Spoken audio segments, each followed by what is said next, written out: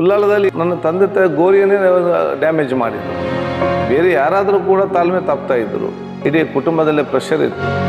ಆದರೆ ನಾನು ಅಲ್ಲಿ ಕೂಡ ತಾಳ್ಮೆ ತಪ್ಪಲಿಲ್ಲ. ರಿವೆಂಜ್ ತೆಗಿಬೇಕಾ ಕ್ಷಮಿಸ್ಬೇಕಂತ. ಆಗ ನಾನು ಮತ್ತೆ ನನ್ನ ತಾಯಿ ಕೊಟ್ಟ ಮಾತು ನನಗೆ ನೆನಪಾಯಿತು. ರಿವೆಂಜ್ ತಗೊಳ್ಳಿಕ್ಕೆ ಆಗಲಿಲ್ಲ ಅಂತಲ್ಲ, ಅದು 1-2 ನಿಮಿಷದ ಕೆಲಸ. ಒಂದ್ ಕಡೆ ತಮ್ಮ ತಂದೆಯವರು ಫರೀದ್ ಸರ್ ಹಾಕಿಕೊಟ್ಟಂತಹ ಒಂದು ದಾರಿ, ತದನಂತರ ತಾವು ಹೋಗ್ತಾ ಇರುವಂತಹ ದಾರಿ, ಅವರಷ್ಟೇ ತಮ್ಮನ್ನ ಬಹುಶಃ ಅದಕ್ಕಿಂತ ಜಾಸ್ತಿ ಅನ್ಕೊಳ್ತೀನಿ ಜನರು ಪ್ರೀತಿಸ್ತಾ ಇದ್ದಾರೆ. ಬಹಳಷ್ಟು ಜನರು ಹೇಳ್ತಾ ಇದ್ರು ಇವರದೊಂದು ಸಂದರ್ಶನ ಮಾಡಬೇಕು. ಖಾದರ್ ಸರ್ ರೆಡಿ ಅಲ್ಲ ಸರ್? ಸುಸ್ತಾಗಿದ್ದೀರಿ? ಏನಿಲ್ಲ. ಖಾದರ್ ದಾನೆ ಮಾರೆ ಯಾರು ಒಂಜಿ MLA ಮಗೆ ಬ್ಯಾಕ್ ಗ್ರೌಂಡ್ ಟಾಪ್ ಇತ್ತು. ಸೊ ಅದೆಲ್ಲ ಪ್ರಾಬ್ಲಮ್ ಇಜ್ಜಿ ಪಂಡಿದೆ. ರಾಜಕಾರಣಿಗಳ ಮಕ್ಕಳಿಗೆ ರಾಜಕಾರಣಿಗಳಿಗೆ ಬಹಳ ಕಷ್ಟ. ಜನ ದುರ್ಬೀನ್ ಹಿಡಿದು ನೋಡ್ತಾರೆ ಎಂತ ಸಿಗ್ತದೆ ಅವನ ಹತ್ರ ಅಂತ ಹೇಳಿ. ರಾಜ್ಯಕ್ಕೆ ಆದವರ ಮಕ್ಕಳ ಬಗ್ಗೆ, ಅವ್ರ ರಾಜ್ಯದಲ್ಲಿ ಯಶಸ್ವಿ ಆದ ಬಗ್ಗೆ ಸ್ವಲ್ಪ ಅನುಕಂಪ ಜಾಸ್ತಿ ಇರಬೇಕು ಅಲ್ವಾ? ಕರೆಕ್ಟ್. ಅದರಲ್ಲಿ ಭಾಗವಹಿಸಿ ನಾವು ನ್ಯಾಷನಲ್ ಚಾಂಪಿಯನ್ ಆದ ಬೈಕ್ ರೇಸ್ ಅಲ್ಲಿ ಮತ್ತು ಸೈನ್ಸ್ ನಮ್ಗೆ ಗೊತ್ತಾಯ್ತು ಇದು ನಮ್ಗೆ ಆಗುವಂತ ವಿಚಾರ ಅಲ್ಲ. ಆಯ್ತಾ, ನಮ್ಗೇನು ಕೂಡ ಅರ್ಥನೂ ಕೂಡ ಆಗುದಿಲ್ಲ. ನಾನು ಅದೇ ರೈಟಿಗೆ ಹೋಗುದೇ ಹೈಕೋರ್ಟ್, ಲೆಫ್ಟಿಗೆ ಹೋದ್ರೆ ವಿಧಾನಸೌಧ. ಆ ಜಂಕ್ಷನ್ ಇದ್ದು ತೀರ್ಮಾನ ದೇವರು ಈ ಕಡೆ ಕಳಿಸಿದ್ದಾರೆ ಈಗ ವಿಧಾನಸೌಧ ಕಡೆಗೆ. ಇಲ್ಲದ ಹೈಕೋರ್ಟ್ ಅಲ್ಲಿ ಪ್ರಾಕ್ಟೀಸ್ ಮಾಡ್ತಾ ಇದ್ದೆ, ಸ್ಟೂಡೆಂಟ್ ಲೀಡರ್. ಅವಾಗ ಅಲ್ಲಿ ಏನಾದ್ರು ಕೆಳಗಡೆ ಗಲಾಟೆ ಆದ್ರೆ ನಾ ಹೆಸರೊಂದು ನಂದು ಧರ್ಮಕ್ಕೆ ನಂದು ಬರ್ತಾ ಇತ್ತು. ನನ್ನ ತಂದೆ ಏನಿದೆ ಗೊತ್ತುಂಟ, ಬಿಡ್ಬೇಡಿ 4 ಬಾರಿಸಿ ಅಂತ ಹೇಳಿದ್ರು. ಲಾಠಿಯಲ್ಲಿ ರೇಟ್ ಕೂಡ ಬಿತ್ತು. ಬಿಡ್ಲೇ ಇಲ್ಲ. ತಂದೆ ಹೆಲ್ಪಿಗೆ ಬರಲಿಲ್ಲ. ಅವಾಗ ತಂದೆ ಹೆಲ್ಪಿಗೆ ಬರಲಿಲ್ಲ. ಬಸ್ ರೇಟ್ ಸ್ವಲ್ಪ ಜಾಸ್ತಿ ಮಾಡೋ ಸ್ಟ್ರೈಕ್ ನಮ್ಗೆ. ಅವತ್ತು ನಾನಿದ್ದಾಗ 10 ಪೈಸೆ ಜಾಸ್ತಿ ಮಾಡಿದ್ದೆ. ನಾನು 4 ದಿವಸ ಬಂದ್ ಮಾಡಿದ್ದೆ. ಬಾಲ ಬಸ್ ಹುಡಿ ಆಯ್ತು. ಅವಾಗ ಸ್ಟ್ರೈಕ್ ಮಾಡಿ ಕಾಲೇಜ್ ಬಂದು ಹೋದ ನಂತರ ಯೂನಿವರ್ಸಿಟಿ ಮನೆ ಅಂತ 10 ಜನ ಕೂಡ ಬರೋದಿಲ್ಲ. ಇವರಲ್ಲದು ಪಿಕ್ಚರ್ಗೆ ಹೋಗುದು. ನಾನು ರಾಕೇಶ್ ಮಲ್ಲಿ, ನಮ್ಮ ಹತ್ರ ವರ್ಷಕ್ಕೆ ಐವನ್ ಡಿಸೋಜ, ಪ್ರಸಾದ್ ಹೆಗಡೆ, ನಮ್ಗೆಲ್ಲ ಸೀನಿಯರ್ ಬ್ಯಾಚ್ ಅಲ್ಲಿ. Janardhan Poojary SC secretary. ನನ್ನ ತಂದೆಯವರು ಮಾಜಿ ಶಾಸಕರಾಗಿದ್ದರು. ಅವರ ಸಣ್ಣೊಂದು ವಿಚಾರದಲ್ಲಿ ಅಷ್ಟು ಆಗುದಿಲ್ಲ. ನನ್ನ ತಂದೆ ಅಮ್ಮ ಜೋರು ಮಾಡ್ತಿದ್ರು, ಇವನಿಗೆ ಬುದ್ಧಿ ಇಲ್ಲ, ಅಲ್ಲಿ ಹೋಗಿ ಇವನು ಇದು ಮಾಡ್ತಂತ. ನನಗೆ ಇಲ್ಲಿ ಪೂಜಾ ಹತ್ರ ಬಂದ್ರೆ ಕೆಲವು ಪೂಜಾರಿ ಶಿಷ್ಯಂದಿರಿದ್ರು, ಪೂರ ನಂಬೊಚ್ಚಿ ಫರೀದರ್ ಮಗೆ ಅಂತ ಹೇಳ್ತಿದ್ರು. ಇವರು ಖಾದರ್ ಸರ್ ಕೋಪನೇ ಬರಲ್ವಾ ತಮ್ಗೆ? ಸಣ್ಣದಿರುವಾಗ ನನಗೆ ಬಹಳ ಕೋಪ. ಒಂದು ದಿವಸ ತಾಯಿ ಕೂಗಿದ್ರು ನನ್ನ ಕೋಪವನ್ನು ನೋಡಿಕೊಂಡು. ಅದು ಈಗೋ ಪ್ರಾಬ್ಲಮ್, ಕೋಪಕ್ಕಿಂತಲೂ ಕೂಡ ಸ್ವಪ್ರತಿಷ್ಠೆ ಇತ್ತು, ಬಿಡುದಿಲ್ಲ ಅಂತ ಹೇಳಿ. ಮತ್ತೆ ಒಮ್ಮೆ ನಾನು ಡಿಸೈಡ್ ಮಾಡಿದ್ದೆ. ಶ್ರೀಮತಿ ಲಮೀನಾ ಖಾದರ್ ಅವರು, if I am not wrong, ನಿಜವಾಗ್ಲೂ ಹ್ಯಾಟ್ಸ್ ಆಫ್ ಹೇಳ್ಬೇಕು ಅವರಿಗೆ. ನಾವು ಒಂದೇ ಪಿಕ್ಚರ್ಗೆ ಹೋಗೋದಿಲ್ಲ, ಬೀಚ್ಗೆ ಹೋಗ್ಲಿಲ್ಲ. ಹೌದಾ? ಕದ್ರಿ ಪಾರ್ಕಿಗೆ ಇಲ್ಲ ಹೋಗ್ಲಿಲ್ಲ. ನಾನು ಫ್ಯಾಮಿಲಿಗೆ ಟೈಮ್ ಕೊಡ್ಲಿಲ್ಲ ಅನ್ನುವಂಥದ್ದು ಫೀಲ್ ಬರ್ಲಿಲ್ಲ ತಮ್ಗೆ? ಖಂಡಿತವಾಗಿ ಬರ್ತದೆ. ಸುಲಭದಲ್ಲಿ ಖಾದರ್ ಆಗಿಲ್ಲ ಹಾಗಿದ್ರೆ? ಖಂಡಿತವಾಗಿ ಬಹಳಷ್ಟು ಬಹುಶಃ ಜನ ಎನಿಸ್ತಾರೆ ನೀವು ಹೇಳಿದ ಹಾಗೆ. ನಾವು ಕೊರಗಜ್ಜನ ಕೋಲಕ್ಕೂ ಹೋಗ್ತೀರಿ, ನೇಮಕ್ಕೂ ಹೋಗ್ತೀರಿ, ಬ್ರಹ್ಮಕಲಶಕ್ಕೂ ಹೋಗ್ತೀರಿ. ನಮ್ಮ ಪಕ್ಕದ ಮನೆ ರಾಧಕ್ಕ ಯಮುನಕ್ಕ ಎಲ್ಲ ಇದ್ರು. ಅವರು ನೆರಕ ಅಶ್ವಿನಿ ಸತೀಶ್ ಇವರೆಲ್ಲ ಇದ್ರು. ಇವರ ಜೊತೆಯಲ್ಲಿ ನಮ್ಮನ್ನೆಲ್ಲ ಸೈಕಲ್ ಬ್ಯಾಲೆನ್ಸಿಗೆ, ಹರಿಕತೆ, ಯಕ್ಷಗಾನ. ಒಂದು ಕಠೋರ ಭಾಷಣ ಇಲ್ಲ, ಒಂದು ದ್ವೇಷ ಭಾಷಣ ಇಲ್ಲ, ಪ್ರವೋಕ್ ಇಲ್ಲ, ಏನು ಹೇಳಿದ್ರಾ ಬೈದ್ರಾ ಓಕೆ ಪರವಾಗಿಲ್ಲ, ಆ ರೀತಿ ಇರುತ್ತೆ. ಯಾವಾಗಲೂ ಹೇಳ್ತಾ ಇರ್ತಾನೆ, ನಾವು ರಾಜಕೀಯದಲ್ಲಿ ಚಾಣಕ್ಯನಾಗಬೇಕು ಹೊರತು ನಾವು ಶಕುನಿ ಆಗಬಾರ್ದು. ಮತ್ತು ಸೌಹಾರ್ದತೆಗೆ ನೋಡಿ, ನನ್ನ ಅನುಭವ, ನೀವು 1 ಹೆಜ್ಜೆ ಮುಂದೆ ಇಡಿ, ಬೇರೆಯವ್ರು 4 ಹೆಜ್ಜೆ ನಿಮ್ಮ ಜೊತೆಲಿ ಬರ್ತಾರೆ. ಕಾಲಘಟ್ಟೆಯಲ್ಲಿ ನಾವು ನಿಷ್ಠರಾಗಬೇಕಿತ್ತ, ಅದನ್ನೆಲ್ಲ ನಾವು ಸಮಾಧಾನ ಎದ್ದು ಮೇಲೆ ನಿಂತ ಆಗಿದೆ. ಅದು ರಾಜಕೀಯದಿಂದ ಬಂದಂತಲ್ಲ, ಅದು ರಾಜಕೀಯದ ಟೀಕೆಯಿಂದ ಹೋಗುದು ಕೂಡ ಇಲ್ಲ. ಅದು ನಾನು ಮಣ್ಣಾದಾಗ ಮಾತ್ರ ಮಣ್ಣಾಗುವುದಲ್ಲದೆ, ಇಲ್ಲದ ಆ ವ್ಯಕ್ತಿತ್ವವನ್ನು ತೆಗಿಲಿಕ್ಕೆ ಯಾರದಲ್ಲಿ ಕೂಡ ಸಾಧ್ಯನೇ ಇಲ್ಲ.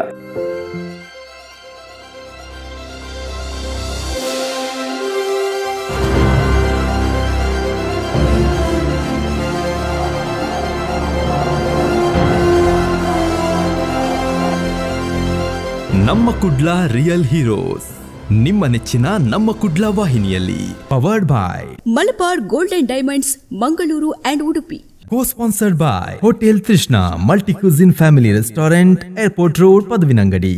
Cycle pure agarbatti, Rohan corporation. ವೀಕ್ಷಕರ ನಮಸ್ತೆ. ಸಾಧಕರ ಬದುಕಿನ ಹಾದಿಯಲ್ಲಿ ಬಂದಂತಹ ಸವಾಲುಗಳು, ಆ ಸವಾಲುಗಳನ್ನ ಬೆನ್ನಟ್ಟಿ ನಿಂತು ಸಾಧಿಸಿದಂತಹ ಸಾಧಕರ ಕತೆ, ಇದು ನಮ್ಮ ಯುವಕರಿಗೆ ಸ್ಫೂರ್ತಿಯಾಗಲಿ ಅನ್ನುವಂಥ ನಿಟ್ಟಿನಲ್ಲಿ ನಮ್ಮ ಕುಡ್ಲ ರಿಯಲ್ ಹೀರೋಸ್ ಕಾರ್ಯಕ್ರಮ ನಾವು ಪ್ರಸಾರ ಮಾಡ್ತಾ ಇರ್ತೀವಿ. ಇವರ ಜೊತೆಗೆ ಅಭೂತಪೂರ್ವವಾಗಿರುವಂತಹ ಯಶಸ್ಸು, ಸಕ್ಸಸ್ ಈ ಕಾರ್ಯಕ್ರಮಕ್ಕೆ ಸಿಕ್ಕಿದೆ.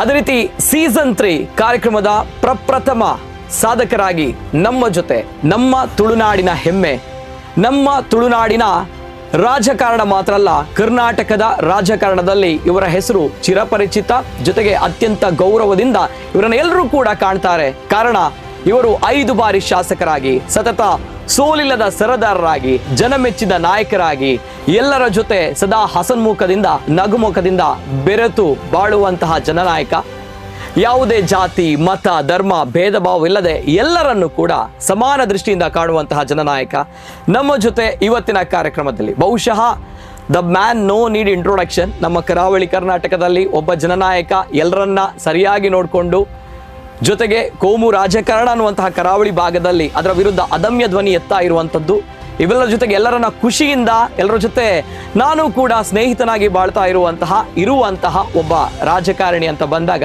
ಜನನಾಯಕ ಅಂತ ಬಂದಾಗ, yes, it's none other than doctor UT Abdul Khader Fareed sir. ಆತ್ಮೀಯವಾದಂತ ಸ್ವಾಗತ ಸರ್ ತಮಗೆ. ನಮಸ್ತೆ ಸರ್. ನಮ್ಮ ಜೊತೆ ಇವತ್ತಿನ ಕಾರ್ಯಕ್ರಮದಲ್ಲಿ yes UT Khader sir, UT Abdul Khader Fareed sir, ಗೌರವ ಡಾಕ್ಟರೇಟ್ ಕೂಡ ಸಿಕ್ಕಿದೆ ತಮಗೆ.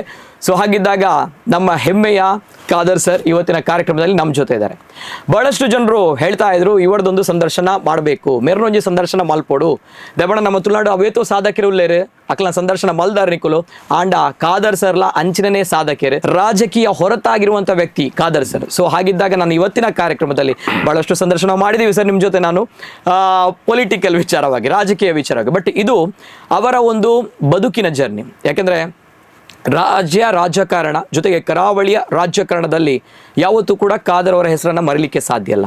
ಸೊ ಹಾಗಿದ್ದಾಗ ಅವರೊಂದು ಈ ಜರ್ನಿಯನ್ನು ನಾವು ನೆನಪು ಮಾಡ್ಕೊಳ್ಬೇಕು, ಜೊತೆಗೆ ಸ್ವಲ್ಪ ಈ ಬಗ್ಗೆ ನಮ್ಮ ಯೂತ್ಗಳಿಗೆ, ಯುವಕರಿಗೆ ಮೆಸೇಜ್ ಕೊಡಬೇಕು. ಯಾಕಂತ ಬಂದಾಗ ಒಂದೆರಡು ಸೋಲುಗಳಿಗೆ ನಮ್ಮ ಯುವಕರು ಭಾಳಷ್ಟು ಲೈಫ್ ಮುಗೀತಾ ಅಂತ ಹೇಳ್ತಾರೆ. ಬಟ್ ನೀವು ತೆಗೆದುಕೊಂಡ ಚಾಲೆಂಜಸ್ಗಳು ಭಾಳಷ್ಟಿದೆ ಸರ್. ಸೊ ಹಾಗಿದ್ದಾಗ ಖಾದರ್ ಸರ್ ರೆಡಿ ಅಲ್ಲ ಸರ್? ಸುಸ್ತಾಗಿದ್ದೀರಿ? ಏನಿಲ್ಲ, ಯಾಕಂದ್ರೆ ಖಾದರ್ ಸರ್ ಅಂತ ಬಂದಾಗ ಎಸ್ ಪಾದರಸದಂತೆ ಓಡಾಟ ಮಾಡ್ತಾ ಇರ್ತೀರಿ. ಈಗ ಸದ್ಯ ನಮ್ಮ ಕರ್ನಾಟಕ ಸರ್ಕಾರದ ಆರೋಗ್ಯ ಸಚಿವರಾಗಿ, ಕುಟುಂಬ ಕಲ್ಯಾಣ ಸಚಿವರಾಗಿ ಸೇವೆ ಸಲ್ಲಿಸ್ತಾ ಇದ್ದಾರೆ. ಈ ಹಿಂದೆ ನಮ್ಮ ಕರ್ನಾಟಕ ಸರ್ಕಾರದ ವಿಧಾನಸಭಾಧ್ಯಕ್ಷರಾಗಿಯೂ ಕೂಡ ಸೇವೆಯನ್ನು ಸಲ್ಲಿಸಿದ್ದಾರೆ. ಸೊ ಹಾಗಿದ್ದಾಗ ನಾನು ನೇರವಾಗಿ ಸದ್ಯದ ಪರಿಸ್ಥಿತಿ ಹೇಗಿದೆ ಸರ್ ಲೈಫು? ಚೆನ್ನಾಗಿದೆ. ಅಲ್ಲ ಬ್ಯುಸಿ ಲೈಫಲ್ಲಿ ಇಲ್ಲ, ಆಸ್ ಯೂಶುವಲ್ ಹಿಂದಿಂದಲೂ ಯಾವ ರಾಜ್ಯಕ್ಕೆ ಬಂದಿದ್ದೇವೆ ಒಂದು ಜವಾಬ್ದಾರಿ ವಹಿಸಿದೆ, ಅವತ್ತಿಂದ ಬ್ಯುಸಿ ಇದ್ದೇವೆ. It's routine. ಕಷ್ಟ ಆಗಲ್ವಾ ಸರ್? ಇಲ್ಲ, ನಾವು ಮಾಡುವ ಕೆಲಸವನ್ನು ನಾವು ಸಂತೋಷನ ಮೆಚ್ಚಿ ಅದನ್ನು ಇಷ್ಟಪಟ್ಟರೆ ಯಾವ ಕೆಲಸ ಕೂಡ ಕಷ್ಟ ಆಗುದಿಲ್ಲ, ಖುಷಿ ಪಡ್ತೇವೆ. ಓಕೆ, ಯಾಕಂದ್ರೆ ಖಾದರ್ ಸರ್ ಒಂದು ಟಯರ್ಡ್ನೆಸ್ ಅನ್ನುವಂಥದ್ದು ಇಲ್ಲ, ದಣಿವು ಅನ್ನುವಂಥದ್ದು ಇಲ್ಲ. ಇಲ್ಲ, ಯಾಕಂದ್ರೆ ನಾನು ಕೆಲಸದಲ್ಲಿ ಖುಷಿ ಪಡ್ತೇನೆ. ಅದು ಎಷ್ಟೇ ಕಷ್ಟ ಆದರೂ ಕೂಡ ಆ ಕೆಲಸ ಖುಷಿಯಿಂದ ಮಾಡಿ ನಾನು ಉಪಕಾರ ಆಗುವಾಗ ನಮಗೆ ಸಂತೋಷ ಆಗ್ತದೆ. ಅದು ನಾನು ನನ್ನ ಒಂದು ಮನಸ್ಥಿತಿ ಹಾಗೆ, ನಾನು ಕೆಲಸ ಮಾಡ್ದಾನೆ ಸಂತೋಷದಿಂದ ಮಾಡಬೇಕು, ಇಲ್ಲದ್ರೆ ನಾನು ಮಾಡಬಾರ್ದು, ದೂರ ನಿಲ್ಬೇಕು. ಅದನ್ನ ನಾನು ಹೋಗ್ತೇನೆ, ಅದಕ್ಕೆ ಖುಷಿಯಾಗಿದ್ದೇನೆ. ಓಕೆ, ಈ ರಾಜಕಾರಣ, ಈ ರಾಜಕೀಯ ಸಂತೋಷದಿಂದವಾ ಖುಷಿಯಾಗಿಯೋ ಇಷ್ಟಪಟ್ಟು ಅಥವಾ ತಂದೆಯವರು ಈ ಕ್ಷೇತ್ರದಲ್ಲಿ ಸೇವೆಯನ್ನು ಸಲ್ಲಿಸಿದರೆ ಹೇಗೆ ಸರ್? ಇಲ್ಲ, ಸಣ್ಣದಿಂದ ಮುನ್ನ ತಂದೆ ಶಾಸಕರಾಗಿ, ಹೌದು, ಮತ್ತು ಸಣ್ಣದಿಂದ ಸ್ಕೂಲ್ ಹೋಗ್ತಿರುವಾಗಲೇ ನಾನು ಇನ್ನೊಬ್ಬರಿಗೆ ಉಪಕಾರ ಮಾಡೋದಂತೇಳಿ ಒಂದು ಇಷ್ಟ, ಸಣ್ಣದಿಂದಲೇ. ಅಂದ್ರೆ ಸ್ಕೂಲ್ ಡೇಸ್ ನಲ್ಲಿ ಆ ಹಂತದಲ್ಲಿ ಏನ್ ಮಾಡ್ಲಿಕ್ಕೆ ಸಾಧ್ಯವಿದೆ ಆಗ ಮಾಡುವಂಥದ್ದು. ಉದಾಹರಣೆ, ನನಗೆ ಸ್ಕೂಲ್ಗೆ ಹೋಗ್ತಾ ಇದ್ದಾಗ ಯಾರಾದ್ರು ಮಕ್ಕಳು ನನ್ನ ಕ್ಲಾಸ್ಮೇಟ್ ಚಪ್ಪಲಿ ಇಲ್ಲದಿದ್ರೆ ನಾನು ಅವನಿಗೆ ಕೊಟ್ಟು ನಾನು ಬರೇ ಕಾಲಲ್ಲಿ ಮನೆಗೆ ಹೋಗ್ತಾ ಇದ್ದೆ, ಮತ್ತೆ ನಾನು ಭವಿಷ್ಯತೆ ಗೊತ್ತಿದ್ದೆ. ಈ ರೀತಿ ಏನಾದ್ರು ಫೀಸ್ ಕಟ್ಟುವಾಗ, ಕಾಲೇಜಲ್ಲಿ ಫೀಸ್ ಕಟ್ಟುವಾಗ ನಾವು ಬೇರೆಯವ್ರ ಫೀಸ್ ಫಸ್ಟ್ ಕಟ್ಟಿ ಮತ್ತೆ ನಮಗೆ ಫೈನ್ ಆದ ನಂತರ ಹೋಗಿ ಕಟ್ಟುವುದು, ಅದು ಸಣ್ಣದೇ ಒಂದೊಂದು ಹಂತದ ಆ ರೀತಿ ಬಂದಿದೆ. ಯಾರ ತಂದೆ ಶಾಸಕರಾಗಿದ್ರು, ಆ ಸಂದರ್ಭದಲ್ಲಿ ಅಧಿಕಾರ ಇರ್ಲಿ ಇರ್ಲದಿರ್ಲಿ ಕ್ಷೇತ್ರದ ಉಳ್ಳಾಲದವರಿಗೆ ಒಂದು ಸೇವೆ ಮಾಡ್ಬೇಕು, ಕೆಲಸ ಮಾಡ್ಬೇಕಂತ ಆ ಮನೋಭಾವ ಸಣ್ಣದಿಂದ ನನ್ನ ತಲೆಯಲ್ಲಿ ಬಂದಿತ್ತು. ಮತ್ತೆ ಅದು ದೇವರು ಇಚ್ಛಿಸಿದಾಗೆ ಅನಶ್ವರ ಮಾಡಿ ಹಂತವಾಗಿ ಇವತ್ತು ಹೋಗ್ತಾ ಬಂದಿದೆ. ಅದು ಯಾವ ಇದೇ ಆಗ್ತಾ ನಿರೀಕ್ಷಿಸಿ ಅಂತಲ್ಲ, ಉತ್ತಮವಾದ ಕೆಲಸ ಒಳ್ಳೆ ಮನಸ್ಸಿಂದ ಮಾಡಿದ್ರೆ ದೇವರ ಸಂಪೂರ್ಣ ಆಶೀರ್ವಾದ ಮಾಡ್ತಾರೆ, ಜನರ ಪ್ರಾರ್ಥನೆ ಮತ್ತು ಪ್ರೋತ್ಸಾಹ ಸಿಗ್ತದೆ. ಓಕೆ, ಖಾದರ್ ಸರ್ ಅವರಿಗೆ ಕೋಪನೇ ಬರಲ್ವಾ ತಮಗೆ? ಬಹಳಷ್ಟು ಕಡಿಮೆ ಇದರಲ್ಲಿ. ಅಲ್ಲ, ಸತ್ಯ ನಾನು ಕೇಳುವಂಥದ್ದು, ಯಾಕಂದರೆ ನನಗೆ ಅದು ಭಾಳಷ್ಟು ಶಾಕ್ ನಿಮ್ಮ ಬಗ್ಗೆ. ಯಾಕಂದರೆ ಏನು ಸಣ್ಣ ಪುಟ್ಟ ಅಲ್ಲ, ಎಷ್ಟು 5 ಬಾರಿ ಕಂಟಿನ್ಯೂಸ್ ಆಗಿ ಗೆಲ್ಬೇಕಿನ್ನು ಕೂಡ ನೋ ಡೌಟ್ ಆ ಒಂದು ವಿಚಾರ. ಬಟ್ ವಿಷಯ ರಾಜಕಾರಣದಲ್ಲಿ ಸ್ವಲ್ಪ ಆದರೂ ಕೋಪ ನೋಡಿದ್ದೀವಿ, ಬೇರೆಯವರನ್ನ ಸ್ವಲ್ಪ ಆದರೂ ಕಿರಿಕಿರಿ ನೋಡಿದ್ದೀವಿ. ಬಟ್ ಏನು ಕಿರಿಕಿರಿ ಇಲ್ಲ, ಏನು ಕೋಪ ಇಲ್ಲ, ಏನು ಅಂತೇಳಿ ಅದು ಏನು ಮೈಂಡ್ ಸೆಟ್? ನನಗೆ ಅದು ಬಹಳ ಆಶ್ಚರ್ಯ ಆಗುವಂಥದ್ದು. ಏನು ಮೈಂಡ್ ಸೆಟ್? ಕೋಪ ಕಿರಿಕಿರಿ ನಾನು ಕಾಲೇಜ್ ಡೇದಲ್ಲಿ ನಾನು ಮುಗಿಸಿದ್ದೇನೆ. ಇದ್ದಂಥ ಕೋಪ ಎಲ್ಲ ನನಗೆ ಆಗಿತ್ತು ಸಣ್ಣ ವಯಸ್ಸಲ್ಲಿದ್ದಾಗ. ಇದರಲ್ಲಿ ಮತ್ತೆ ಇದ್ದಂತ ನಾನು ಎದುರಿಸ್ಕೊಂಡು, ಯಾಕಂತ ಹೇಳಿದ್ರೆ ಒಂದು ಬಹಳ ಸ್ಪಷ್ಟ, ಇವತ್ತಿದ್ದಾಗೆ ನಾಳೆ ಇರುವುದಿಲ್ಲ. ಒಂದು ಪ್ರತಿಯೊಂದು ವಿಚಾರದಲ್ಲಿ ಕೂಡ ಇವತ್ತಿದ್ದಾಗೆ ನಾಳೆ ಇರೋದಕ್ಕೆ ಸಾಧ್ಯನೇ ಇಲ್ಲ, ಬದಲಾವಣೆ ಹಾಗೆ ಆಗ್ತದೆ. ಮತ್ತು ಇವತ್ತು ಒಬ್ಬರು ನಮಗೆ ಎಷ್ಟೇ ಕೋಪದ ಮಾತಾಡಿದ್ರು ಕೂಡ ನಾಳೆಲ್ಲ ನಾಡಿದವ್ರು ಮತ್ತೆ ಗೊತ್ತಾಗಿ ಮತ್ತೆ ಖುಷಿಯಾಗಿ ಅವನು ಪ್ರೀತಿಯಿಂದಲೇ ಇರ್ತಾನೆ. ಓಕೆ. ಅದಾಗಿ ನಾವು ಅನಗತ್ಯವಾಗಿ ಕೋಪ ಬರುವುದು ಅಥವಾ ಅದರಲ್ಲಿ ಗರ್ಭಿಣ ಪ್ರಶ್ನೆ ಇಲ್ಲ. ಸಮಯಕ್ಕೆ ಅದನ್ನು ಸುಧಾರಿಸು ಅದರಷ್ಟೇ ಬಿಟ್ರೆ ಆಟೋಮೆಟಿಕ್ ಎಲ್ಲ ಕೂಡ ಸರಿ ಆಗ್ತಾ ಬರ್ತದೆ. ಅದು ನನ್ನ ಅನುಭವ. ಒಬ್ಬೊಬ್ಬರು ಅನ್ನೋದು ಅನುಭವ ಇರ್ತದೆ. ಅದಕ್ಕಾಗಿ ನಾನು ಯಾವುದೇ ಸಮಸ್ಯೆ ಬಂದ್ರೆ ತಾಳ್ಮೆಯಿಂದ ಇದ್ದೇನೆ. ಇಲ್ಲ, ಅದು ಆಶ್ಚರ್ಯ. ಯಾಕಂತ ಬಂದಾಗ ಒಂದು ನಾಟ್ ಓನ್ಲಿ ನಿಮ್ಮ ರಾಜಕೀಯ, ನಾವು ಹೊರಗಿನ ಪ್ರಪಂಚದಲ್ಲೂ ಕೂಡ ಇದು ಅತಿ ಅವಶ್ಯಕ. ನಿಮ್ಗೆ ಆ ಕಡೆ ವಿರೋಧ ಪಕ್ಷ ಅಂತ ಬಂದಾಗ ಅಲ್ಲೂ ಕೂಡ ವೈರಿಗಳಿಲ್ಲ, ನಿಮ್ಮ ಪಕ್ಷದಲ್ಲೂ ಕೂಡ ಇದರಲ್ಲಿ ವೈರಿಗಳಿಲ್ಲ, ಅಥವಾ ಜನರಲ್ಲೂ ಕೂಡ ನಿಮ್ಗೆ ವೈರಿಗಳು. ಕಾದರ್ ಆ ರಂಚನಾ ಓಕೆ ಎಡ್ಡ ಜನ ಮಾರೆ ಮಾತಿರಲ್ಲ ಒಂದೊಂದು ಒಪ್ಪನವೇ ಕಾದರ್ ಎಡ್ಡ ಜನ ಅಂತ ಹೇಳಿ. ಸೊ ಅಂತ ಒಂದು ಮಾತು ಬರ್ತದಲ್ವ ಎಲ್ಲರ ಬಾಯಿಂದ, ಅದು ಬಹಳಷ್ಟು ಹೆಮ್ಮೆ. ಯಾವ ರೀತಿ ಅಂತ ಬಂದಾಗ ಈಗಿನ ಯುವಕರಿಗೆ ಬೇಕು ಸರ್ ಆ ಒಂದು ಸ್ಫೂರ್ತಿ. That's why masking with you why ಅಂತ ಬಂದಾಗ ಈಗ ನೋಡಿ ಮಹೇಂದ್ರ ಸಿಂಗ್ ಧೋನಿ ಯಾವುದೇ ಪ್ರೆಷರ್ ಕಂಡೀಷನ್ಸ್ ಬಂದರೂ ಕೂಡ ಆ ಒಂದು ಮೈಂಡ್ ಸೆಟ್ ಏನಿದೆ ಕೂಲ್ ಆ್ಯಂಡ್ ಕಾಮ್ ಆಗಿ, ಸೊ ಅಂತ ಬಹಳಷ್ಟು ಸಾಧಕರು ಇರ್ತಾರೆ. ಸೊ ದಾಟ್ಸ್ ವೈ ನಾನು ಬಹುಶಃ ಹೇಳ್ತೇನೆ ನೀವು ಅದೇ ಮೈಂಡ್ ಸೆಟ್ನ ವ್ಯಕ್ತಿ ಅಂತ ಹೇಳಿ ನಾನು. ಅಂದರೆ ಅವು ಹೇಗೆ ಅದು ಆ ಮೈಂಡ್ ಸೆಟ್ ಬರುವಂಥದ್ದು ಹೌ ಪಾಸಿಬಲ್? ಸಡನ್ ಆಗಿ ಬರೋದು ತನ್ನಿಂತಾನಿದು ಆಟೋಮೆಟಿಕ್ ಆಗಿ ಬರ್ತದೆ, ಅನುಭವ ಬರ್ತದೆ, ಎಲ್ಲ ವಿಚಾರ ನೋಡಿದಾಗ ಇವತ್ತು ಬರುತ್ತದೆ. ಸೊ ಹಿಂದಿನೆಲ್ಲ ಮೆಲಕನ್ನು ಹಾಕ್ತಾ ಇರುವಾಗ ಅದು ಸ್ವಾಭಾವಿಕ ವ್ಯಕ್ತಿತ್ವದ ಆಟೋಮೆಟಿಕ್ ಆಗಿ ಬರಬೇಕು, ಸಡನ್ ಆಗಿ ಒಮ್ಮೆ ಬರೋದಿಲ್ಲ. ಅದು ಅನುಭವವೇ ಮತ್ತು ಆ ಒಂದು ಮೈಂಡ್ ಸೆಟ್ಟೇ, ಅದನ್ನು ನಾವು ತೀರ್ಮಾನ ಮಾಡಬೇಕು. ಅದಕ್ಕೆ ನಾನೆಲ್ಲ ಯುವಕರಿಗೆ ಹೇಳ್ತಾ ಇದ್ದೇನೆ, ಯಾವುದೊಂದು ಸಂದರ್ಭ ಬಂದಾಗ ಸಡನ್ ಆಗಿ ಉದ್ಯೋಗ ಬಡೋದು, ಸಡನ್ ಅದನ್ನು ಗರಿಬಿಡಿ ಅಂತ ಆಗೋದು, ಅದು ಸಡನ್ ರಿಯಾಕ್ಷನ್ ಆಗೋದು, ಅದಕ್ಕೆ ಏನೋ ಒಂದು ಮಾಡ್ಲಿಕ್ಕೆ ಹೋಗೋದು, ಏನು ಕೂಡ ಮಾಡಬೇಡಿ. ಒಂದು 2-3 ದಿವಸ ಸಮಾಧಾನದಿಂದ ಇರಿ, ಆಟೋಮೆಟಿಕ್ ಆಗಿ ಅಲ್ಲಿ ನಮಗೆ ಸ್ಪಷ್ಟವಾದ ಚಿತ್ರ ನಮಗೆ ಕಾಣ್ತದೆ. ಅದಕ್ಕೆ ಒಮ್ಮೆ ಧೂಳು ಎದ್ದಾಗ ನಮ್ಗೆ ಏನು ಕೂಡ ಕಾಣೋದಿಲ್ಲ. ಆವಾಗ ಏನೆಲ್ಲ ಮಾಡಿದ ಏನು ಕೂಡ ಪ್ರಯೋಜನ ಇಲ್ಲ. ಅದು ಕೂಡ ಸೆಟ್ಲ್ ಆಗಲಿ. ಸೆಟ್ಲ್ ಆದ ನಂತರ ಸ್ಪಷ್ಟ ಚಿತ್ರ ಬಂದ ನಂತರ ನಾವು ಮುಂದೆ ಹೋಗ್ಲಿಕ್ಕೆ ಈಸಿ ಆಗ್ತದೆ. ನಮ್ಮ ಜೀವನದಲ್ಲಿ ಕೂಡ ಹಾಗೆ ಏನೊಂದು ಘಟನೆ ಆದಾಗ ನಾವು ಸಮಾಧಾನದ ಇದ್ದರೆ ಆ ಎಲ್ಲ ಘಟನೆಗಳು ಒಂದು ಸೆಟ್ಲ್ ಆದ ನಂತರ ಬಹುಶಃ ನಮಗೆ ಮುಂದೆ ಹೋಗ್ಲಿಕ್ಕೆ ನಮ್ಮ ಜೀವನದಲ್ಲಿ ನಮಗೆ ಸ್ಪಷ್ಟತೆ ಕಾಣ್ತದೆ. ಅದ್ರ ಮುಖಾಂತರ ನಾವು ಹೋಗ್ಬೇಕಂತೇಳಿ ಎಲ್ಲರಿಗೆ ನಾನು ಕೂಡ ಎಲ್ಲರೂ ಕೂಡ ಕೇಳ್ಕೊಳ್ತೇನೆ, ಸೂಚಿಸ್ತೇನೆ. ನಿಮ್ಮ ಮುಖಾಂತರ ಕೂಡ ನಾನು ವಿನಂತಿಸ್ತೇನೆ. ಸರ್ ಈಗ ನಾನು ಅದಕ್ಕೇನಾದ್ರೂ ಮೆಡಿಸಿನ್ ಏನಾದ್ರೂ ಇದೆಯಾ ಹೇಗೆ? ಯಾಕೆ ಗೊತ್ತಾ, ಬಹಳಷ್ಟು ಸಮಸ್ಯೆಗಳು ಶುರುವಾಗೋದು ಅಲ್ಲಿಂದ. ನಾವು ಏನೊಂದು ಆಯ್ತು ಸಡನ್ ರಿಪ್ಲೈ ಕೊಡೋದು ನೋಡಿ, ನಾವು ಬಹಳ ಸ್ಪಷ್ಟತೆ ಎಲ್ಲ ಯುವಕರು ಆಲೋಚನೆ ಮಾಡಬೇಕು. ನಮ್ಮನ್ನು ನಾವು ಕಂಟ್ರೋಲ್ ಮಾಡಬೇಕು, ನಮ್ಮನ್ನು ಇನ್ನೊಬ್ಬರು ಕಂಟ್ರೋಲ್ ಮಾಡಬಾರ್ದು. ಇದು ಯಾರಾದ್ರು ಖುಷಿಯಾದ ಯಾರಾದ್ರೂ ನಮ್ಮನ್ನು ಹೊಗಳಿದಾಗ ನಮ್ಗೆ ಖುಷಿ ಆಗೋದು, ಯಾರು ತೆಗಳಿದಾಗ ನಮಗೆ ಕೋಪ ಬರುವುದು, ಅದರ ಅರ್ಥ ಏನು? ನಾವು ನಮ್ಮನ್ನು ಕಂಟ್ರೋಲ್ ಮಾಡ್ತಾ ಇಲ್ಲ, ಬೇರೆಯವ್ರು ನಮ್ಮನ್ನು ಕಂಟ್ರೋಲ್ ಮಾಡ್ತಾ ಇದ್ದಾರೆ ಅಂತೇಳಿ. ನಾವು ಯಾಕೆ ನಾವು ಬೇರೆಯವ್ರಿಗೆ ನಮ್ಮ ಜೀವವನ್ನು ಅವರ ಕೈಯಲ್ಲಿ ಕೊಟ್ಟು ಅವ್ರು ನಮ್ಮನ್ನು ಯಾಕೆ ಕಂಟ್ರೋಲ್ ಮಾಡಬೇಕು? ಅವರು ತೆಗಲ್ಲಿ ಅವರು ಹೋಗಲ್ಲಿ, ನಾವು ನಮ್ಮಷ್ಟೆಗೆ ನಾವು ಇರಬೇಕು, ನಾವು ನಮ್ಮನ್ನು ನಾವು ಕಂಟ್ರೋಲ್ ಮಾಡ್ತಾ ಇರಬೇಕು. Okay, beautiful. ಇದು ಮೈಂಡ್ ಸೆಟ್ ಅಲ್ವಾ? ನನ್ನನ್ನು ಯಾರು ತೆಗಳಿದ್ರೆ ಅವನಿಗೆ ರೋಗ ಬರ್ತಾ ಹೊರತು ಟೆನ್ಷನ್ ಮಾಡಿ ನನಗೆ ರೋಗ ಬರುವುದಿಲ್ಲ. ಕರೆಕ್ಟ್. ಅವನು ನನ್ನನ್ನು ತೆಗಳಿ ನಾನು ಟೆನ್ಷನ್ ಮಾಡಿ ನನಗೆ ಯಾಕೆ ರೋಗ ಬರಬೇಕು? ಕರೆಕ್ಟ್. ಸೊ ನಾನು ಯಾರನ್ನು ದ್ವೇಷಿಸಿದ್ರೆ ನನಗೆ ಮಾನಸಿಕವಾಗಿ ರೋಗ ಬರ್ತಾ ಹೊರತು ಅವನಿಗೇನು ಗೊತ್ತಾಗ್ತದೆ? Correct correct correct. ಸೊ ನಾವು ಇನ್ನೊಬ್ಬರನ್ನು ದ್ವೇಷಿಸಿದೆ ನಮಗೆ ರೋಗ, ನಾವೇ ಇವತ್ತು ರೋಗಸ್ಥರಾಗ್ತಾ ಹೊರತು ಅವನಿಗೇನು ಕೂಡ ಆಗುದಿಲ್ಲ, ಆಗಬಾರ್ದು. ಅದಕ್ಕಾಗಿ ಓಕೆ, ಬ್ಯೂಟಿಫುಲ್. ಬಹುಶಃ ಈ ಮೈಂಡ್ ಸೆಟ್ ಸರ್ ತಂದೆಯವರಿಂದ ಬಂದಿದ್ಯಾ ಹೇಗ ಅಂತ ಹೇಳಿ? ತಂದೆನೂ ಸ್ವಲ್ಪ ಮಟ್ಟಿನ ಅವರ ನೇರ ನೋಡಿ, ಬಹಳ ಸ್ಪಷ್ಟತೆ ಮತ್ತು ತೀರ್ಮಾನ ತಗೊಳ್ಳುವಾಗ ಆಲೋಚನೆ ಮಾಡಿಕೊಂಡು ಸ್ಪಷ್ಟವಾದ ತೀರ್ಮಾನ ಮತ್ತು ಯಾವುದೇ ಒಂದು ಆಡಂಬರವಿಲ್ಲದ ಒಂದು ಸರಳತೆಯ ಜೀವನ, ಇದು ನಾನೆಲ್ಲವೂ ಕೂಡ ಅವರಿಂದ ಕಲ್ತಂಥದ್ದು. ಮತ್ತು ಜನಾರ್ದನ್ ಪೂಜಾರಿ ಜೊತೆ ನಾನು ಬಹಳಷ್ಟು ನಿಕಟವಾಗಿ ರಾಜಕೀಯ ಜೀವನದಲ್ಲಿ ತಂದೆ ಶಾಸಕ ಆಗಿದ್ದು ಕೂಡ ರಾಜ್ಯಕ್ಕೆ ಸಂಪೂರ್ಣವಾಗಿ ನಾನು ಬಹುಶಃ ಮಾರ್ಗದರ್ಶನ ಸೂಚಿ ಎಲ್ಲವೂ ಕೂಡ ಇವತ್ತು ಸನ್ಮಾನ್ಯ ಜನಾರ್ದನ್ ಪೂಜಾರ ನೇರ ಪ್ರಾಮಾಣಿಕತೆ ಮತ್ತು ಕಠಿಣ ದುಡಿಮೆ, ಜನ ಮತ್ತು ಬಡವರ ಮತ್ತು ಕಾರ್ಯಕರ್ತರ ಪರವಾದ ಒಂದು ಒಲವು, ಇದೆಲ್ಲ ಕೂಡ ಅವರಿಂದ ಕಲಿತಂತ ವಿಚಾರ ಇವತ್ತಾಗಿದೆ. ನಮ್ಮ ಜಿಲ್ಲೆಯಲ್ಲಿ ಮತ್ತೆ ವೀರಪ್ಪ ಮೊಯ್ಲಿ ಅವರು ಆಡಳಿತ ಸಂಬಂಧಪಟ್ಟಾಗೆ ಯಾವುದೊಂದು ಸಬ್ಜೆಕ್ಟ್ ಆದರೂ ಕೂಡ ದೀರ್ಘವಾಗಿ ಸ್ಟಡಿ ಮಾಡಿ ಅಡ್ಮಿನಿಸ್ಟ್ರೇಷನ್ ಸಂಬಂಧಪಟ್ಟಾಗೆ ಮಹತ್ವದ ತೀರ್ಮಾನ ತೆಗೆದುಕೊಳ್ಳುವಂಥ ಅವರೊಂದು ಶ್ರಮ. ಅದೇ ರೀತಿ ಒಂದು ಸಮಸ್ಯೆ ಬಂದಾಗ ಭಾಳ ಡಿಪ್ಲೊಮ್ಯಾಟಿಕ್ ಆಗಿ ಸಮಸ್ಯೆ ಬಗೆಹರಿಸುವಂಥ ವ್ಯಕ್ತಿತ್ವ ಆಸ್ಕರ್ ಫೆರ್ನಾಂಡಿಸ್ ಅವ್ರದ್ದು. ನಮ್ಗೆ ಇವ್ರ ಜೊತೆ ಎಲ್ಲ ಬೆರೆತುಕೊಳ್ಳುವಂತ ಅವಕಾಶ ಸಿಕ್ಕಿದೆ. ಕರೆಕ್ಟ್. ಸೊ ಇವರೆಲ್ಲ ಉತ್ತಮವಾದ ಗುಣಗಳನ್ನು ಮೈಗೂಡಿಸಿಕೊಂಡ್ರೆ ಅವನು ಅತ್ಯುತ್ತಮವಾದ ನಾಯಕನಾಗ್ತಾನೆ. ಸೊ ಇವರ ಜೊತೆ ಎಲ್ಲ ಬೆರೆತ ಒಂದು ಅವಕಾಶ ನನಗೆ ಸಿಕ್ಕಿದೆ ಸಣ್ಣದಿರುವಾಗ. ಅವರನ್ನು ನೋಡಿ ನೋಡಿ ನಾವು ಇವತ್ತು ಆ ರೀತಿ ಒಂದು ನಮ್ಮ ವ್ಯಕ್ತಿತ್ವ ಕೂಡ ರೂಪುಗೊಂಡಿದೆ. ಕರೆಕ್ಟ್. ಸುಲಭದಲ್ಲಿ ಕಾದರ್ ಆಗಿಲ್ಲ ಹಾಗಿದ್ರೆ. ಖಂಡಿತವಾಗಿ ಬಹಳಷ್ಟು ಬಹುಶಃ ಜನ ಎನಿಸ್ತಾರೆ ನೀವು ಹೇಳಿದ ಹಾಗೆ ಇದು ಶಾಸಕರ ಮಗ ಅಂತೇಳಿ ಆಗಿದೆ ಅಂತ ಅವ್ರ ತಲೆಯಲ್ಲಿ ಇದೆ. ಹಾಗೇನಿಲ್ಲ. ನಾನು ಕಾಲೇಜ್ ಟೈಮಿನಲ್ಲೇ ಬಹುಶಃ 91 ಅವತ್ತಿಂದಲೇ ಸಕ್ರಿಯವಾಗಿ ಈ ಸಾಮಾಜಿಕವಾದ ಮತ್ತು ರಾಜಕೀಯ ಕ್ಷೇತ್ರದಲ್ಲಿ ಸಕ್ರಿಯವಾಗಿ ತೊಡಗಿಸಿಕೊಂಡಿದ್ದೇನೆ. ಅದು ಅದರಲ್ಲಿ ಅಷ್ಟು ಏಳು ಬೀಳುಗಳು, ಸಮಸ್ಯೆಗಳು, ಕಿರುಕುಳಗಳು, ಅವಮಾನಗಳು ಇದೆಲ್ಲ ಆಗ ಕಾಲದಲ್ಲಿ ಆಗಿ ಬಿಟ್ಟಿದೆ. ಸೊ ಅಂತ ಏನೆಲ್ಲ ಅನುಭವಿಸ್ಬೇಕಾ ಅದನ್ನೆಲ್ಲ ಕೂಡ ನಾನು ಒಂದು ಹಂತದಾಗ ಅದನ್ನು ಅನುಭವಿಸಿದ್ದೇನೆ ಇದರಲ್ಲಿ. ಆದ ಕಾರಣ ಈಗೆಲ್ಲ ಕೂಡ ಅಭ್ಯಾಸ ಆಗಿ ನಮಗೆ ಬಿಟ್ಟು ಹೋಗಿದೆ. ಓಕೆ. ಇಲ್ಲ, ನೀವು ಆ ಮಾತನ್ನು ಹೇಳಿದ್ರಿ ಸರ್. ಬಹಳ ಜನ ಹೇಳ್ಬೋದು ಅಂದ್ರೆ ಕಾದರಿಗೆ ದಾನೆ ಮಾರೆ ಯಾರೊಂಜಿ MLA ಮಗೆ ಶಾಸಕರ ಮಗೆ ಯಾರನ್ನ ಬ್ಯಾಕ್ ಗ್ರೌಂಡ್ ಟಾಪ್ ಇತ್ತು ಸೊ ಅದೆಲ್ಲ ಪ್ರಾಬ್ಲಮ್ ಇಜ್ಜಿ ಪಂಡಿದೆ. ಬಟ್ ಇಲ್ಲ, ಆಫ್ಟರ್ ದಟ್ ನೀವು ಅದನ್ನು ಉಳಿಸಿಕೊಂಡು ಬಂದಂತ ರೀತಿ ಇದೆಯಲ್ವಾ ಅದು ಭಯಂಕರ. ಈಗ ನೋಡಿ, ರಾಜಕಾರಣಿಗಳ ಮಕ್ಕಳಿಗೆ ರಾಜಕಾರಣಿಗಳಿಗೆ ಬಹಳ ಕಷ್ಟ. ಕರೆಕ್ಟ್. ಲೀಡರ್ಗಳ ಮಕ್ಕಳಿಗೆ ಲೀಡರ್ ಆಗ್ಲಿಕ್ಕೆ ಬಹಳ ಕಷ್ಟ ಇದೆ.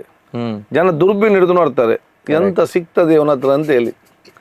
ಭೂತಕನ್ನ ಹಿಡಿದು ಹುಡುಕ್ತಾ ಇರ್ತಾರೆ. ಏನಾದ್ರು ಸ್ವಲ್ಪ ಮಟ್ಟಿನ ವಿಚಾರ ಸಿಕ್ಕಿದ ತಕ್ಷಣ ರಾಜಕಾರಣ ಮಗ ಹಾಗೆ ಇವನು ಹೀಗೆ ಅಂತೇಳಿ ಸ್ಪಷ್ಟತೆ ಒಂದು ಸಮಾಜದಲ್ಲಿ ಬಿಂಬ್ತದೆ. ಇದರಲ್ಲಿ ಸಡನ್ ಆಗಿ ಬಂದು ಏನೋ ಒಂದು ಲೀಡರ್ ಸಡನ್ ಆಗಿ ಅಷ್ಟು ಅವ್ರ ಬಗ್ಗೆ ಯಾರು ಕೂಡ ಗಮನಿಸೋದಿಲ್ಲ. ಏನೋ ಅವ್ರಂತ ಇರ್ತಾರೆ, ಸಡನ್ ಆಗಿ ಲೀಡರ್ ಆಗ್ತಾರೆ, ಸಡನ್ ಆಗಿ ನಾಯಕರಾಗಿ ಹೋಮ ಬರ್ತಾರೆ, ಮತ್ತೆ ಅವ್ರು ಕೆಲಸ ಮಾಡಿಕೊಂಡು ಹೋಗ್ತಾರೆ.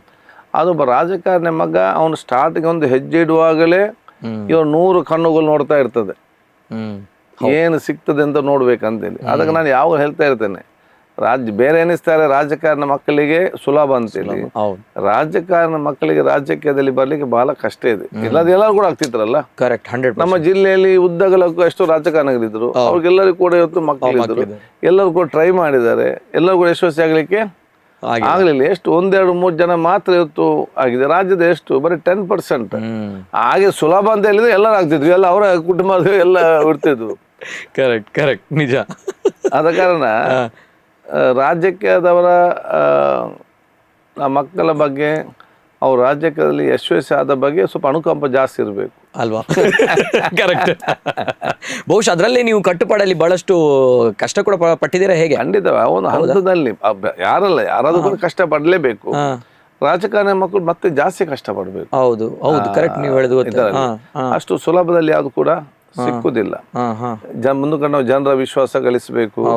ತಂದೆ ತಾಯಂದಿರವರ ಹೆಸರನ್ನು ಉಳಿಸಿಕೊಂಡು ಹೋಗ್ಬೇಕು. ಇವತ್ತಿನ ರಾಜಕೀಯದ ಪರಿಸ್ಥಿತಿಗೆ ನಾವು ಹೊಂದಿಕೊಂಡು ಹೋಗ್ಬೇಕು. ನಾವೇನಾದ್ರೂ ಇವತ್ತಿನ ರಾಜಕೀಯದ ಪರಿಸ್ಥಿತಿಗೆ ಹೊಂದಿಕೊಂಡು ಹೋಗದಿದ್ರೆ ನಮ್ಗೆ ಈಜಲು ಸಾಧ್ಯವಿಲ್ಲ. ಹಿಂದೆ ತಂದೆಯವರ ಹೆಸರನ್ನು ಉಳಿಸಿಕೊಳ್ಳುವಂತ ನಾವು ರಾಜಕೀಯ ಮಾಡದಿದ್ರೆ ತಂದೆಯವರ ಹೆಸರು ಕೆಡಿಸಿದಂತ ನಮ್ಗೆ ಅವರ ಹೆಸರನ್ನು ಉಳಿಸಬೇಕು, ಇಲ್ಲಿ ರಾಜಕೀಯ ಮಾಡಬೇಕು, ಮತ್ತೆ ಈಗ ರಾಜಕೀಯಕ್ಕೆ ಹೊಂದಿಕೊಂಡು ಹೋಗುವಂತ ಒಂದು ನಿರ್ಮಾಣ ಮಾಡುದು. ಇದೆಲ್ಲ ಕೂಡ ಬ್ಯಾಲೆನ್ಸ್ ಮಾಡಿಕೊಂಡು ಹೋಗುದೇ ನಮ್ಮ ದೊಡ್ಡ ಸಾಹಸವಾಗಿ ಬಿಟ್ಟಿದೆ. ಎಸ್, ನಿಜ.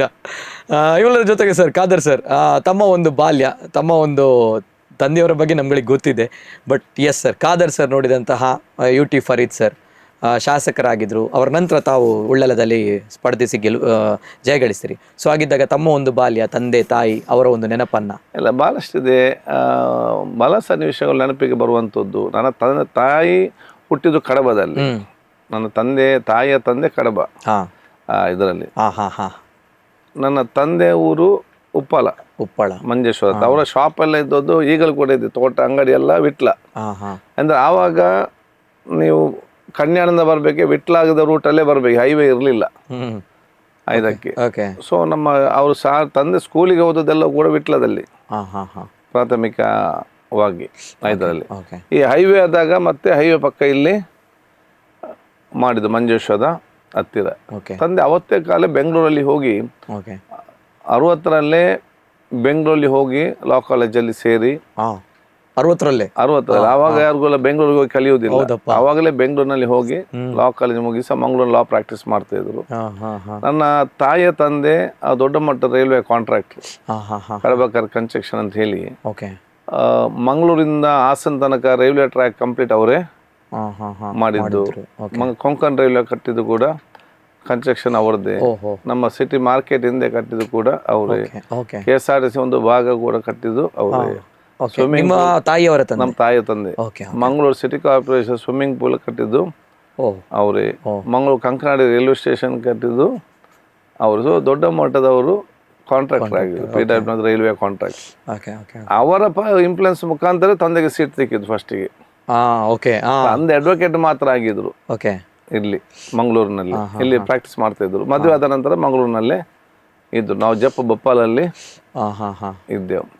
ಸೊ ನನ್ನ ತಾಯಿಯ ತಂದೆಗೆ ಆವಾಗ ದೇವರಾಜ ಅರಸ್ ಇರಲಿ, ಅಜಿತ್ ಸೇಠ ಇರಲಿ, ಶಂಕರ ಆಳ್ವಾರವರು ಅಂತೆಲ್ಲ ಹಿರಿಯ ನಾಯಕರ ಆತ್ಮೀಯ ಪರಿಚಯದ ಕಾರಣ, ಮತ್ತು ಆಗಿನ ಕಾಲದಲ್ಲಿ ಬೆಂಗಳೂರು ಮತ್ತು ಮಂಗಳೂರು ಕನೆಕ್ಷನ್ ಎಲ್ಲರಿಗೂ ಕೂಡ ಇರಲಿಲ್ಲ. ಸಂಖ್ಯೆಗೆ ಎಲ್ಲರೂ ಕೂಡ ಕಾರ್ ಅಂತ ಇರಲಿಲ್ಲ. ಇವತ್ತು ಎಲ್ಲವೂ ಕೂಡ ಇವತ್ತು 60 ಲಾರಿಗಳಿತ್ತು. ಸಪ್ರೇಟ್ ಡೈಮಂಡ್ ಗ್ಯಾರೇಜ್ ಅಂತ ನನಗೆ ನೆನಪಾಗ್ತದೆ. ಡೈಮಂಡ್ಗೆ ಅಲ್ಬುಕ್ಕರ್ ಫ್ಲಾಟ್ ಆಗಿದೆಯಲ್ಲ, ಅಲ್ಲಿಂದ ಅಲ್ಲಿ ಡೈಮಂಡ್ ಗ್ಯಾರೇಜ್ ಅಂತ ಇತ್ತು. ಅದೇ ಬರ ನಮ್ಮ ಅಜ್ಜನ ಕಂಪನಿಯ ವೆಹಿಕಲ್ ಮಾತ್ರ ರಿಪೇರ್ ಆಗಲಿಕ್ಕೆ, ಅದೊಂದು ಪಬ್ಲಿಕ್ ಅಲ್ಲ, ಅಲ್ಲಿ. So diamond garage. ಸೊ ಆ ಒಂದು ನಿಕಟ ಸಂಪರ್ಕದಲ್ಲಿ ತಂದೆಯವರಿಗೆ ಸಡನ್ ಆಗಿ ಇವತ್ತು ಅವ್ರು ಯೂತ್ ಕಾಂಗ್ರೆಸ್ ಅಲ್ಲಿ ಇದ್ರು. ಅವತ್ತು ಪ್ರಥಮ ಬಾರಿಗೆ ಟಿಕೆಟ್ ಸಿಕ್ಕಿತ್ತು ಇದರಲ್ಲಿ. ತದನಂತರ ಅವ್ರ ಕೆಲಸದ ಮುಖಾಂತರ ಅವ್ರು ಕೂಡ ಜನ ಮೆಚ್ಚುವಂತ ಮತ್ತು ಜನರಿಗೆ ಪ್ರಯೋಜನ ಆಗುವಂತ ಅದು ರಸ್ತೆ ಇರಲಿ, ಸೇತುವೆ ಇರಲಿ, ಶಿಕ್ಷಣ ಸಂಸ್ಥೆ ಇರಲಿ, ಇದಕ್ಕೆಲ್ಲ ಕೂಡ ಒತ್ತು ಕೊಟ್ಟು ಅವ್ರು ಬಹಳ ಜನಪ್ರಿಯ ಅಲ್ಲಿ ಆಗಿದ್ರು. ಇದಕ್ಕೆ ಏನ್ ನೆನಪು ಬರುತ್ತೆ ಸರ್ ಈಗ ನೋಡಿದಾಗ? ಇದರಲ್ಲಿ ಖಂಡಿತವಾಗಿ ಆವಾಗ ಅದು ಬಹಳ ಹಿಂದೆ ಫೋಟೋ ಇದು. ಸಿಮ್ ನೋಡ್ಲಿಕ್ಕೆ ನಿಮ್ ತರನೇ ಇದ್ದಾರೆ ಅಲ್ಲ? ಎಸ್ ಸರ್, ಏನ್ ಹೇಳ್ತೀರಿ ಅವರೊಂದು ನೆನಪು ಈ ಸಂದರ್ಭ ಅಲ್ಲ? ಅದೇ ಅವ್ರು ಬಹಳ ಸ್ಪಷ್ಟತೆ ಇತ್ತು ಅವ್ರ ಹತ್ರ. ಆಗಿನ ಕಾಲದಲ್ಲಿ ಆದ್ರೂ ಕೂಡ ಬಹಳ ಸ್ಪಷ್ಟತೆ ಇತ್ತು. ಮತ್ತೆ ನ್ಯಾಯಕ್ಕಾಗಿ ಯಾರನ್ನು ಕೂಡ ಒಂದ್ ಸೈಡ್ ತಗೊಳ್ತಿರ್ಲಿಲ್ಲ. ಅದು ಯಾರ ಪರವಾಗಿ ಕೂಡ ನಿಲ್ತಿರ್ಲಿಲ್ಲ, ನ್ಯಾಯದ ಪರವಾಗಿ ಅವರು ನಿಲ್ತಾ ಇದ್ರು. ಸೌಹಾರ್ದತೆಗೆ ಬಹಳ ದೊಡ್ಡ ಹೊತ್ತು ಕೊಡ್ತಾ ಇದ್ರು. ಅವತ್ತಿನ ಕಾಲದ ಎಲ್ಲಾ ಜಾತಿ ವರ್ಗದವರು ಕೂಡ ತಂದೆಯಿಂದ ಬಹಳ ಪ್ರೀತಿ. ತಂದೆ ಕೂಡ ಎಲ್ಲಾ ಧರ್ಮದವರಿಗೂ ಕೂಡ ವಿಶೇಷವಾದ ಗೌರವ ಮತ್ತು ಯಾವ್ದು ತಾರತಮ್ಯದ ಕೆಲಸ ಮಾಡ್ತಿದ್ರು. ಎಷ್ಟು ನ್ಯಾಯಪರವಾಗಿ ಮತ್ತು ತಾರತಮ್ಯ ಎಷ್ಟಿಲ್ಲ ಅಂತ ಹೇಳಿದ್ರೆ, ನಾನು ಲಾ ಕಾಲೇಜ್ ಸ್ಟೂಡೆಂಟ್ ಆಗಿದ್ದೆ. ನಾನು ಸ್ಟೂಡೆಂಟ್ ಲೀಡರ್ ಅವಾಗ. ಅಲ್ಲಿ ಅವಾಗ ಸ್ಟೂಡೆಂಟ್ ಅಲ್ಲ, ಅಲ್ಲಿ ಬೆಸೆಂಟ್ ಕಾಲೇಜ್, ಕೆನರಾ ಕಾಲೇಜ್, ಎಲ್ಲ ಕಾಲೇಜಲ್ಲಿ ಸ್ವಾಭಾವಿಕ.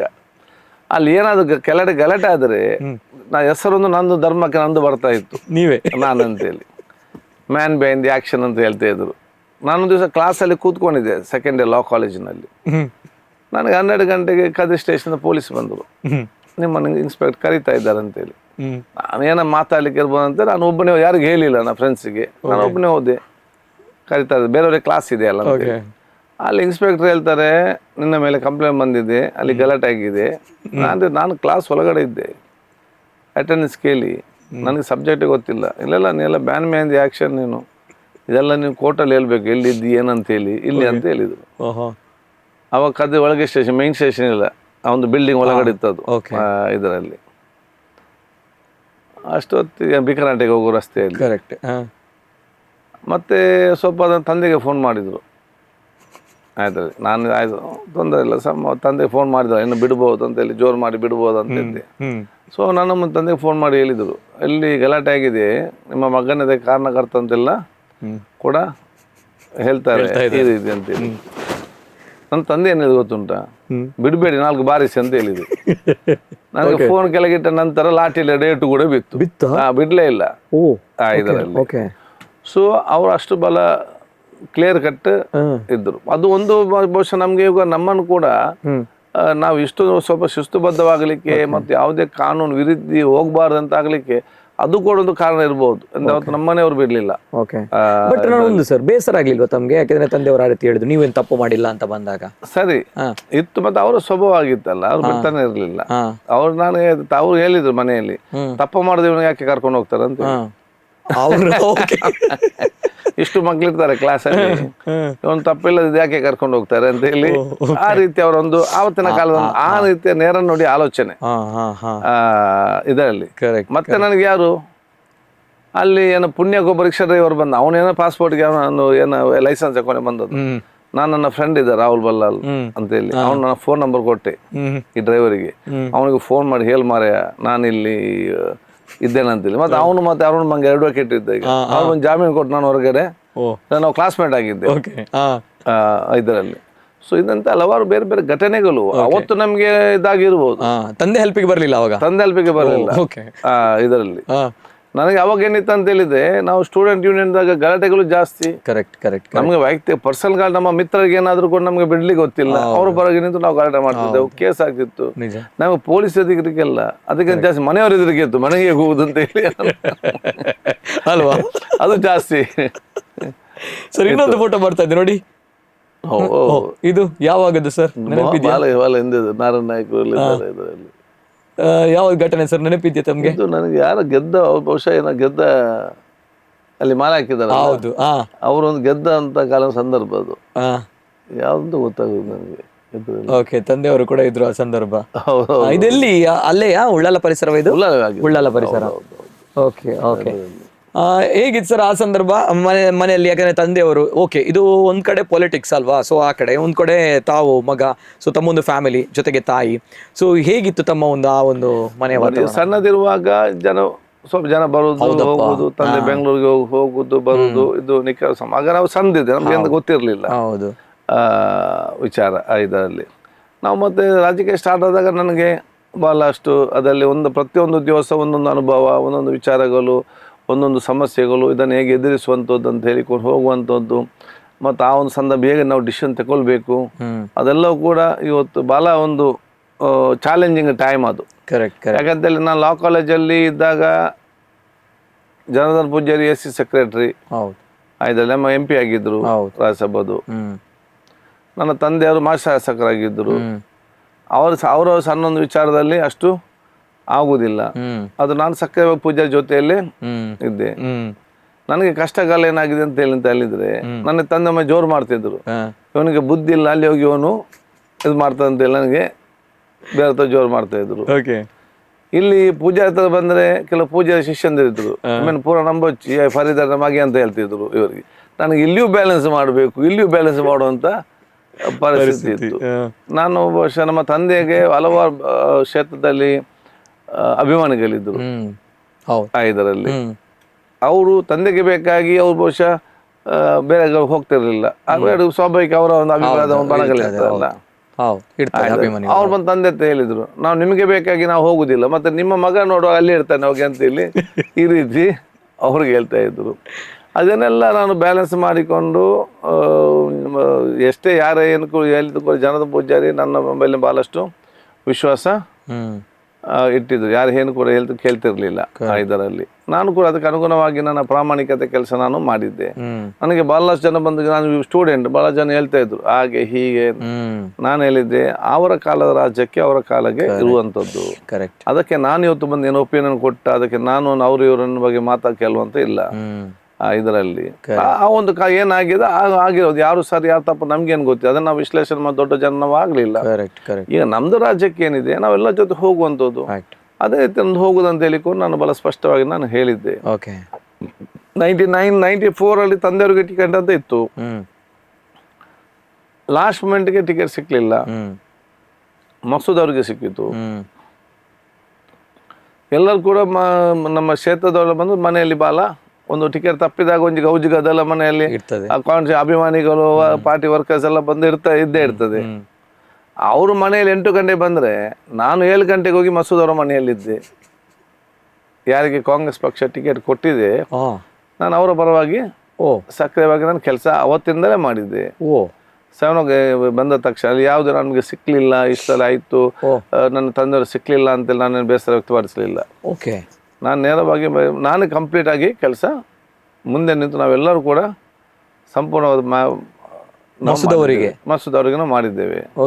ಸೊ ಅದರಲ್ಲಿ ಸಿಕ್ಲಿಲ್ಲ ಅಂತೇಳಿ ಬೇಸರ ಪಡೋದು ವಿಚಾರ ಇಲ್ಲ. ಇವತ್ತೆಲ್ಲ ನಾಳೆ ಸಿಗ್ತದೆ.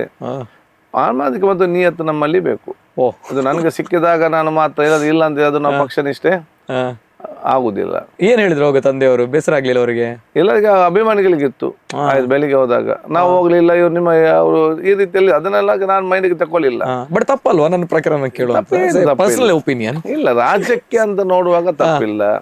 ನಾನು ಕಾಂಗ್ರೆಸ್ ಪಕ್ಷ ಅಂತ ಹೇಳಿದ ನಂತರ ಅದು ತಪ್ಪಲ್ಲ. ಯಾಕಂತ ಹೇಳಿದ್ರೆ ರಾಜಕೀಯ ವ್ಯವಸ್ಥೆಯಲ್ಲಿ ಅಲ್ಲಿ ಕೆಲವು ಮುಖಂಡರು ಹೆಚ್ಚು ಕಮ್ಮಿ ಆಗಿರ್ಬೋದು. ನನಗದು ಏನು ಗೊತ್ತಿಲ್ಲದೆ, ಅದು ಯಾವ್ದು ಸರಿ ಯಾವ ತಪ್ಪು ಗೊತ್ತಿಲ್ಲದೆ ನಾನು ಒಂದೇ ಕಾರಣಕ್ಕಾಗಿ ನಾನು ಅದನ್ನು ವಿರೋಧ ಮಾಡೋದು ಕೂಡ ಓಕೆ ಸರಿಯಲ್ಲ. ನಮಗೆ ಕಾಂಗ್ರೆಸ್ ಪಕ್ಷ ಅಭ್ಯರ್ಥಿ ಗೆಲ್ಲಬೇಕು, ಕಾಂಗ್ರೆಸ್ ಪಕ್ಷ ಅಧಿಕಾರಕ್ಕೆ ಬರಬೇಕು, ನಾವು ಅದರಲ್ಲಿ ಭವಿಷ್ಯದಲ್ಲಿ ರಾಜಕೀಯ ನಾಯಕರು ಆಗಬೇಕು. ಈ 3 ಉದ್ದೇಶ ಅಲ್ಲದೆ ಇಲ್ಲಿ ಬೇರೆ ಉದ್ದೇಶ ಸಬ್ಜೆಕ್ಟ್ ಇಲ್ಲ. ಕರೆಕ್ಟ್. ಮತ್ತೆ 19 ಮತ್ತೆ ತಂದೆಗೆ ಟಿಕೆಟ್ ಸಿಕ್ಕಿತ್ತು ಇದರಲ್ಲಿ. ಸೊ ತಂದೆ ಕೂಡ 72 to 83 ತನಕ ಬಹುಶಃ ರೆಕಾರ್ಡ್ ಮಾರ್ಜಿನ್ ವಿನ್ ಆಗಿದ್ರು. 83 ಟಿಕೆಟ್ ಸಿಕ್ಲಿಲ್ಲ. ಅದು ಪಕ್ಷ ವಿರೋಧಿ ಚಟುವಟಿಕೆ ಅವ್ರು ಮಾಡ್ಲಿಕ್ಕೆ ಹೋಗ್ಲಿಲ್ಲ. 16 ವರ್ಷ ಕಾದ್ರು. 16 ವರ್ಷ ಕಾದ ಕಾರಣ ಮತ್ತೆ ಅವ್ರು ಕರೆದು ಟಿಕೆಟ್ 16 ವರ್ಷದ ಬಳಿಕ. ಸೊ ತಾಳ್ಮೆ ಇದ್ರೆ ಪಕ್ಷ ಒಂದಲ್ಲೊಂದು ದಿವಸ ಗುರುತಿಸಿಕೊಳ್ತದೆ ಇದರಲ್ಲಿ. ಸೊ ಅದಕ್ಕೆ ತಾಳ್ಮೆ ಅತಿ ಅಗತ್ಯ. ಮತ್ತು ನಮಗೆ ಪಕ್ಷ ನಿಷ್ಠೆ ಮತ್ತು ಪ್ರಾಮಾಣಿಕತೆ ಮುಖ್ಯ ಅಲ್ವಾ. ಇದು ನಮ್ಮ ರಾಜ್ಯದ ಫೌಂಡೇಶನ್. ಅವರು ಯಾವುದೇ ಪಕ್ಷ ಇರಲಿ, ಅವರ ಪಕ್ಷ ಅನುಗುಣವಾಗಿ ಆ ಪ್ರಾಮಾಣಿಕ ಮತ್ತು ನಿಷ್ಠೆ ಇರಬೇಕು. ಕರೆಕ್ಟ್ ಅಲ್ವಾ. Yes sir. ತಂದೆಯವರ ಬಗ್ಗೆ ಹೇಳಿದ್ರಿ, ಜೊತೆಗೆ ತಾಯಿಯವರು ನರಸಿಂಹ ಅವರು.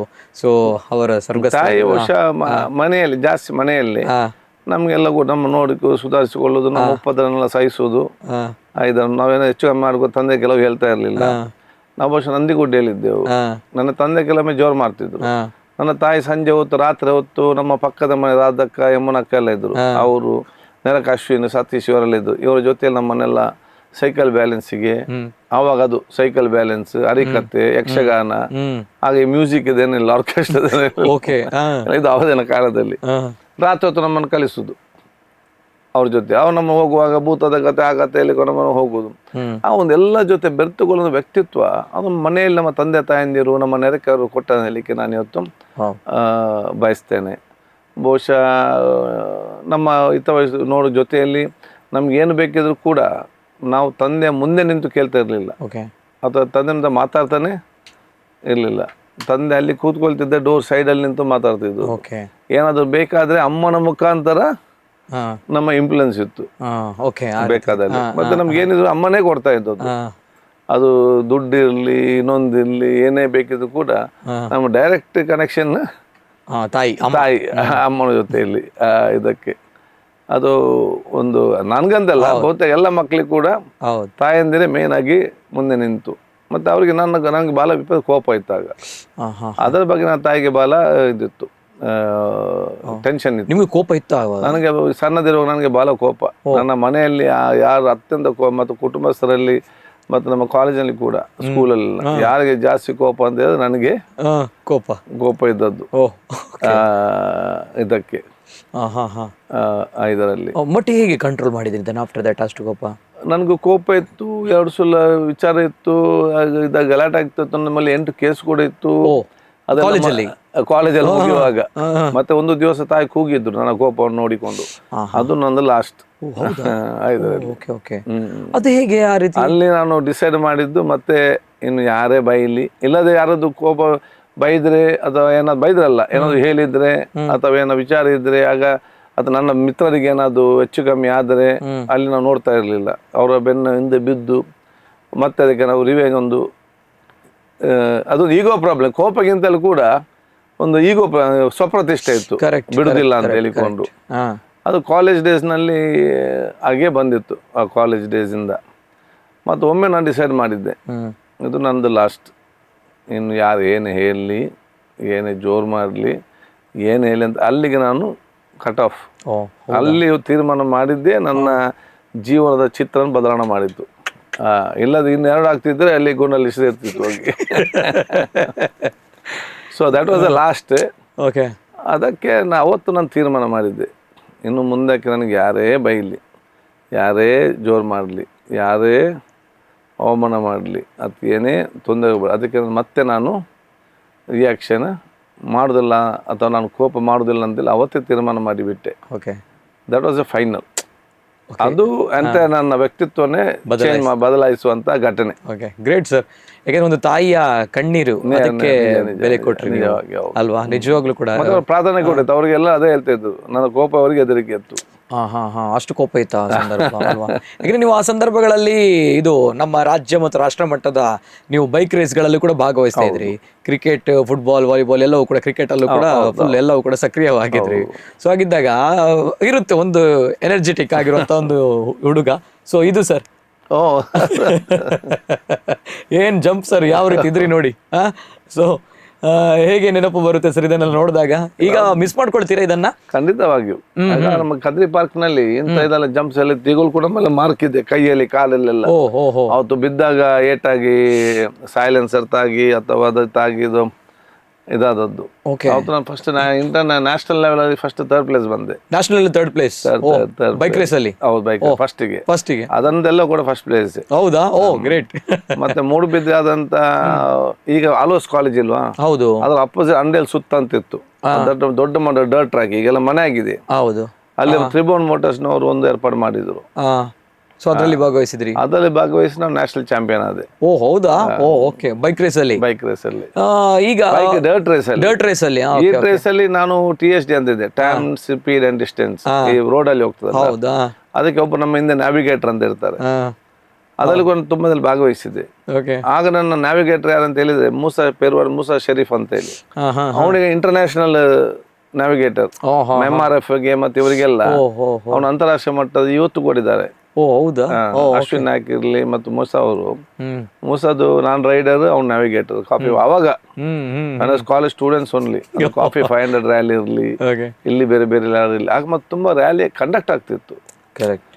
ಆಗ ಟ್ರೆಜರ್ ಏನಿಲ್ಲ, ಟ್ರೆಜರ್ ಅಂಟ್, ಡರ್ಟ್ ಟ್ರ್ಯಾಕ್ ಅಥವಾ ರೇಸಿಂಗ್, ಈ TSD ರ್ಯಾಲಿಗಳು ಸತತವಾಗಿತ್ತು. ಈಗ ಬಹಳಷ್ಟು ಕಡಿಮೆ ಆಗಿದೆ ಅಲ್ಲ? ಓಕೆ. ಈಗ ನಾವು ನೋಡ್ತಾ ಇದ್ವಿ ಬೇರೆ ಬೇರೆ ಕಡೆಗಳೆಲ್ಲ ಹೋದಾಗ್ಲೂ ಕೂಡ ಈ ಡರ್ಟ್ ರೇಸ್ಗಳು, ಬೈಕ್ ರೇಸ್ಗಳಿದ್ದಾಗ ತಾವು ಕೂಡ ಒಂದು ಟ್ರೈ ಮಾಡ್ತೀರಿ ಅಲ್ವಾ? ನಾವು ಅದು ಅಂದ್ರೆ ಮಿಸ್ ಮಾಡ್ಕೊಳ್ತೀರಿ ಅಂತ ಕಾಣ್ತದೆ ಈಗಲೂ ಕೂಡ. ಹೌದು ಅಲ್ವಾ?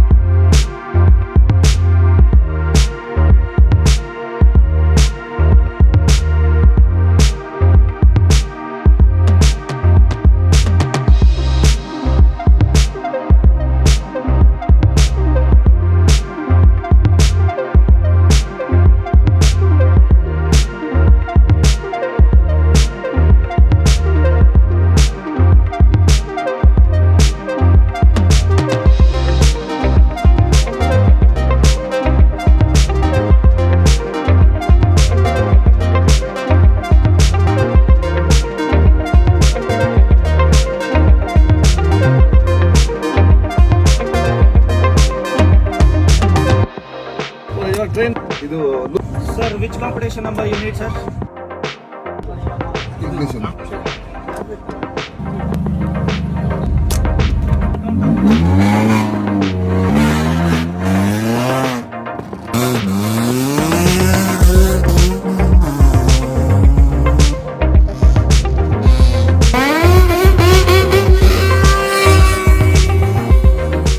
ಎಲ್ಲೋ ಒಂದ್ ಕಡೆ ಆಗಿಲ್ವ? ನಂದು ಕ್ಯಾಟಗರಿ ಅದಾಗಿತ್ತು, ನನ್ನ ಕ್ಷೇತ್ರ ಅದಾಗಿತ್ತು, ಏನೋ ಇಲ್ಲಿ ಬಂದೆ ಕಿರಿಕಿರಿ ಆಗುತ್ತೆ, ಇಲ್ಲ ಫೀಲ್ ಆಗಿಲ್ಲ?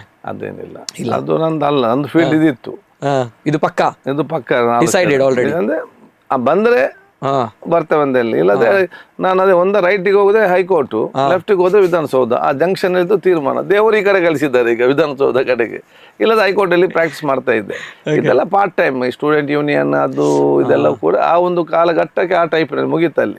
ಈ ಗೇಮ್ಸ್, ಕ್ರಿಕೆಟ್ ಮತ್ತೆ ಅದು ಕೂಡ ಪಾರ್ಟ್ ಟೈಮ್. ಆ ಪಾರ್ಟ್ ಟೈಮ್ ಅದು ಈಗ ಅವಕಾಶ ಸಿಗದೆ ಆಡ್ತೇನೆ, ಎಲ್ಲ ಸಿಕ್ಕಿದೆ ಆಡ್ತೇನೆ. ಅದೊಂದು ಜಸ್ಟ್ ಒಂದು ಪ್ಯಾಷನ್ ಅಲ್ಲದ್ರೆ ಅದರ ಹಿಂದೆ ಹೋಗೋದಂತ ವಿಚಾರನೂ ಕೂಡ ಇಲ್ಲ. ಓಕೆ ಓಕೆ ಸರ್, ಇನ್ನೊಂದು ಫೋಟೋ ಬರ್ತಾ ಇದೆ ನೋಡಿ ಸರ್, ಯಾರ್ದಿದು?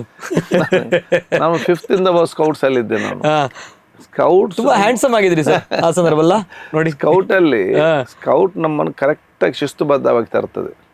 ನಾನು 5th ಇಂದ 10th ತನಕ ನಾನು ಸ್ಕೌಟ್ ಅಲ್ಲಿ ಇದ್ದೆ. ನಾನು ಕಡ್ಡೆ ನಮ್ಮ ಎಲ್ಲ ಮಕ್ಕಳನ್ನು ಕೂಡ ಸ್ಕೌಟ್ ಅಲ್ಲಿ ಸೇರಿಸಬೇಕು. ಅವ್ರ ವ್ಯಕ್ತಿತ್ವ, ಅವ್ರ ಗುಣ, ದುಶ್ಚಟದಿಂದ ದೂರ ಆಗುವಂಥದ್ದು, ಸರ್ವವನ್ನು ಕೂಡ ಪ್ರೀತಿಸುವಂಥದ್ದು, ದೇಶ ಪ್ರೇಮ, ಇದೆಲ್ಲ ಕೂಡ ಟ್ರೈನಿಂಗ್ ಅಲ್ಲಿ ಇವತ್ತು ಸ್ಕೌಟ್ಸ್ ನಮಗೆ ಬರ್ಲಿಕ್ಕೆ ಸಿಗ್ತದೆ. ಆದಾಗ ನಮ್ಮ ತಂದೆ ತಾಯಂದಿರಿಗೆ ಅವರ ಮಕ್ಕಳೊಬ್ಬ ಅತ್ಯುತ್ತಮವಾದ ಡಾಕ್ಟರ್ ಆಗಬೇಕಿದೆ. ಡಾಕ್ಟರ್ ಮಾತ್ರ ಅಲ್ಲ, ಅವನೊಬ್ಬ ಅತ್ಯುತ್ತಮವಾದ ಡಾಕ್ಟರ್ ಬೇಕಾದ್ರೆ, ಅತ್ಯುತ್ತಮವಾದ ಇಂಜಿನಿಯರ್ ಆಗಬೇಕಾದ್ರೆ, ಅತ್ಯುತ್ತಮವಾದ ಅಡ್ವೊಕೇಟ್ ಆಗಬೇಕಾದ್ರೆ, ಅಥವಾ ಸತ್ಪಜ ಆಗಬೇಕಾದ್ರೆ ಅವನ ರಾಜಕೀಯಕ್ಕೆ ಬರಲಿ, ಉತ್ತಮವಾದ ನಾಯಕತ್ವ ಗುಣ, ಆ ಕುಟುಂಬದೆಲ್ಲರನ್ನು ತಗೊಂಡು ಹೋಗುವಂಥ ಒಂದು ಅವನಿಗೆ ವ್ಯಕ್ತಿತ್ವ ರೂಪುಗೊಳ್ಬೇಕಾದ್ರೆ ಅವ್ರು ಸ್ಕೌಟ್ಸ್ ಮತ್ತು ಅವರನ್ನು ಸೇರಿಸ್ಬೇಕು. ಓಕೆ ಅತ್ಯುತ್ತಮವಾದ ಒಂದು ನಾಯಕತ್ವದ ಶಿಬಿರಗಳು ಏರ್ಪಡಿಸ್ತಾರೆ. Okay. ಅದು ಕೂಡ ನನ್ನ ವ್ಯಕ್ತಿತ್ವ ಬಹಳಷ್ಟು ಪ್ರಭಾವ ಬೀರಿದೆ. ನಾನು 5th ಇಂದ 10th ತನಕ ಸಕ್ರಿಯವಾಗಿ ಸ್ಕೌಟಿಂಗ್ ಅಲ್ಲಿದ್ದೆ. ಓಕೆ ಓಕೆ ಫಸ್ಟ್ PUC ಮತ್ತು ಸೆಕೆಂಡ್ PUC NCC ಅಲ್ಲಿದೆ. ಓ ಓಕೆ ಇದೆ. ಮತ್ತೆ NSS ನಲ್ಲಿ ಲಾ ಕಾಲೇಜ್ ಬಂದಾಗ ನಾನು NSS ನಲ್ಲಿದೆ. ಓ ಹೋ ಹೋ ಅದರ ನಂತರ ಸೇವಾದಳ ಓನ್ ಟ್ರೈನಿಂಗ್ ಅಲ್ಲಿದೆ. ಓಕೆ ಎಲ್ಲಾ ಟ್ರೈನಿಂಗ್ ನಮ್ಮ ವ್ಯಕ್ತಿತ್ವನು ಬಹಳ ನೀವು ಹೇಳಿದ್ರಲ್ಲ ಹೇಗಿದೆ ಗುಣ ಬಂದಿದೆ. ಎಲ್ಲಾ ಟ್ರೈನಿಂಗ್ಗಳು ಕೂಡ ಅದಕ್ಕೆ ಪ್ರಮುಖ ಕಾರಣ. ನಮ್ಮ ಸ್ಟ್ರೀಮ್ ಲೈನ್ ಮಾಡಿ ಒಂದು ಹಂತಕ್ಕೆ ತರಲಿಕ್ಕೆ ಕರೆಕ್ಟ್. ಇದೆಲ್ಲ ಕೂಡ ಒಂದು ರೀಸನ್. ಈ ಹಾರ್ಡ್ ವರ್ಕ್ಗಳು ಕೂಡ ಎಲ್ಲವೂ ಕೂಡ ಅದರಿಂದಲೇ ಅದರಿಂದ ಆಟೋಮೆಟಿಕ್ ಆಗಿ ಬಂದು ಬಿಡ್ತಾರಲ್ಲ. ಓಕೆ ಓಕೆ ಸರಿ, ಒಂದ್ ಕಡೆ ತಂದೆಯವರು ಸ್ವರ್ಗಸ್ಥರಾಗ್ತಾರೆ, ಆ ಸಂದರ್ಭ ತಾಯಿಯವರು ತಮ್ಮನ್ನ ನೋಡ್ಕೊಂಡು ಜೊತೆಗೆ ತಮ್ಮ ಸಹೋದರರು ಕೂಡ. ಸೊ ಆ ಸಂದರ್ಭ ಯಾವ ರೀತಿ ಇತ್ತು ಸರ್? ಯಾಕಂದ್ರೆ ಒಂದ್ ಕಡೆ ಒಂದು ಹಂತಕ್ಕೆ ಬಂದಾಗ ತಂದೆಯವರು ಸಡನ್ ಆಗಿ ಈ ರೀತಿ ಆಗ್ತಂದ್ರೆ ಸ್ವಲ್ಪ ಬೇಸರ ಆಗುವಂಥದ್ದು ಸಹಜ, ಅಥವಾ ಏನೋ ಒಂದು ಚಾಲೆಂಜಸ್ಗಳು ಬರುವಂಥ ಸಹಜ. ಅಟ್ ಟೈಮ್ ತಾವು ನಿಲ್ತೀರಿ, ಎಲೆಕ್ಷನ್ಗೆ ತಾವು ಗೆಲ್ತೀರಿ. ಸೊ ಆ ಸಂದರ್ಭ ಯಾವ ರೀತಿ ಇತ್ತು ಸರ್ ಮೈಂಡ್ ಸೆಟ್ ತಮ್ಮದು? ಇಲ್ಲ, ತಂದೆಯವರು ಸ್ವರ್ಗದ ಸಂದರ್ಭದಲ್ಲಿ ವಿಷಯ ನೋವು ಖಂಡಿತವಾಗಿ ಇದ್ದೇ ಇರ್ತದೆ ಇದರಲ್ಲಿ. ಆದರೂ ಕೂಡ ನಾನು ಎನಿಸಿದ್ದೆ ಅವಕಾಶ ಸಿಕ್ಕಿದ್ರೆ ಕಂಟೆಸ್ಟ್ ಮಾಡುವಂಥದ್ದು, ಸಿಕ್ಕದ್ರೆ ಟೆನ್ಷನ್ ಮಾಡ್ಲಿಕ್ಕೆ ಏನಿಲ್ಲ. ಅವತ್ತು ಬಹುಶಃ ಜನಪೂಜೆ ಅವರು, ಆಸ್ಕರ್ ಫರ್ನಾಂಡಿಸ್ ಅವರು, ವೀರಪ್ಪ ಮೊಯ್ಲಿ ಅಂತವರು ಬಹುಶಃ ಹೊತ್ತು ನಾನು ಡೆಲ್ಲಿಗೆ ಹೋಗದೆ ನನಗೆ ನೇರವಾಗಿ ಇಲ್ಲಿ ಟಿಕೆಟ್ ಮಾಡೋ ಅವಕಾಶ ಆಯಿತು. ನನ್ನ ಕ್ಷೇತ್ರದ ಎಲ್ಲ ಅದು ದರ್ಗಾ ಸಮಿತಿ ಹಿಡಿದು ಹಿರಿಯ ಇಬ್ರಾಹಿಂ ಹಾಜಿ ಅಂತ ಇದ್ರು, ಅವರಿಂದ ಹಿಡಿದು ಎಲ್ಲ ಪಕ್ಷದ ಎಲ್ಲ ಧರ್ಮದ ಎಲ್ಲ ಮುಖಂಡರು ಕೂಡ ಇಂಟೆಲಿಜೆನ್ಸ್ ಆಗಿ ರಿಪೋರ್ಟ್ ತಗೊಳ್ಳಿಕ್ಕೆ ಬಂದಾಗ ಎಲ್ಲರಿಗೂ ನನ್ನ ಹೆಸರನ್ನೇ ಹೇಳಿದ್ರು, ರೆಕಮೆಂಡ್ ಮಾಡಿದ್ರು. ಓಕೆ ಆಯ್ತು, ಅದಕ್ಕೆ ಅನುಗುಣ ಪಕ್ಷ ನನಗೆ ಟಿಕೆಟ್ ಸಿಕ್ಕಿತ್ತು. ಓಕೆ, ಎಷ್ಟು ವರ್ಷದಲ್ಲಿ ಅವಾಗ ತಾವು? ಅವು 32 or 33 ಆಯ್ತು. ಅವಾಗ ಬಂದಿದ್ದೆ. ಚಾಲೆಂಜ್ ಅನ್ನೋಂಥದ್ದು ಏನಿರಲಿಲ್ಲ ಅವಾಗ? ಚಾಲೆಂಜ್ ಅಂತಿಲ್ಲ ಅವಾಗ, ಇಡೀ ಪಕ್ಷ, ಯಾಕಂದ್ರೆ ಇಡೀ ರಾಜ್ಯ ಒಂದೇ ಚುನಾವಣೆ. ಹೌದು, ಉಪಚುನಾವಣೆ. ನಮ್ಮ ಎಲ್ಲಾ ಪಕ್ಷಗಳು ಇಲ್ಲಿ ಬಂದು ಸಕ್ರಿಯವಾಗಿ ಕಾರ್ಯಕ್ರಮ ಮಾಡಿದ್ರು. ಅವತ್ತು ಖರ್ಗೆಜಿ ಅವರು ಇದ್ರು, ಧರಮ್ ಸಿಂಗ್ ಅವರು ಮತ್ತು ಬೇರೆ ಮುಖಂಡರು, ಅದ್ರ ಜೊತೆ ಸಿದ್ದರಾಮಯ್ಯ ಅವರು ಬಂದದಷ್ಟೇ. ಸಿದ್ದರಾಮಯ್ಯ ಮತ್ತು CM ಇಬ್ಬರು ಒಂದು ವೈಕಲ್ಲಿ ನಿರಂತರವಾಗಿ ಕ್ಯಾಂಪಿಂಗ್ ಮತ್ತು ಸ್ಪೀಚ್. DK ಶಿವಕುಮಾರ್ ಅವರು ಬಂದು ಎಲ್ಲ ಕಾರ್ಯತಂತ್ರ ಯೋಜನೆಗಳು, ಇಡೀ ಟೀಮ್ ವರ್ಕ್ ಆಗಿ ಬಹುಶಃ ನನ್ನ ಪರವಾಗಿ ಅವರೆಲ್ಲ ಮತ್ತೆ ಕಾರ್ಯಕರ್ತರಿಗೆ ಪ್ರೋತ್ಸಾಹ ಕೊಟ್ಟು ಮೇಲ್ಮಟ್ಟದ ಎಲ್ಲ ಸ್ಟ್ರಾಟಜಿಯನ್ನು ನಾಯಕರು ಮಾಡಿದ್ರೆ, ತಳಮಟ್ಟದ ಕಾರ್ಯಕರ್ತರು, ಕ್ಷೇತ್ರ ಮುಖಂಡರು, ಯಾವುದೇ ಒಂದು ಆಡಳಿತ ಪಕ್ಷ ಯಾರು, ಬಹುಶಃ ಯಡಿಯೂರಪ್ಪರು ಮುಖ್ಯಮಂತ್ರಿ, ಕುಮಾರಸ್ವಾಮಿ ಮುಖ್ಯಮಂತ್ರಿ, ಯಡಿಯೂರಪ್ಪರವರು ಉಪಮುಖ್ಯಮಂತ್ರಿ, ಅವ್ರ ಸರ್ಕಾರ ತಂಡವಿಲ್ಲಿತ್ತು. ಒಂದೊಂದು ಮಂತ್ರಿಗಳು ಒಂದೊಂದು ಗ್ರಾಮಕ್ಕೆ ಅಂತೇಳಿ ಅವ್ರು ಕೂಡ ಮನೆ ಮನೆಗೆ ಹೋಗ್ತಾ ಇದ್ರು. ಅದನ್ನೆಲ್ಲ ಎದುರಿಸುವಂತ ಕೆಲಸವನ್ನು ನಮ್ಮ ಕ್ಷೇತ್ರದ ಕಾರ್ಯಕರ್ತರು, ನಮ್ಮ ಮುಖಂಡರ ಮಾರ್ಗದರ್ಶನದಲ್ಲಿ ಮಾಡಿದ್ದಾರೆ. ಅದು ಒಂದು ಸಲ ಗೆದ್ದ ನಂತರ ನಾನು ಅತ್ಯುತ್ತಮ ಶಾಸಕ ಅಂತ ಪ್ರಶಸ್ತಿ ಬಂತು ನನಗೆ, ಸದನ ವೀರ ಅಂತ ಹೇಳಿ. ಸದನ ವೀರ ಅಂತ. ಸೊ ಈ ನನ್ನ ಶಾಸಕದಲ್ಲಿ ನಾನು ಭಾಗವಹಿಸುವಂಥದ್ದು, ಚರ್ಚೆ ಮಾಡುವಂಥದ್ದು, ನನ್ನ ಕೆಲಸನ ನೋಡಿಕೊಂಡು ನನಗೆ 2013 ಸರ್ಕಾರ ಬಂದಾಗ ನೇರವಾಗಿ ಕ್ಯಾಬಿನೆಟ್ ಸಚಿವನಾಗಿ ನಾನು ಮಾಡಿದ್ರು. ಆಗಲೂ ಕೂಡ ನಾನು ಏನು ಅಪೇಕ್ಷೆ ಪಡಲಿಲ್ಲ. ನಾನು ಅಜ್ಮೀರಲ್ಲಿದ್ದೆ. ಓಕೆ, ಪ್ರಾರ್ಥನೆ ಮಾಡಿದಾಗ ಫೋನ್ ಬರ್ತದೆ, ಅಲ್ಲಿಗೆ ಫೋನ್ ಬರ್ತದೆ, ನಾಳೆ ಬೆಳಿಗ್ಗೆ 9 ಗಂಟೆಗೆ ಬರಬೇಕು ಓತ್ ಟೇಕಿಂಗ್. ನಾನು ಮತ್ತೆ ಅಲ್ಲಿ ಅವಾಗ ಎಷ್ಟು ಫ್ಲೈಟ್ ಇರಲಿಲ್ಲ, ಅಲ್ಲಿಂದ ಬಂದಾಗ ಫ್ಲೈಟು ಇಲ್ಲ ಬೆಂಗಳೂರಿಗೆ. ಅಲ್ಲಿಂದ ಅಲ್ಲಿಂದ ಜೈಪುರಿಗೆ ಬಂದು ಮತ್ತೆ ಅಲ್ಲಿಂದ ಬಾಂಬೆಗೆ ತೆಕ್ಕೊಂಡು 3 ಗಂಟೆಗೆ ಬಂದು ಬೆಂಗಳೂರಿಗೆ ಮುಟ್ಟಿದ್ದು. ಸೊ ಇದೆಲ್ಲ ಅನ್ಎಕ್ಸ್ಪೆಕ್ಟೆಡ್. ಸೊ ಉತ್ತಮವಾಗಿ ಆರೋಗ್ಯ ಸಚಿವನಾದ ಕಾರಣ ಇದರಲ್ಲಿ ರಾಷ್ಟ್ರ ಮಟ್ಟದ ಪ್ರಶಸ್ತಿ ಬಂತು ಇದರಲ್ಲಿ. ತದನಂತರ ಆಹಾರದಲ್ಲಿ ಬಹಳ ಸಮಸ್ಯೆ ಇದ್ದ ಕಾರಣ ಮುಖ್ಯಮಂತ್ರಿ ಅಂತ ಕೇಳಿದಾಗ ನಾನು ತಕ್ಷಣ ಒಪ್ಪಿಕೊಂಡೆ, ನನ್ನನ್ನು ಆಹಾರ ಸಚಿವನಾಗಿ ಮಾಡಿದ್ರು. ಅದರಲ್ಲಿ ಕೂಡ ನಮಗೆ ಬಹಳಷ್ಟು ಜನ ಇವತ್ತು ನೆನಪಿಡುವಂತ ರೇಷನ್ ಕಾರ್ಡ್ ಇರಲಿ, ಸಿಸ್ಟಮ್ ಇರಲಿ, ಎಲ್ಲ ಕೂಡ ಅವತ್ತು ನಾವು ಅದನ್ನು ಜಾರಿಗೆ ತಂದೆವು. 2018 ಎಲೆಕ್ಷನ್ ಆಯಿತು, ಮತ್ತೆ 2 ಖಾತೆ ಬಂತು, ಒಂದು ವಸತಿ ಖಾತೆ ಮತ್ತು ನಗರ ಅಭಿವೃದ್ಧಿ ಖಾತೆ. ಇದರಲ್ಲಿ ಉಸ್ತುವಾರಿ ಮಂತ್ರಿ ಕೂಡ ಅದೇ. ನಾನು ಕೋಲಾರ ಜಿಲ್ಲೆ ಉಸ್ತುವಾರಿ ಮಂತ್ರಿ ಕೆಲಸ ಮಾಡಿದ್ದೆ, ಚಾಮರಾಜನಗರ ಉಸ್ತುವಾರಿ ಮಂತ್ರಿ ಕೆಲಸ ಮಾಡಿದ್ದೇನೆ, ಇಲ್ಲೇ ಉಸ್ತುವಾರಿ ಸಚಿವನಾಗಿ ಕೆಲಸ ಮಾಡಿದ್ದೇನೆ. 2008 ಮತ್ತು ಸರ್ಕಾರ ಹೋದಾಗ ಮುಖ್ಯಮಂತ್ರಿ ಸಿದ್ದರಾಮಯ್ಯ ಪ್ರತಿಪಕ್ಷ ನಾಯಕರಾದರು, ನನ್ನನ್ನು ಉಪನಾಯಕನಾಗಿ ಮಾಡಿದ್ರು. ಅದು ಕೂಡ ನೀನು ಕೇಳಿಲ್ಲ, ನೇರವಾಗಿ ಬಹುಶಃ ಗುರುತಿಸಿಕೊಂಡೇ ಕೊಟ್ರು. ಮತ್ತೆ ಇಲೆಕ್ಷನ್ ಆಗಿ ಚುನಾವಣೆದಾಗ ನನಗೆ ಸ್ಪೀಕರ್ ಸ್ಥಾನ ಕೇಳಿದಾಗ ನಾನು ತಕ್ಷಣ ಒಪ್ಪಿಕೊಂಡೆ, ಪಕ್ಷ ಕೇಳಿದಕ್ಕಾಗಿ, ಇಲ್ಲ ಅಂತ ಹೇಳಿಲ್ಲ. ಆ ಜಾಬ್ ವಹಿಸಿಕೊಂಡು ಬಹುಶಃ ನನಗೆ ಉತ್ತಮವಾದ ಗೌರವ ಇತ್ತು, ಸ್ಪೀಕರ್ ಪೋಸ್ಟ್ ಅಲ್ಲಿ ಕೂಡ ಆಗಿದೆ. ಆ ತ್ಯಾಗವನ್ನು ನೋಡಿಕೊಂಡು ನನಗೆ ಪ್ರಥಮ ಮಂತ್ರಿನಾಗಿ ಮಾಡಿದ್ದಾರೆ. ಸೊ ನಾವು ಪ್ರಾಮಾಣಿಕತೆ, ನಿಷ್ಠೆ, ಶ್ರಮ ಪಟ್ಟರೆ ಒಂದಲ್ಲೊಂದು ದಿವಸ ನಮ್ಮ ಖಂಡಿತವಾಗಿ ಗುರುತಿಸಿಕೊಳ್ತಾರೆ ಅಂತ ಹೇಳಿ ನಾನು ಒಂದು ಎಕ್ಸಾಂಪಲ್ ಅಂತ ಹೇಳಿ ಇಚ್ಛಿಸ್ತೀನಿ. ಕರೆಕ್ಟ್, 100ಕ್ಕೆ 100. ಬಟ್ ಇಲ್ಲಿ ಲಕ್ ಇಲ್ಲ, ಅದೃಷ್ಟ ಇಲ್ಲ ಅಂತ ಹೇಳ್ತೀರಿ ಹಾಗಾದ್ರೆ? ಅದೃಷ್ಟ ಇಲ್ಲ ಅಂತ ಹೇಳಿಕ್ಕೆ ಆಗುದಿಲ್ಲ. ಅದೃಷ್ಟಲ್ಲಿ ಬಂದವರು ಸಡನ್ ಮೇಲೆ ಹೋಗ್ತಾರೆ, ಯಾವ ಕೆಳಗೆ ಬೀಳ್ತಾರೆ ಅಂತ ಗೊತ್ತಾಗುದಿಲ್ಲ. ಕರೆಕ್ಟ್. ಶ್ರಮ ಪಟ್ಟು ಅದ್ರ ಜೊತೆ ಅದೃಷ್ಟ ಬಂದ್ರೆ ಬಹುಶಃ ಅವರು ಶಾಶ್ವತವಾಗಿ ನಿಲ್ತಾರೆ. ಅದೃಷ್ಟ ಮಾತ್ರ, ಶ್ರಮ ಕೊಡೋದ್ರಲ್ಲಿ ಬಹಳಷ್ಟು ಬೇಕು ಅಲ್ವಾ? ಅದಕ್ಕಾಗಿ ನಾನು ಮಿತ್ರರಿಗೆ ಯಾವಾಗಲೂ ಹೇಳ್ತಾ ಇರ್ತೇನೆ, ನಾವು ರಾಜಕೀಯದಲ್ಲಿ ಚಾಣಕ್ಯನಾಗಬೇಕು ಹೊರತು ನಾವು ಶಕುನಿ ಆಗಬಾರ್ದು. ಕರೆಕ್ಟ್. ರಾಜ್ಯಕ್ಕೆಲ್ಲ ಬರ್ತಾರೆ, ಅದು ನಮ್ಮದು ಚಾಣಕ್ಯನ ಗುಣ ಇರಬೇಕು. ಚಾಣಕ್ಯನ ಸ್ವಲ್ಪ ಪುಸ್ತಕ ಎಲ್ಲ ಓದಬೇಕು ಇದರಲ್ಲಿ. ಅದು ಓದದೆ ಅವನ ಕಾಲು ಎಳಿತೇನೆ ಇವನ ಕಾಲು ಎಳಿತೇನೆ ಅಂತೇಳಿ ಹೋದ್ರೆ ಅದು ಶಕುನಿ ಆಟ ಆಗ್ತದೆ. ಅದಾಗ ಯಾರು ಉದ್ಧಾರ ಆಗ್ಲಿಕ್ಕೆ ಹೋಗುದಿಲ್ಲ, ಓದು ಸಮಾಧಾನ ಇರುವುದು ಕೂಡ ಇಲ್ಲ. ಸೊ ನಾವು ನಮ್ಮಷ್ಟಕ್ಕೆ ಇದ್ದುಕೊಂಡು ನಮ್ಮ ಬುದ್ಧಿಯನ್ನು ಖರ್ಚು ಮಾಡಿಕೊಂಡು ನಾವು ಯಶಸ್ವಿ ಆದ್ರೆ ನಾವು ನೆಮ್ಮದಿಯಿಂದ ನಮ್ಮ ಕೆಲಸ ಮಾಡ್ಲಿಕ್ಕೆ ಸಾಧ್ಯವಾಗ್ತದೆ. ಇದು ಎಲ್ಲರೂ ಕೂಡ ಅವರೆಲ್ಲ ಇದ್ದಾರೆ, ನಾನು ಹೇಳ್ದಷ್ಟು ಎಲ್ಲ ಮಿತ್ರ ನಾನು ಹೇಳ್ತಾ ಇರ್ತೇನೆ, ರಾಜಕೀಯದಲ್ಲಿ ನೀವು ಶಕುನಿ ಆಗಬೇಡಿ, ಚಾಣಕ್ಯನಾಗಿ ಅಂತ ಹೇಳಿ. Okay, super. ಜೊತೆಗೆ ತಮ್ಮ ಒಂದು ಬಾಲ್ಯದ ಜೀವನ, ಆ ಒಂದು ತಾವು ಕಲಿತು ಕಾಲೇಜ್ಗೆ ಹೋಗಿ LLB ಮಾಡ್ಕೊಂಡು ಬರ್ತೀರಿ. ಸೊ ನಮ್ಮೊಂದು ಸ್ಕೂಲಿಂಗ್ ಎಲ್ಲ ಯಾವ ರೀತಿ ಎಲ್ಲಿ ಆಯ್ತು ಸರ್, ಒಂದು ಹೇಳ್ತೀರಿ? ನಾನು ಫಸ್ಟ್ ಅದೇ ನಾವು ನಂದಿಗುಂಡಿಯಲ್ಲಿದ್ದೆ. ನಾನು ಫಸ್ಟ್ ನರ್ಸರಿ ನಂದು ರೋಶಿನಿ ಇಲ್ಲದೆಲ್ಲ ಆಯ್ತು, ಅದನ್ನ ಮತ್ತೆ ಅತ್ತೆ ಇತ್ತು. ಮತ್ತೆ ನಂದು ಫಸ್ಟ್ 4th ಸೈಂಟ್ ಜೊರೋಸ್ ಆಯ್ತು ಅಲ್ಲಿ 4th ತನಕ ಬಾಯ್ಸ್ ಮಾತ್ರ. ಮತ್ತೆ ನಾನು ಸೈಂಟ್ ಅಲೋಷಿಯಸ್ 5ನೇ ಕ್ಲಾಸಿಂದ ಫಸ್ಟ್ PUC ತನಕ ನಾನು ಸೈನ್ಸ್ ತಗೊಂಡಿದ್ದೆ, ಸೈಂಟ್ ಅಲೋಷಿಯಸ್ ಹೈಸ್ಕೂಲ್ ಮತ್ತು ಕಾಲೇಜ್. ಮತ್ತು ಸೈನ್ಸ್ ತಗೊಂಡು ನಮ್ಗೆ ಗೊತ್ತಾಯ್ತು ಇದು ನಮ್ಗೆ ಆಗುವಂತ ವಿಚಾರ ಅಲ್ಲ, ನಮ್ಗೇನು ಅರ್ಥನೂ ಕೂಡ ಆಗುದಿಲ್ಲ ಇದರಲ್ಲಿ. ಅದಕ್ಕೆ ನಾನು ಫಸ್ಟ್ ಇಯರ್ ಅದನ್ನು ಬಿಟ್ಟೆ. ಮತ್ತೆ ಸೆಕೆಂಡ್ ಇಯರ್ BA ಒಂದು ಆರ್ಟ್ಸ್, ಫಸ್ಟ್ ಇಯರ್ ಆರ್ಟ್ಸ್ ಮತ್ತು ಸೆಕೆಂಡ್ ಇಯರ್ ಆರ್ಟ್ಸ್ ಮಹಾವೀರ ಕಾಲೇಜಲ್ಲಿ ಹಾಸ್ಟೆಲಲ್ಲಿ ಮಾಡಿದ್ದೆ, ಮೂಡುಬಿದ್ರೆ. ನನ್ನ ತಂದೆಯವರು ಹೇಳಿದ್ರು, ಇವ್ನು ಇಲ್ಲಿ ಮಂಗಳೂರು ಕಲಿಯುವಂತ ಲಕ್ಷಣ ಕಾಣುದಿಲ್ಲ, ಸ್ವಲ್ಪ ಹಾಸ್ಟೆಲ್ ಇಲ್ಲಿಂದ ನಾನು ಅಲ್ಲಿ ಹಾಸ್ಟೆಲ್ಗೆ ಹಾಕಿದ್ದು. ಅಲ್ಲಿ ನಾನು ಪಾಸ್ ಆಗಿ ಮತ್ತೆ ಲಾ ಕಾಲೇಜಿನಲ್ಲಿ ನಾನು ಲಾ ಮುಗಿಸಿದೆ. ಬಹುಶಃ ಸಕ್ರಿಯವಾಗಿ ಒಂದು ನಾಯಕತ್ವದ ಗುಣ ಮತ್ತೊಂದು ಹಲವಾರು ಯೋಜನೆ ಕಾರ್ಯಕ್ರಮಗಳು ಅಲ್ಲಿಂದ ಪ್ರಾರಂಭ ಆಯ್ತು ಅಲ್ವಾ ಸರ್? ಈಗ ತಂದೆ ಮತ್ತು ತಾಯಿ ಇಬ್ಬರಲ್ಲಿ ಯಾರು ಪಾಪ ಸರ್ ತಮ್ಗೆ, ತಮ್ಮ ಪ್ರಕಾರ? ತಾಯಿಯವರು ಬಹಳ ಪಾಪ ಅಲ್ವಾ? ಯಾಕಂದ್ರೆ ಆ ಸಂದರ್ಭ ಅಷ್ಟು MLA ಇದ್ದಾಗ ತಂದೆಯವರು ಮನೆಗೆ ಬಹಳಷ್ಟು ಜನರು ಬರ್ತಾರೆ, ಆ ಒಂದು ವಿಚಾರಗಳು ಎಲ್ಲರನ್ನ ಮಾತಾಡಿಸ್ಬೇಕು, ತಮಾಷೆನೆ ಅಲ್ಲ, ಹೌದಪ್ಪ ನಿಭಾಯಿಸೋ ತಮಾಷೆನೆ ಅಲ್ಲ ಆ ಒಂದು ವಿಚಾರ. ಸೊ ಅದೇ ತಾಳ್ಮೆ ಗುಣ ತಮಗೂ ಕೂಡ ಬಂದಿದೆ ಅಲ್ವಾ? ಜೊತೆಗೆ ಆಫ್ಟರ್ ಮ್ಯಾರೇಜ್ ತಮ್ಮ ಒಂದು ಮದುವೆ ಯಾವಾಗ ಆಯ್ತು, ಹೇಗೆ ಆ ಒಂದು ವಿಚಾರ ಏನ್ ಹೇಳ್ತೀರಾ ಸರ್? ಲವ್ ಮ್ಯಾರೇಜ್ ಆರ್ ಇಲ್ಲ, ಅರೇಂಜ್ ಮ್ಯಾರೇಜ್ ಆಯ್ತು ಇದರಲ್ಲಿ. ಅದು ಕೂಡ ನಾನು ಭಾಗ್ಯವಂತ ಇದರಲ್ಲಿ. ಅತ್ಯುತ್ತಮವಾಗಿ ನನಗೆ ಗೊತ್ತಿದೆ, ನಮ್ಮ ರಾಜಕೀಯ ವ್ಯವಸ್ಥೆಗೆ ನನಗೆ ಯಾವುದೇ ಒಂದು ಕಿರಿಕಿರಿ ಮಾಡದೆ ನಮ್ಗೆ ಸಮಯ ಕೊಡ್ಲಿಕ್ಕೆ ಆಗುದಿಲ್ಲ. 7 ದಿವಸ ಎಲ್ಲಿಯಾದ್ರು ಕರ್ಕೊಂಡು ಹೋಗ್ಲಿಕ್ಕೆ ಆಗುದಿಲ್ಲ. ಎಲ್ಲಿಯಾದ್ರು ಹೋಗುವ ಅಂತ ಹೇಳಿ ಲಾಸ್ಟ್ ಮಿನಿಟ್ ಕ್ಯಾನ್ಸಲ್ ಅಂತ ಹೇಳಿ ನಾವು ನಮ್ಮಕ್ಕಷ್ಟೇ ಬೇರೆ ಕಡೆ ಹೋಗ್ಲಿಕ್ಕೆ ಆಯ್ತು. ಸರಿಯಾಗಿ ಮನೆಗೆ ಬೇಗ ಬರ್ಲಿಕ್ಕೆ ಕೂಡ ಆಗುದಿಲ್ಲ. ಅವರೊಂದು ಆಲೋಚನೆ ಮಾಡಿ ನಾಳೆಲ್ಲ ಕರಿಬೇಕು ಒಂದು ಕಾರ್ಯಕ್ರಮ ಅಂತ ಹೇಳಿಕೊಂಡು ಬೆಳಿಗ್ಗೆ ಎದ್ದಾಗ ಎಮರ್ಜೆನ್ಸಿ ಫೋನ್ ನಾನು ಹೋಗ್ತೇನಂತ ಹೋಗ್ಲಿಕ್ಕೆ ಆಯ್ತು. ಅದನ್ನೆಲ್ಲ ಸಹಿಸಿಕೊಂಡು ಯಾವುದೊಂದು ಕಿರುಕುಳ ಕೊಡದೆ ನನಗೆ ಸಂಪೂರ್ಣವಾಗಿ ಒಂದು ಬೆಂಬಲ ಮಾತ್ರ ಅಲ್ಲ, ಅದು ನಿರಂತರವಾದ ಪ್ರಾರ್ಥನೆ ಇದರಲ್ಲಿ ಏನು ಕೂಡ ಆಗಬಾರ್ದು ಅಂತ ಹೇಳಿ ದೇವರ ಹತ್ರ ಹೆಚ್ಚು ಪ್ರಾರ್ಥನೆ ಮಾಡುವಂಥದ್ದು. ಮತ್ತು ಯಾವುದೇ ಒಂದು ಸಂದರ್ಭದಲ್ಲಿ ಅದು ನನ್ನ ಮನೆಯವರು ನನ್ನ ಮಗಳಿರಲಿ ಬಹಳ ಸ್ಪಷ್ಟ ಹೇಳ್ತಾ ಇದ್ರು, ದೇವರು ಯಾವ್ದು ಇಚ್ಛೆ ಮಾಡ್ತಾನೆ ಅಷ್ಟು ಸಿಕ್ಕಿದ್ರೆ, ಯಾವ್ದು ಖುಷಿ ನಿಮ್ಮನ್ನು ಯಾವ್ದಲ್ಲಿ ಖುಷಿ ಇರ್ತಾನೆ ಅಷ್ಟು ಸಿಕ್ಕಿದ್ರು ಸಾಕು. ಖುಷಿ ಇರೋದಂತ ಪೋಸ್ಟ್ ಬೇಡವೇ ಬೇಡ. ಅದು ಮಂತ್ರಿ ಸ್ಥಾನ ಸಿಕ್ಕಿದ್ರು ಚಿಂತೆ ಇಲ್ಲ, ಇನ್ನೊಂದು ಸಂಜೆ ಯಾವುದೇ ಸಿಕ್ಕಿದ್ರು ಕೂಡ ಅದರಲ್ಲಿ ಸಮಾಧಾನ ಮತ್ತು ಖುಷಿ ಇರಬೇಕು. ಅದಲ್ಲದೆ ಖುಷಿ ಮತ್ತು ಸಮಾಧಾನ ಇಲ್ಲದ ಪೋಸ್ಟ್ ಅಗತ್ಯ ಇಲ್ಲ ಅಂತ ಹೇಳಿ ಬಹಳ ಸ್ಪಷ್ಟ ಇತ್ತು. ಅಂತ ಅವ್ರಿಗೆ ಆಸೆ ಯಾವುದು ಕೂಡ ಇಲ್ಲ.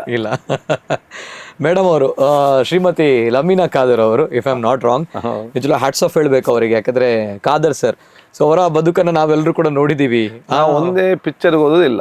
ಹೌದಪ್ಪ, ಇಷ್ಟೊಳಗೆ ಒಂದು ಫಿಲ್ಮ್ ಹೋಗಕ್ಕಿಲ್ಲ, ಬೀಚ್ಗೆ ಹೋಗ್ಲಿಲ್ಲ. ಹೌದಾ? ಕದ್ರಿ ಪಾರ್ಕ್ಗೆ ಇಲ್ಲ ಹೋಗ್ಲಿಲ್ಲ. ಏನ್ ಹೇಳ್ತಾರೆ ಮೇಡಮ್ ಅವ್ರಿಗೆ, ಬೇಸರ ಆಗಲ್ವಾ? ಹೇಗೆ? ಅದು ಇದು ಇಲ್ಲ ಕೂಡ ಅಷ್ಟೇ, ಅದು ಬೇಸರ ಆಗಲ್ಲ. ಯಾಕಂದ್ರೆ ತಂದೆಯವ್ರ ಜೊತೆ ನಾನು ಟೈಮ್ ಸ್ಪೆಂಡ್ ಮಾಡ್ಬೇಕಂತ ಇರ್ತದೆ ಇದರಲ್ಲಿ ಹೇಳ್ತಾರೆ. ಇದಕ್ಕೆ ಅದು ಸ್ವಲ್ಪ ಖುಷಿಯಿಂದ ಇರ್ಬೇಕು, ನನಗೆ ಸಹಿಸ್ಕೊಂಡಿದ್ದಾರೆ. ಮತ್ತೆ ಇದ್ದಂತ ಸಮಯದಲ್ಲಿ ನಾವು ಸಂತೋಷದ ಖುಷಿಯಿಂದ ಇರ್ತೇವೆ. ಓಕೆ, ನಿಜವಾಗ್ಲೂ ಕೂಡ ಗ್ರೇಟ್. ಒಂದ್ ಕಡೆ ಶ್ರೀಮತಿ ಅವರು ಜೊತೆಗೆ ನರಸಿಂಹ ಮೇಡಮ್ ಅವರು, ಬೋತ್ ಆಫ್ ಯು. ನಿಜವಾಗಿ ಯಾವ ಹೇಳ್ತಾ ಇರ್ತಾನೆ, ದೇವರು ನನಗೆ ವಿಶೇಷವಾದ, ನಾನು ಎಷ್ಟೇ ಇವತ್ತು ಧನ್ಯವಾದ ಸ್ತುತಿ ಮಾಡಿಕೊಡೋದು ಸಾಕಾಗ್ಲಿಕ್ಕಿಲ್ಲ ದೇವರಿಗೆ. ಯಾಕೆ, ನಿಜ, ನನಗೆ ಜೀವನದಲ್ಲಿ ಏನೆಲ್ಲ ಬೇಕಾ ಅದೆಲ್ಲ ಒಂದು ಉತ್ತಮವಾದ ಆ ಗೌರವಪದ ತಂದೆ ತಾಯಂದಿರು ಕುಟುಂಬಸ್ಥರು, ಅತ್ಯುತ್ತಮವಾದ ಒಂದು ಕ್ಷೇತ್ರ, ಅತ್ಯುತ್ತಮವಾದ ನಮ್ಮ ಪಕ್ಷದ ಒಂದು ಕಾರ್ಯಕರ್ತರು, ಉತ್ತಮವಾದ ಸೋದರ ಸೋದರಿಯರು ಕುಟುಂಬಸ್ಥರು ಇದರಲ್ಲಿ, ಅದ್ರ ಜೊತೆಯಲ್ಲಿ ಉತ್ತಮವಾದ ಮನೆಯವರು ಮತ್ತು ಮಗಳು, ಉತ್ತಮವಾದ ಒಂದು ಪಕ್ಷ, ಉತ್ತಮವಾದ ಒಂದು ನಾಯಕರು, ನನ್ನ ಯಾವುದೊಂದು ಕೊರತೆ ಇಲ್ಲದ ರೀತಿಯಲ್ಲಿ ಬಹುಶಃ ನನಗೆ ಏನು ಬೇಕು ದೇವರೆಲ್ಲವೂ ಕೂಡ ಯಾವುದೊಂದು ಕಷ್ಟಪಡದೆ ಅಪೇಕ್ಷೆ ಪಡದೆ ನನಗೆ ಒದಗಿಸಿ ಕೊಟ್ಟಿದ್ದಾನೆ. ಕಂಪ್ಲೀಟ್ ಬದುಕು ಎಲ್ಲೂ ಕೂಡ ತಮಗೆ ಒಂದ್ಸಲ ಆದ್ರೂ ಕೂಡ, ಯಾಕಂದ್ರೆ ಈ ಬಿಸಿ ರಾಜಕಾರಣದ ಬದುಕಿನಲ್ಲಿ, ಸಾಮಾಜಿಕ ಬದುಕಿನಲ್ಲಿ ನಾನು ಫ್ಯಾಮಿಲಿಗೆ ಟೈಮ್ ಕೊಡ್ಲಿಲ್ಲ ಅನ್ನುವಂಥದ್ದು ಫೀಲ್ ಬರ್ಲಿಲ್ಲ ತಮ್ಗೆ? ಖಂಡಿತವಾಗಿ ಬರ್ತದೆ. ಇದರಲ್ಲಿ ಕೆಲವೊಮ್ಮೆ ಆಗ್ತದೆ, ಒಮ್ಮೆ ರಸ್ತೆ ಕೂಡ ಆರಾಮದಲ್ಲಿ ಹೌದು ಹೋಗ್ಬೇಕಂತೇಳಿ ವಾತಾವರಣ ಇರುವಂತದ್ದು ಮತ್ತೆ ದೇವರಿಗೆ ಬಿಡ್ತದೆ, ದೇವರಿಗೆ ತೀರ್ಮಾನ ಏನ್ ದೇವರು ಹೇಗೆ ಇಚ್ಛೆ ಹಾಗೆ ಆಗ್ಲಿ ಅಂತೇಳಿ ಇರ್ತೇವೆ ಇದಕ್ಕೆ. ಸೊ ಅದಕ್ಕಾಗಿ ಜಂಜಾಟ ಮಾಡಿಕೊಂಡು ಗಲಾಟೆ ಮಾಡಿಕೊಂಡು ಹೋರಾಟ ಮಾಡಿಕೊಂಡು ಹೋಗುವಂತ ಯಾವುದೇ ವಿಚಾರ ಇಲ್ಲ. ಇಲ್ಲ, ನಾನು ಬಹುಶಃ ಮಂತ್ರಿ ಆದಂಥ ಶಾಸಕದ ತುಂಬ ಜನ ನನಗೆ ನಾವು ಅಲ್ಲಿ ಮಾತಾಡ್ತೇವೆ, ಫೋನ್ ಮಾಡ್ತೇವೆ, ನಾವು ಲೆಟರ್ ಕೊಡ್ತೇವೆ, ಸಂಘ ಸಂಸ್ಥೆ, ನಾವು ಪ್ರೆಸ್ ಕಾನ್ಫರೆನ್ಸ್ ಮಾಡ್ತೇವೆ, ನಾವೇನು ಮಾಡಬೇಡಿ ಅಂತ ಹೇಳಿದ್ದೇನೆ. ಅದು ಇಚ್ಛೆ ಇದ್ರೆ ಸಿಗ್ತದೆ, ಇಲ್ಲದೇನು ಟೆನ್ಷನ್ ಮಾಡ್ಬೇಕಂತ ಇಲ್ಲ ಅಂತ ಹೇಳಿ ಬಹಳ ಸ್ಪಷ್ಟ ಅದಕ್ಕೆ ನಾನು ಹೇಳ್ತಾ ಇದ್ದೇನೆ. ಈಗಲೂ ಕೂಡ ಹೇಳ್ದೆ ಅಷ್ಟೇ, ಇದರಲ್ಲಿ ಅದನ್ನೇ ಸಿಕ್ಬೇಕಂತ ನಮ್ಮ ಮನಸ್ಸನ್ನೆಲ್ಲ ಆನ್ ಮಾಡಿಕೊಂಡು ಜಂಜಾಟ ಮಾಡಿಕೊಂಡು ಏನೋ ಒಂದು ಗುಡ್ಡವನ್ನು ತೆಗೆಯುವಂತ ಪರಿಸ್ಥಿತಿ ಮಾಡಿಕೊಂಡು ಹೋಗುವಂತ ವಿಚಾರ ನಮ್ಗೆ ಇಲ್ಲ. ಸಮಾಧಾನದಿಂದ ಮಾಡುವಂಥದ್ದು ಆದ್ರೆ ಆಗ್ತದೆ, ಇಲ್ಲದ್ರೆ ಆದ್ರೆ ಸಂತೋಷ, ಇಲ್ಲದ್ರೆ ಮತ್ತು ಸಂತೋಷ. ಓಕೆ ಅಲ್ವಾ? ಜೊತೆಗೆ ಸರ್ ತಮ್ಮ ಸಹೋದರಿಯರು ಏನ್ ಹೇಳ್ತಾರೆ ಸರ್ ಅವ್ರ ಬಗ್ಗೆ? ನನ್ನ ರಾಜಕೀಯ ಜೀವನಕ್ಕೆ ಪರೋಕ್ಷವಾಗಿ ಎಲ್ಲಾ ರೀತಿಯ ಸಹಕಾರ ಕೊಡ್ತಾ ಇದ್ದಾರೆ. ಸಹೋದರಿಯರಲ್ಲಿ, ನನ್ನ ಕುಟುಂಬಸ್ಥರು, ಎಲ್ಲ ರೀತಿ. ಅದ್ಮೇಲೆ ವಿಶೇಷ ನಮ್ಮ ಕಾರ್ಯಕರ್ತರು, ನನ್ನ ಕ್ಷೇತ್ರದ ಪಕ್ಷದ ಕಾರ್ಯಕರ್ತರು ಬಹಳ ಪ್ರೀತಿಯಿಂದ, ಬಹಳ ಸಂತೋಷದಿಂದ, ಯಾವುದೊಂದು ಅಪೇಕ್ಷೆ ಇಲ್ಲದೆ ನನಗೆ ಅತ್ಯುತ್ತಮವಾದ, ಅದೇನು ಹೇಳಿದೆ, ದೇವರು ಅತ್ಯುತ್ತಮವಾದ ಮುಖಂಡರನ್ನು ಮತ್ತು ಕಾರ್ಯಕರ್ತರನ್ನು ಕೊಟ್ಟಿದ್ದಾರೆ. ನಾನು ಇಷ್ಟು ಮೇಲೆ ಹೋಗ್ಲಿಕ್ಕೆ ಅದು ಕಾರ್ಯಕರ್ತ ಅದಕ್ಕೆ ಪ್ರಮುಖ ಕಾರಣ. ಯಾಕೆ ಅಲ್ಲಿ ತಳಮಟ್ಟದ ಸಮಸ್ಯೆಯನ್ನು ಅವನ್ನೆಲ್ಲ ಪ್ರೀತಿ ವಿಶ್ವಾಸ ಬಗೆಹರಿಸಿಕೊಂಡು ಜಂಜಾಟ ಮಾಡದೆ, ಹೆಸರು ಕೆಡಿಸದೆ, ಉತ್ತಮ ಕೆಲಸ ಮಾಡದ ಕಾರಣ ನನಗೆ ಸಮಾಧಾನ ಎಲ್ಲ ಕೂಡ ಸುತ್ತಾಡ್ಲಿಕ್ಕೆ ಆಗ್ತದೆ, ವಿದೇಶಕ್ಕೆ ಹೋಗ್ಲಿಕ್ಕೆ ಆಗ್ತದೆ. ಇಲ್ಲದನ್ನೆಲ್ಲ ಬಿಟ್ಟು ನಾನು ಇಲ್ಲೇ ಇರ್ಬೇಕಿತ್ತು ಅವ್ರ ಮಧ್ಯದಲ್ಲಿ. ಮತ್ತೆ ನಮ್ಮ ಕುಟುಂಬ ಸೋದರ ಅವರು ಕೂಡ ಏನೇ ಒಂದು ಕೆಲಸ ಹೇಳಿದ್ರು ಕೂಡ ಅದನ್ನು ಮಾಡಿ ಜನರಿಗೆ ಮಾಡುವಂತ ಆ ಕೆಲಸ ಮಾಡಿಕೊಂಡು ಹೋಗುವಂಥದ್ದು, ಮತ್ತೆ ಯಾವುದೊಂದು ಹೆಸರು ಕೆಡಬಾರ್ದಂತ ರೀತಿಯಲ್ಲಿ ನೋಡಿಕೊಳ್ಳುವಂಥದ್ದು ನಮ್ಮ ಸಹೋದರರು, ನನ್ನ ಕುಟುಂಬ ಎಲ್ಲ ಕೊಟ್ಟು ಮಾಡ್ತಾರೆ. ಓಕೆ, ತಾವು ತಮ್ಮ ಸಹೋದರರು ಇಫ್ತಿಕಾರ್ ಸರ್ ಎಲ್ಲ ಒಟ್ಟಿಗೆ ಕಲ್ತವರ ಹೇಗೆ? ಜೂನಿಯರ್ ಆಗಿದ್ರು ಒಟ್ಟಿಗೆ, ಅಂದ್ರೆ ಅವರು ಕೂಡ ಒಟ್ಟಿಗೆ ಸೇಮ್ ಕಾಲೇಜಲ್ಲಿ ಕಲಿತಾ ಇದ್ರಿ? ಸಾಮಾಜಿಕ ಕೆಲಸ ಮಾಡೋದ್ರಲ್ಲಿ ಬಡವರಿಗೆ ಉಪಕಾರ ಮಾಡಬೇಕು, ಯಾರು ಬಂದು ಸಹಕಾರ ಮಾಡಬೇಕು, ಅದ್ರಲ್ಲಿ ಸಕ್ಕರೆ ಮುಂದೆ ಹೋಗ್ತಾರೆ. ಅದು ರಾಜಕೀಯದ ಆಸೆ ಎಂಬ ಇಲ್ಲ, ಹಾಗೇನಿಲ್ಲ. ಆಸೆ ಅಂತ ಅದರಲ್ಲೇ ಇರ್ಬೇಕಮ್ಮ ಇಲ್ಲ. ಸಹೋದರರು ಇದ್ದಾರೆ, ನಾವು ಸ್ವಲ್ಪ ದೂರ ಕೆಲಸ ಮಾಡ್ತೇವೆ ಆ ಭಾವನೆಯಲ್ಲಿ ಎಲ್ಲರೂ ಕೂಡ ಇರ್ತಿದ್ದಾರೆ. ಎಸ್ ಸರ್, ಇನ್ನೊಂದು ಫೋಟೋ ಬರ್ತಾ ಇದೆ. ಎಸ್, ಯಾರು ಸರ್? ತಾವು ಎಕ್ಸ್ಪ್ಲೇನ್ ಮಾಡ್ಬೇಕು ನಮ್ಮ ವೀಕ್ಷಕರಿಗೆ, ಹೇಳಿ ಸರ್. ಇಲ್ಲ, ಈಗ ನನ್ನ ಎರಡನೇ ಸಹೋದರ ಇಫ್ತಿಕಾರ್, ಇನ್ನೊಬ್ಬ ಕೊನೆಯ ಸಹೋದರ ಜುಲ್ಫಿಕಾರ್ ಅಂತ. ಜುಲ್ಫಿಕಾರ್ ಅವರು ಏನ್ ಮಾಡ್ತಾ ಇದ್ದಾರೆ ಸರ್? ಅವ್ರು ಬೆಂಗಳೂರಲ್ಲಿ ಕಾಲೇಜ್ ನಡೆಸ್ತಾ ಇದ್ದಾರೆ. ಓಕೆ, ಇವರು ನಮ್ಮ ಇಫ್ತಿಕಾರ್ ಅವರು? ಎಸ್, ಹೌದು, ಮಂಗಳೂರಲ್ಲಿ. ಓಕೆ, ಇನ್ನೊಬ್ರು ಇದ್ದಾರೆ ಸಹೋದರ? ದೊಡ್ಡ ಅಣ್ಣ ಇದ್ದಾನೆ. ಓಕೆ, ಇಮ್ತಿಯಾಜ್ ಅಂತ ಹೇಳಿ. ಅವರು ಡಾಕ್ಟರ್ ಆಗಿ ಎಜೆ ಆಸ್ಪತ್ರೆಯಲ್ಲಿ ಇದ್ದಾರೆ. ಓಕೆ ಓಕೆ, ಮತ್ತೆ ಸಹೋದರಿಯರೊಬ್ರು? ಒಂದು ಸಹೋದರಿ, ಅವರ ಹಸ್ಬೆಂಡ್ ಡಾಕ್ಟರ್ ಆಗಿದ್ದಾರೆ. ಓಕೆ ಓಕೆ, ಇದರ ಮೇಲೆ ಇರುವಂತದ್ದು ಕೂಡ ತಾವೇ ಅಲ್ಲಿ ಸ್ವಲ್ಪ ಅದೇ 3 ಜನ ತೋರ ಇದ್ರಿ ಬಹುಶಃ ಅಲ್ವಾ? ಆ ಸಂದರ್ಭ ಆಫ್ಟರ್ ದಟ್ ಸ್ಲಿಮ್ ಆಗಿರುವಂತ ತಾವು, ಹೌದು ಅಲ್ವಾ? ಖಾದರ್ ಸರ್, ಎಸ್, ನೋಡಿದಾಗ ಸಡನ್ ಆಗಿ ನಂಗೆ ರಮನಾಥ್ ರೈ ಅವರ ನೋಡಿದಾಗ ಆಯ್ತು ಹಿಂದಿನ ಕಾಲಘಟ್ಟದಲ್ಲಿ ಅಲ್ವಾ? ಸೊ ಆ ರೀತಿ. ಸೊ ಇದು ತಮ್ಮ ಒಂದು ಕಾಲೇಜ್ ಲೈಫ್ ಅಲ್ಲೂ ಕೂಡ ಆಫ್ಟರ್ ದಟ್ ಇದ್ದಾಗ ತಾವು ಇಲ್ಲಿಗೆ ಬರ್ತೀರಿ, ಅಲ್ಲಿ NSUI ಕಾಲೇಜ್ ಲೈಫ್ ಅಲ್ಲಿ ನಿಮ್ಗೆ. ಸೊ ಆ ಸ್ಕೂಲ್ ಲೈಫ್ ಅಲ್ಲಿ ಮತ್ತೆ ಕಾಲೇಜ್ ಲೈಫ್ ಅಲ್ಲಿ ಆ ಒಂದು ಸಂಘಟನಾತ್ಮಕವಾಗಿ ತಾವು ಬೆಳೆದಂತಹ ರೀತಿ ಯಾವ ರೀತಿ ಇತ್ತು ಸರ್? ಅದು ಚೆನ್ನಾಗಿತ್ತು. ನಮ್ದು ಸ್ಟ್ರೈಕ್, ಬಸ್ ರೇಟ್ ಸ್ವಲ್ಪ ಜಾಸ್ತಿ ಮಾಡೋ ಸ್ಟ್ರೈಕ್ ನಮ್ದು. ಅವತ್ತು ನಾನಿದ್ದಾಗ ಬರೀ 10 ಪೈಸೆ ಜಾಸ್ತಿ ಮಾಡಿದ್ದು. ನಾವು 4 ದಿವಸ ಬಂದ್ ಮಾಡಿದ್ದೆವು, ಬಸ್ ಬಂದ್ ಮಂಗಳೂರಲ್ಲಿ. ಸೊ ಬಹಳ ಚರ್ಚೆ ಇತ್ತು ಈ ಬಸ್ ಓನರ್ ಅವ್ರದೆಲ್ಲ. ನಮ್ದು ನಾವು ಮಕ್ಕಳಲ್ಲ, ಸ್ಟೂಡೆಂಟ್ ಅಲ್ಲ, ನಮ್ಗೇನು ಇದಿಲ್ಲ. ಅವ್ರೊಂದು ಹೇಳುದು ನಾವು ಅದೇ ನಮ್ಮ ಹಠ ಕಡಿಮೆ ಮಾಡಿ ಏನು ಅದು ಸರಿಯಾದ ತಪ್ಪಂತ ನೋಡ್ಲಿಕ್ಕಿಲ್ಲ. ರೇಟ್ ಜಾಸ್ತಿ ಆಗಿದೆ, ರೇಟ್ ಕಡಿಮೆ ಮಾಡ್ಬೇಕಂತೇಳಿ ಒಂದು ಅದಕ್ಕೆ ಅನುಗುಣ ಪೇಪರ್ ನೋಡಿ ಫುಲ್ ಮೆಂಬರ್ ನಮ್ಗೆ 3 ದಿವಸ ಎಲ್ಲ ಕಡೆ ಕೂಡ. ಅದಕ್ಕೆ ಅವರು ಆಗುದಿಲ್ಲ ಅಂತೇಳಿ ಚರ್ಚೆ. ಕಡೆಗೆ ಅವ್ರು ಬಸ್ ಓಡಿಸಿದ್ರು, ನಾವು ಬಿಡ್ಲೇ ಇಲ್ಲ. 4 ದಿವಸ ಇಲ್ಲಿ ಬಸ್ ಬಂದ್, ಹಾ ಮತ್ತೆ ಕಡಿಮೆ ಮಾಡಿದ ನಂತರವೇ ನಾವು ಸ್ಟ್ರೈಕ್ ವಿಡ್ರಾ ಮಾಡಿದ್ದು. ಬಾಲ ಬಸ್ ಹುಡಿ ಆಯ್ತು ಅವಾಗ. ಓಹ್ ಫೈನಲಿ ಕಡಿಮೆ ಮಾಡಿದ್ರು. ಮಾಡಿದ್ರು. DC ಅನಿಲ್ ಕುಮಾರ್ DC ಇದ್ರು. DC ಕರೆಸಿಕೊಂಡು ಮಾಡ್ತಿರಲ್ವ ಅಂತ ಹೇಳಿಕೊಂಡು ಮತ್ತೆ ಮಾಡಿ ಆಯ್ತು ಇದಕ್ಕೆ. ಮತ್ತೆ ಯೂನಿವರ್ಸಿಟಿಗೆ ಸ್ಟ್ರೈಕ್ ಹೋಗುದು, ಮತ್ತೆ ಅಲ್ಲಿಗೆ ಆಗಾಗ ಸ್ಟ್ರೈಕ್ ಮಾಡ್ತಿದ್ದೆ ನಾವು ಪ್ರತಿಯೊಂದು ಸಲ. ಇಡೀ ಬೈಂದೂರಿಂದ ಸುಳ್ಯ ತನಕ ಕೂಡ ಇವತ್ತು ಬೇರೆ ಬೇರೆ ಕಾಲೇಜ್ ಯಾವುದೇ ಇಶ್ಯೂದ್ರು ಕೂಡ ನಮ್ಮನ್ನು ಕಾದು ಬಂದು ಕೂತ್ಕೊಳ್ತಾ ಇದ್ರು 1-2 ಜನ. ಅದು ಆವಾಗ ನಮ್ಮ ಅಪಾಯಿಂಟ್ಮೆಂಟ್ ಸಿಗ್ಲಿಕ್ಕೆ ಕಷ್ಟ. ಕೆಲವರಿಗೆ 1-2 ದಿವಸ ಕಾದು ಮತ್ತೆ ನಾವು ಅಲ್ಲಿಗೆ ಹೋಗಿ ಇವತ್ತು ಪುರ್ಸೋತಿಲ್ಲ, ನಾಡ್ದು ಬರ್ತೇವೆ ಅಂತೇಳಿ ಸುಳ್ಯ ಆಗಿರ್ಲಿ, Vijaya college Mulki, Padubidri, Byndoor college, Hebri college, ಎಲ್ಲಿ ಎಲ್ಲ ನಮ್ಮ ಆ ಸಮಸ್ಯೆ ವಿದ್ಯಾರ್ಥಿಗಳ ಸಮಸ್ಯೆ ಬರ್ತಿತ್ತ ಅಲ್ಲಿ ಎಲ್ಲ ಹೋಗ್ತಾ ಇದ್ದೆವು. ಪಾಲಿಟೆಕ್ನಿಕ್ನವ್ರು ಆವಾಗ ನಾವು ಕರ್ನಾಟಕ ಸ್ಟೇಟ್ ಪೊಲಿಟಿಕ್ ಯೂನಿಯನ್ ಅಂತ ಹೇಳಿ ಎಲೆಕ್ಷನ್ KPTಯಲ್ಲೇ ಮಾಡಿದ್ದೆವು. ಆಗ ಸ್ಟೂಡೆಂಟ್ ಇದ್ದಾಗ ಸಕ್ರಿಯವಾಗಿ ಸ್ಟೂಡೆಂಟ್ ಯೂನಿಯನ್ನಲ್ಲಿ ಆ ಸ್ಟ್ರೈಕ್ ಸಕ್ರಿಯವಾಗಿ ಹೋಗ್ತಿದ್ದೆವು. ಮತ್ತೆ ನಾನೇ ಸ್ಟ್ರೈಕ್ ಅನ್ನು ಬಂದ್ ಮಾಡಿಸಿದೆ, ಇನ್ನು ಮಾಡುದಿಲ್ಲ ಅಂತೇಳಿ. ಯಾಕೆ ನಾವಿಲ್ಲಿ ಸ್ಟ್ರೈಕ್ ಮಾಡುದು, ಸ್ಟ್ರೈಕ್ ಮಾಡಿ ಎಲ್ಲ ಸ್ಟ್ರೈಕ್ ಮಾಡುವಾಗ ಸ್ಟೂಡೆಂಟ್ಸ್ ಅವರು ಫುಲ್ ಬೆಂಬಲ.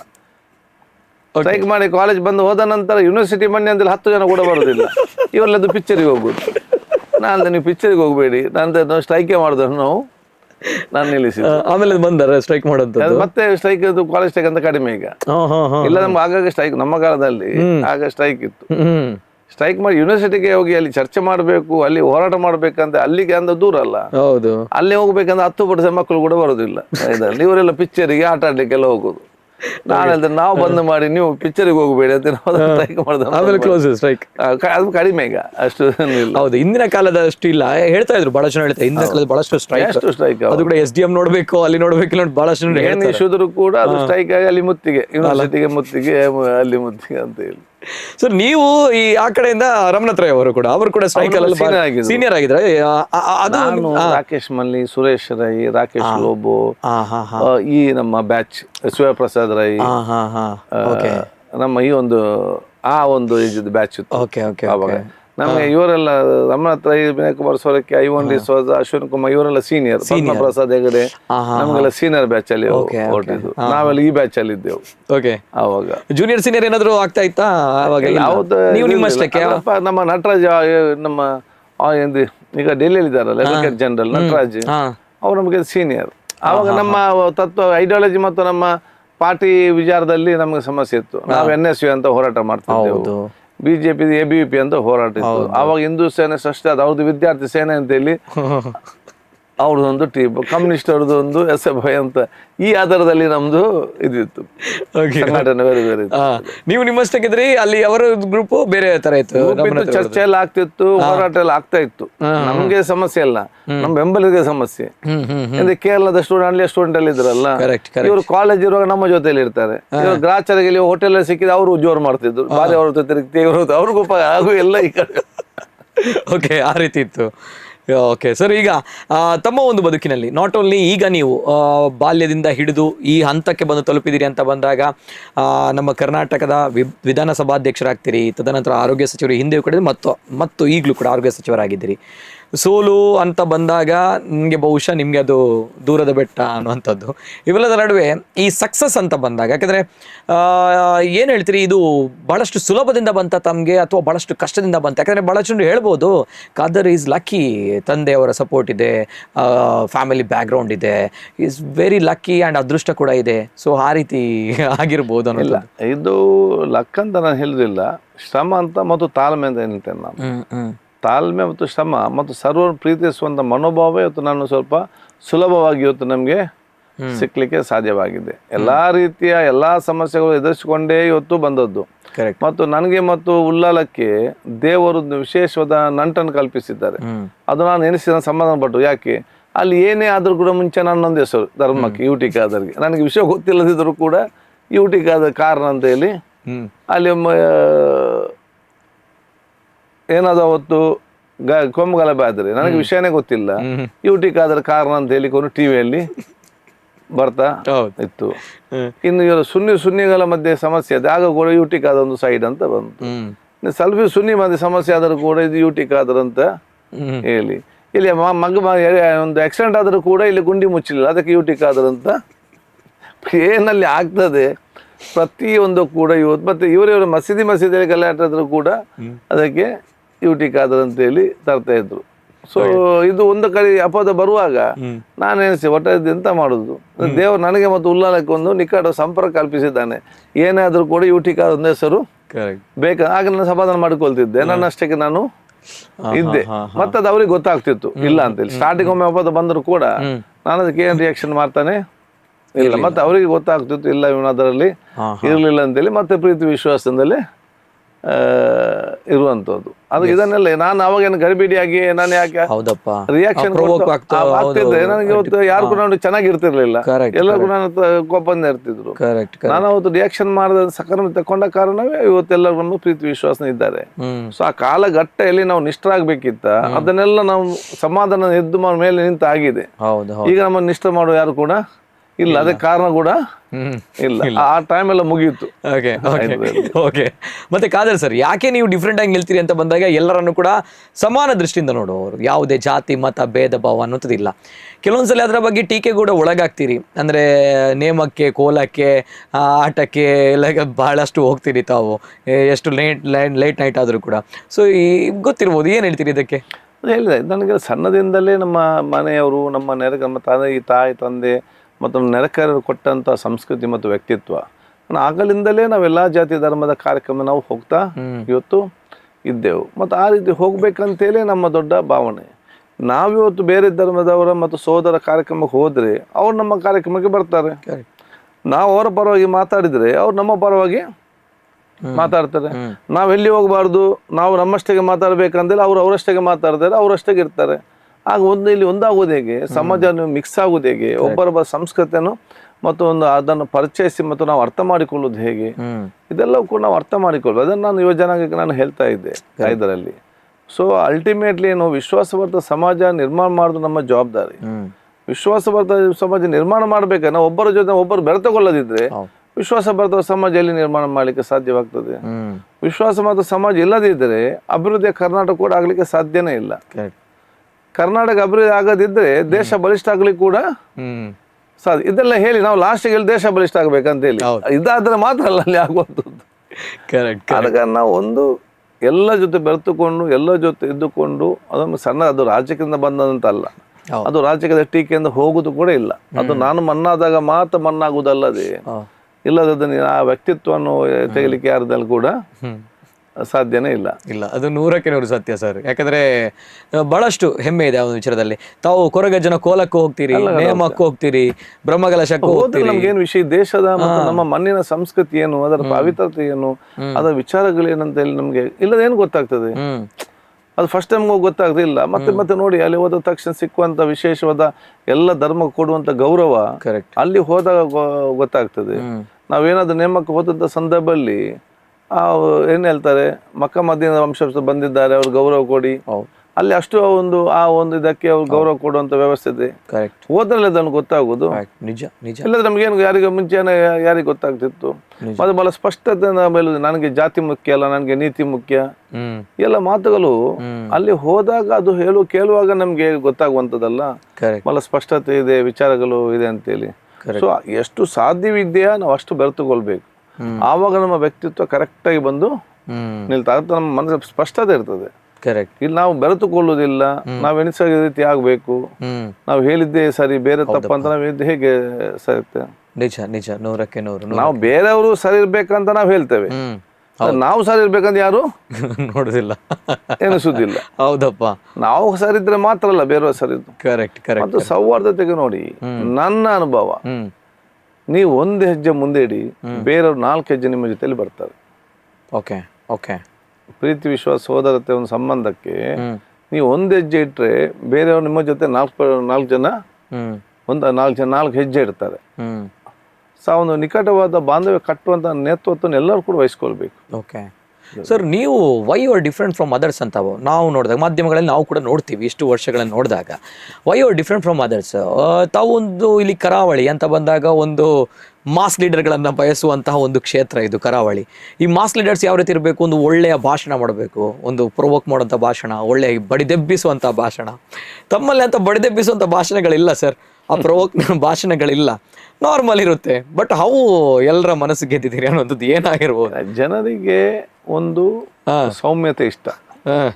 ಮತ್ತು ನೇರ ನುಡಿ ಹಾ. ಇಷ್ಟ ಆಗ್ತದೆ. ಮತ್ತು ಯಾರಿಗೂ ಕೂಡ ನಾವು ದೂಷಿಸಿದ್ರೆ ಯಾರಿಗೂ ಇಷ್ಟ ಬಹಳ ಕಡಿಮೆ. ಬಟ್ ಇಲ್ಲಿ ಕೋಸ್ಟಲ್ ಅಂತ ಬಂದಾಗ ಇದು ಒಂಥರ ಮಾಸ್ ಲೀಡರ್ಸ್ ಗಳು ಇರುವಂತಹ ಜಾಗ ಅಂತ ಹೇಳ್ತಾರೆ. ಇವರ mass leader no doubt, but ಏನು ಅಂತ ಗೊತ್ತಿಲ್ಲ ಸರ್. ನನಗೆ ಅಗ್ರೆಸಿವ್ಗಿಂತ ನಮ್ಮ ಕೆಲಸದಲ್ಲಿ ಚೆನ್ನಾಗಿರ್ಬೇಕಂತ ಇವತ್ತು ಇರ್ತದೆ.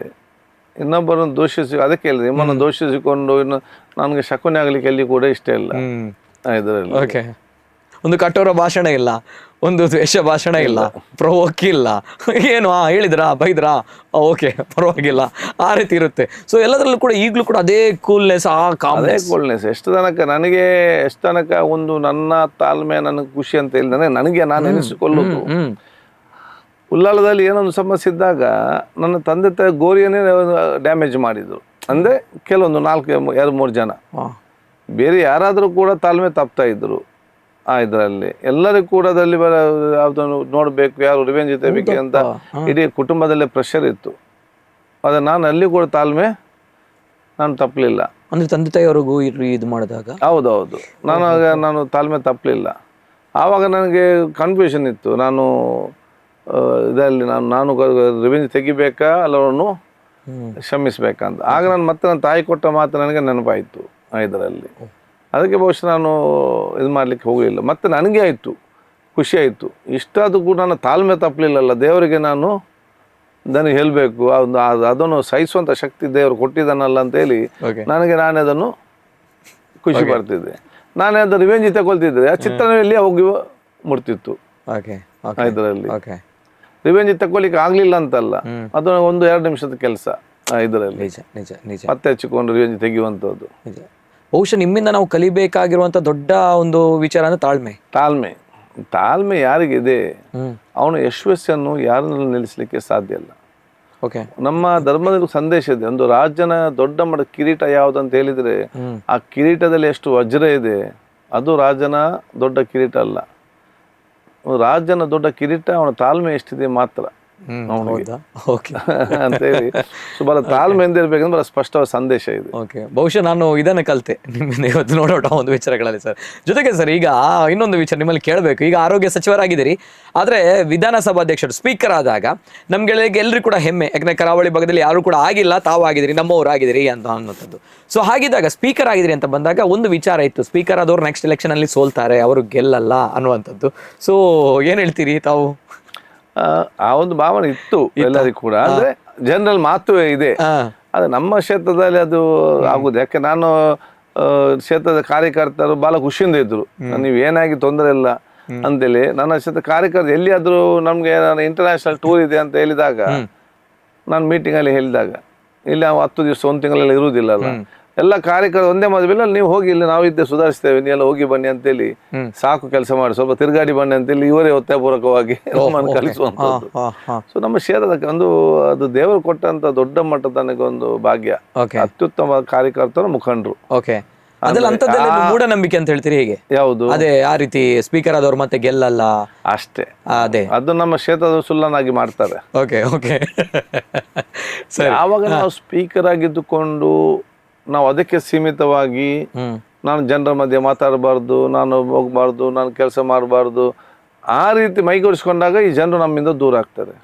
ಅದು ನಾವೆಲ್ಲ ಅದನ್ನ ಅವಕಾಶನೇ ಕೊಡ್ಲಿಲ್ಲ. ನಾನು ಎಷ್ಟೇ ಸ್ಪೀಕರ್ ಏನ ಇದ್ರು ಕೂಡ ನಾನು ಶಾಸ್ತ್ರೀಯ ಕಾಲಿಟ್ಟ ಸಂದರ್ಭ ನನಗೂ ಮರ್ತ ಹೋಗ್ತದೆ ನಾನು ಸ್ಪೀಕರ್ ಅಂತ ಹೇಳಿ.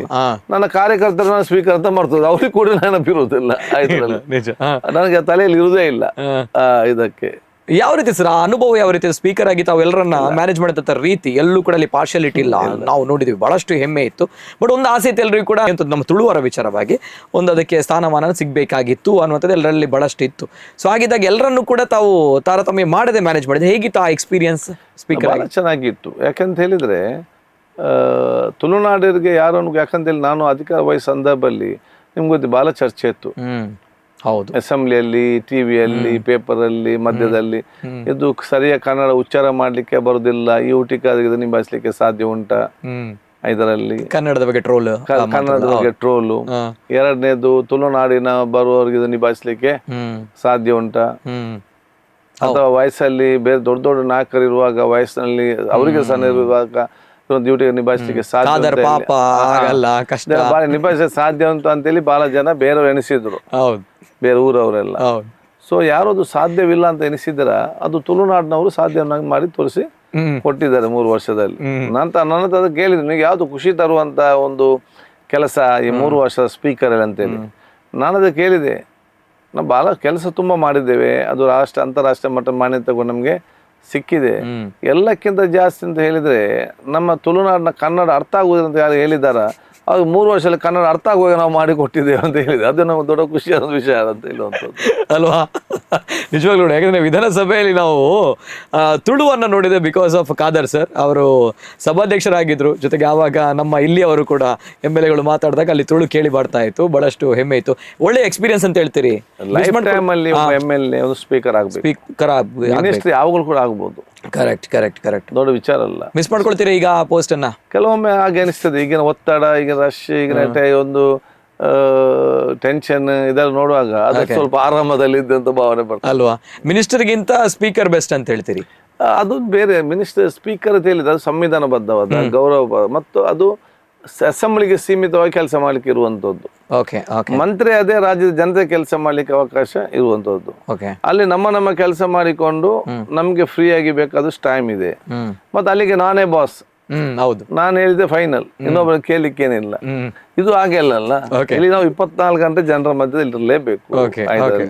ಜನರ ರಾತ್ರಿ 1 ಗಂಟೆಗೆ 2 ಗಂಟೆಗೆಲ್ಲ ಕಾದು ಕೂತು ನಾನು ಮನೆಗೆ ಹೋಗಲು ಕೂಡ ಪಾಪ ಅವ್ರು ಹೇಳಿ ನಾನು ದೂರದಿಲ್ಲ, ಯಾಕೆ ನಾವು ಎಲ್ಲಿ ಸಿಕ್ಕುವಂತ ಅಲ್ಲಿ ಕಾದು ಕೂತ್ಕೊಳ್ತಾರೆ. ಇಲ್ಲಿ ಅದು ನಮ್ಮ ಊರವರೇ, ಖುಷಿ ಆಗ್ತದೆ ಕೆಲಸ ಮಾಡ್ಲಿಕ್ಕೆ. ಬೆಂಗಳೂರು ನಾನು 10-11 ಗಂಟೆ 12 ಗಂಟೆ ಬೆಂಗಳೂರು ಮನೆಗೆ ಮುಟ್ಟಿದ್ರೆ ಅಲ್ಲಿ ಗುಲ್ಬರ್ಗದವರು, ರಾಯಚೂರಿನವರು, ಬೇರೆ ಬೇರೆ ಊರಿನವರು ಕೂಡ ಅಲ್ಲಿ ಬಂದು ಸೊ ಬೆಳಿಗ್ಗೆ ಎದ್ದು ಮತ್ತೆ ಮೀಟಿಂಗ್ ಅಂತ ಹೌದಪ್ಪ ಶುರು ಮಾಡ್ಬೇಕು. ಕೆಲಸ ಮಾಡದಿದ್ರೆ ಮಂತ್ರಿ ಸಾರ್ ಇಲ್ಲ ಅಂತ ಹೇಳ್ತಾರೆ. ಈಗ ಮಾಡಿದ್ರೆ ನಮ್ಮ ಲೈಫ್ ಹೀಗೆ ಮದ್ದೆಲ್ಲ ಜಂಜಾಟ ಮಾಡಿ ಹೋಗ್ಬೇಕು. ಸೊ ಅದರ ಒಂದು ಸ್ಪೀಕರ್ ಸ್ಥಾನವೇ ಬೇರೆ. ಲೈಫ್ ಟೈಮ್ ಅಲ್ಲಿ ಒಬ್ಬ ಆಗನೇ ಬೇಕು ಸ್ಪೀಕರ್. ನಾನು ಅದರಲ್ಲಿ ಬಹಳ ಸಂತೋಷ ಪಟ್ಟಿದ್ದೇನೆ, ಖುಷಿ ಪಟ್ಟಿದ್ದೇನೆ. ಈಗ ಸ್ಥಾನ ಸಿಕ್ಕಿದೆ, ಇದರಲ್ಲಿ ಒಂದು ಕೂಡ ಜನರಿಗೆ ಪ್ರಯೋಜನ ಕೆಲಸ ಮಾಡ್ಬೇಕಂದ್ರೆ ಇಚ್ಛೆ ಇದೆ. ಒಟ್ಟಿನಲ್ಲಿ ಖುಷಿ ಇದೆ ಸರ್, ತಮ್ಮ ಜೀವನದಲ್ಲಿ ಸಾರ್ಥಕತೆ ಇದೆ. ಖಾದರ್ ಸರ್ ಇರಗೊಂಜಿ ಟೈಮ್ ಒಂಜಿ ವೆರಿ ಇಂಪಾರ್ಟೆಂಟ್ ದಯಪನಾಗ ಮಾತ್ರೆಗಳೊಂದು 24 ಗಂಟೆ ದಿನಕ್ಕೆ ಟೈಮ್ ಅಂತ ಹೇಳ್ತಾರೆ. ಬಟ್ ಖಾದರ್ ಸರ್ ಅವರಿಗೆ 24 ಅಲ್ಲ 48 ಗಂಟೆ ಅಥವಾ ಅದಕ್ಕಿಂತ ಜಾಸ್ತಿ ಇದೆಯಾ ಅನ್ನುವಂಥ ಪ್ರಶ್ನೆ.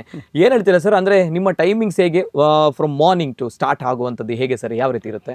ಇಲ್ಲ, ನಂದು ಉದಾಹರಣೆ, ನಾನೀಗ ಮೊನ್ನೆ ಬೆಂಗಳೂರಿನಲ್ಲಿ ಒಂದು ಉದಾಹರಣೆಗೆ ಮಾರ್ನಿಂಗ್ 7 o'clock ನನ್ನ ಮನೆಯಲ್ಲಿ ಜನರನ್ನು ಭೇಟಿ ಮಾಡಿ, ಅಲ್ಲಿ ಸಾಧಾರಣ ಜನರನ್ನು ನೋಡಿಕೊಂಡು ಬೇರೆ ಬೇರೆ ಫಂಕ್ಷನ್ ಮಾಡಿ, ಮತ್ತೆ ಮೀಟಿಂಗ್ಸ್ ಆಗಿ ಸಂಜೆ ರಾತ್ರಿ 11:30 ತನಕ ಮೀಟಿಂಗ್ ಮಾಡಿ, ಮತ್ತು 12 ಗಂಟೆ ಅಲ್ಲಿಂದ ಶಿವಮೊಗ್ಗಕ್ಕೆ ಹೊರಟು, ಶಿವಮೊಗ್ಗದಿಂದ ಬೆಳಗ್ಗೆ 9 ಗಂಟೆಗೆ ಮೀಟಿಂಗನ್ನು ಪ್ರಾರಂಭ ಮಾಡಿ, ಅಲ್ಲಿ ಬೇರೆ ಫಂಕ್ಷನ್ಸ್, ತೀರ್ಥಹಳ್ಳಿ ಅಟೆಂಡ್ ಆಗಿ, ತೀರ್ಥಹಳ್ಳಿ ಆಸ್ಪತ್ರೆ ಮೀಟಿಂಗ್ ಆಗಿ, ಅಲ್ಲಿಂದ ಮೇಘರಳ್ಳಿ ಆಸ್ಪತ್ರೆ ಮೀಟಿಂಗ್ ಆಗಿ, ಆಗುಂಬೆ ಆಸ್ಪತ್ರೆ ಮೀಟಿಂಗ್ ಆಗಿ, ಮಂಗಳೂರಿಗೆ ಬಂದು ಮುಟ್ಟುವಾಗ ಬಹುಶಃ 11:30-1 ಗಂಟೆ ಆಗಿದೆ.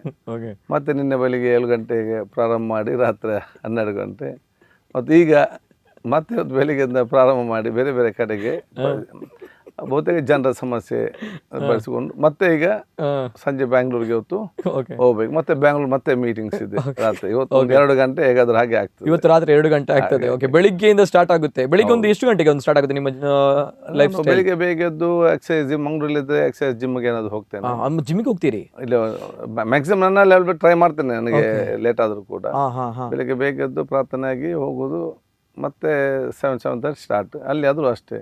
ರಾತ್ರಿಗೆ ಹೋಗುವಾಗ ಅವ್ರಿಗೆ ಗೊತ್ತಿದೆ, ಹಾಗೆ ಗುಲ್ಬರ್ಗದವರು, ರಾಯಚೂರವರು, ರಾಜ್ಯ ಬೇರೆ ಬೇರೆ ಬಂದು ಕಾದು ಕೂತ್ಕೊಂಡಿರ್ತಾರೆ. ಸೊ ಅವರು ಕೆಲಸ ಮಾಡಿ ಮೂಡುವಾಗ ಈಗ 1 ಗಂಟೆ ಆಗ್ತದೆ.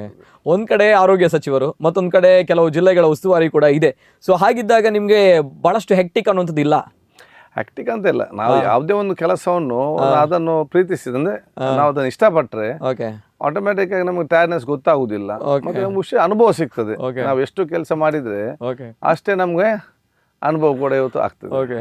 ನಿಜವಾಗ್ಲೂ ಶಾಕ್ ಆಗುತ್ತೆ ಇದ್ರ ಬಗ್ಗೆ. ಯಾಕಂದ್ರೆ ನಮ್ಮ ಆಫೀಸ್ಗೆ ಬರ್ತಾ ಇದಾರೆ ಅಂತ ಬಂದಾಗ ನಮ್ಮ ಕೆಳಗಡೆನೆ ಬೇಸ್ಮೆಂಟ್ ಅಲ್ಲೇ ಪಾರ್ಕಿಂಗ್ ಅಲ್ಲೇ ಬಹಳಷ್ಟು ಜನರು ನಿಂತಿದ್ದಾರೆ, ಲೈನ್ ಅಲ್ಲಿ ನಿಂತಿದ್ದಾರೆ. ಜೊತೆಗೆ ನಮ್ಮ ಆಫೀಸ್ ಒಳಗಡೆ ಬಂದು ನಿಂತಿದ್ದಾರೆ. ನಾನು ಅನ್ಕೊಂಡೆ ನಮ್ಮ ಪ್ರೋಗ್ರಾಮ್ಗೆ ಏನಾ ಅಂತ. ಅಲ್ಲ, ಖಾದರ್ ಸರ್ ಜೊತೆ ಮಾತನಾಡ್ಲಿಕ್ಕೆ, ಅವ್ರ ಜೊತೆ ಅವರ ಸಮಸ್ಯೆಗಳನ್ನ ಹೇಳಲಿಕ್ಕೆ, ಎಲ್ಲರ ಜೊತೆ ಆ ಒಂದು ನಮಗೆ ನೋಡುವಾಗ ಸ್ವಲ್ಪ ಟೆನ್ಷನ್ ಆಗುತ್ತೆ. ಬಟ್ ಖಾದರ್ ಸರ್ ಅದನ್ನ ಹೇಗೆ ನಿಭಾಯಿಸ್ತಾರೆ ದೇವರಿಗೆ ಗೊತ್ತು ಸರ್. ಏನೋ ಒಂದು ಸೂಪರ್ ಪವರ್ ಇದೆ ನಿಮ್ಮ ಹತ್ರ, ನೋ ಡೌಟ್, ದೇವರು ಕೊಟ್ಟಿದ್ದಾನೆ.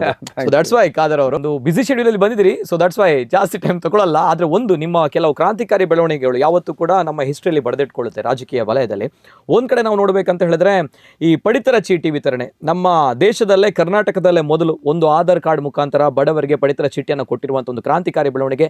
ತಾವು ಆಹಾರ ಸಚಿವರಾಗಿದ್ದಾಗ ಆಗಿರುವಂತಹ ಒಂದು ಬೆಳವಣಿಗೆ ಅದು. ಬೈಕ್ ಆಂಬುಲೆನ್ಸ್ ಸೇವೆ.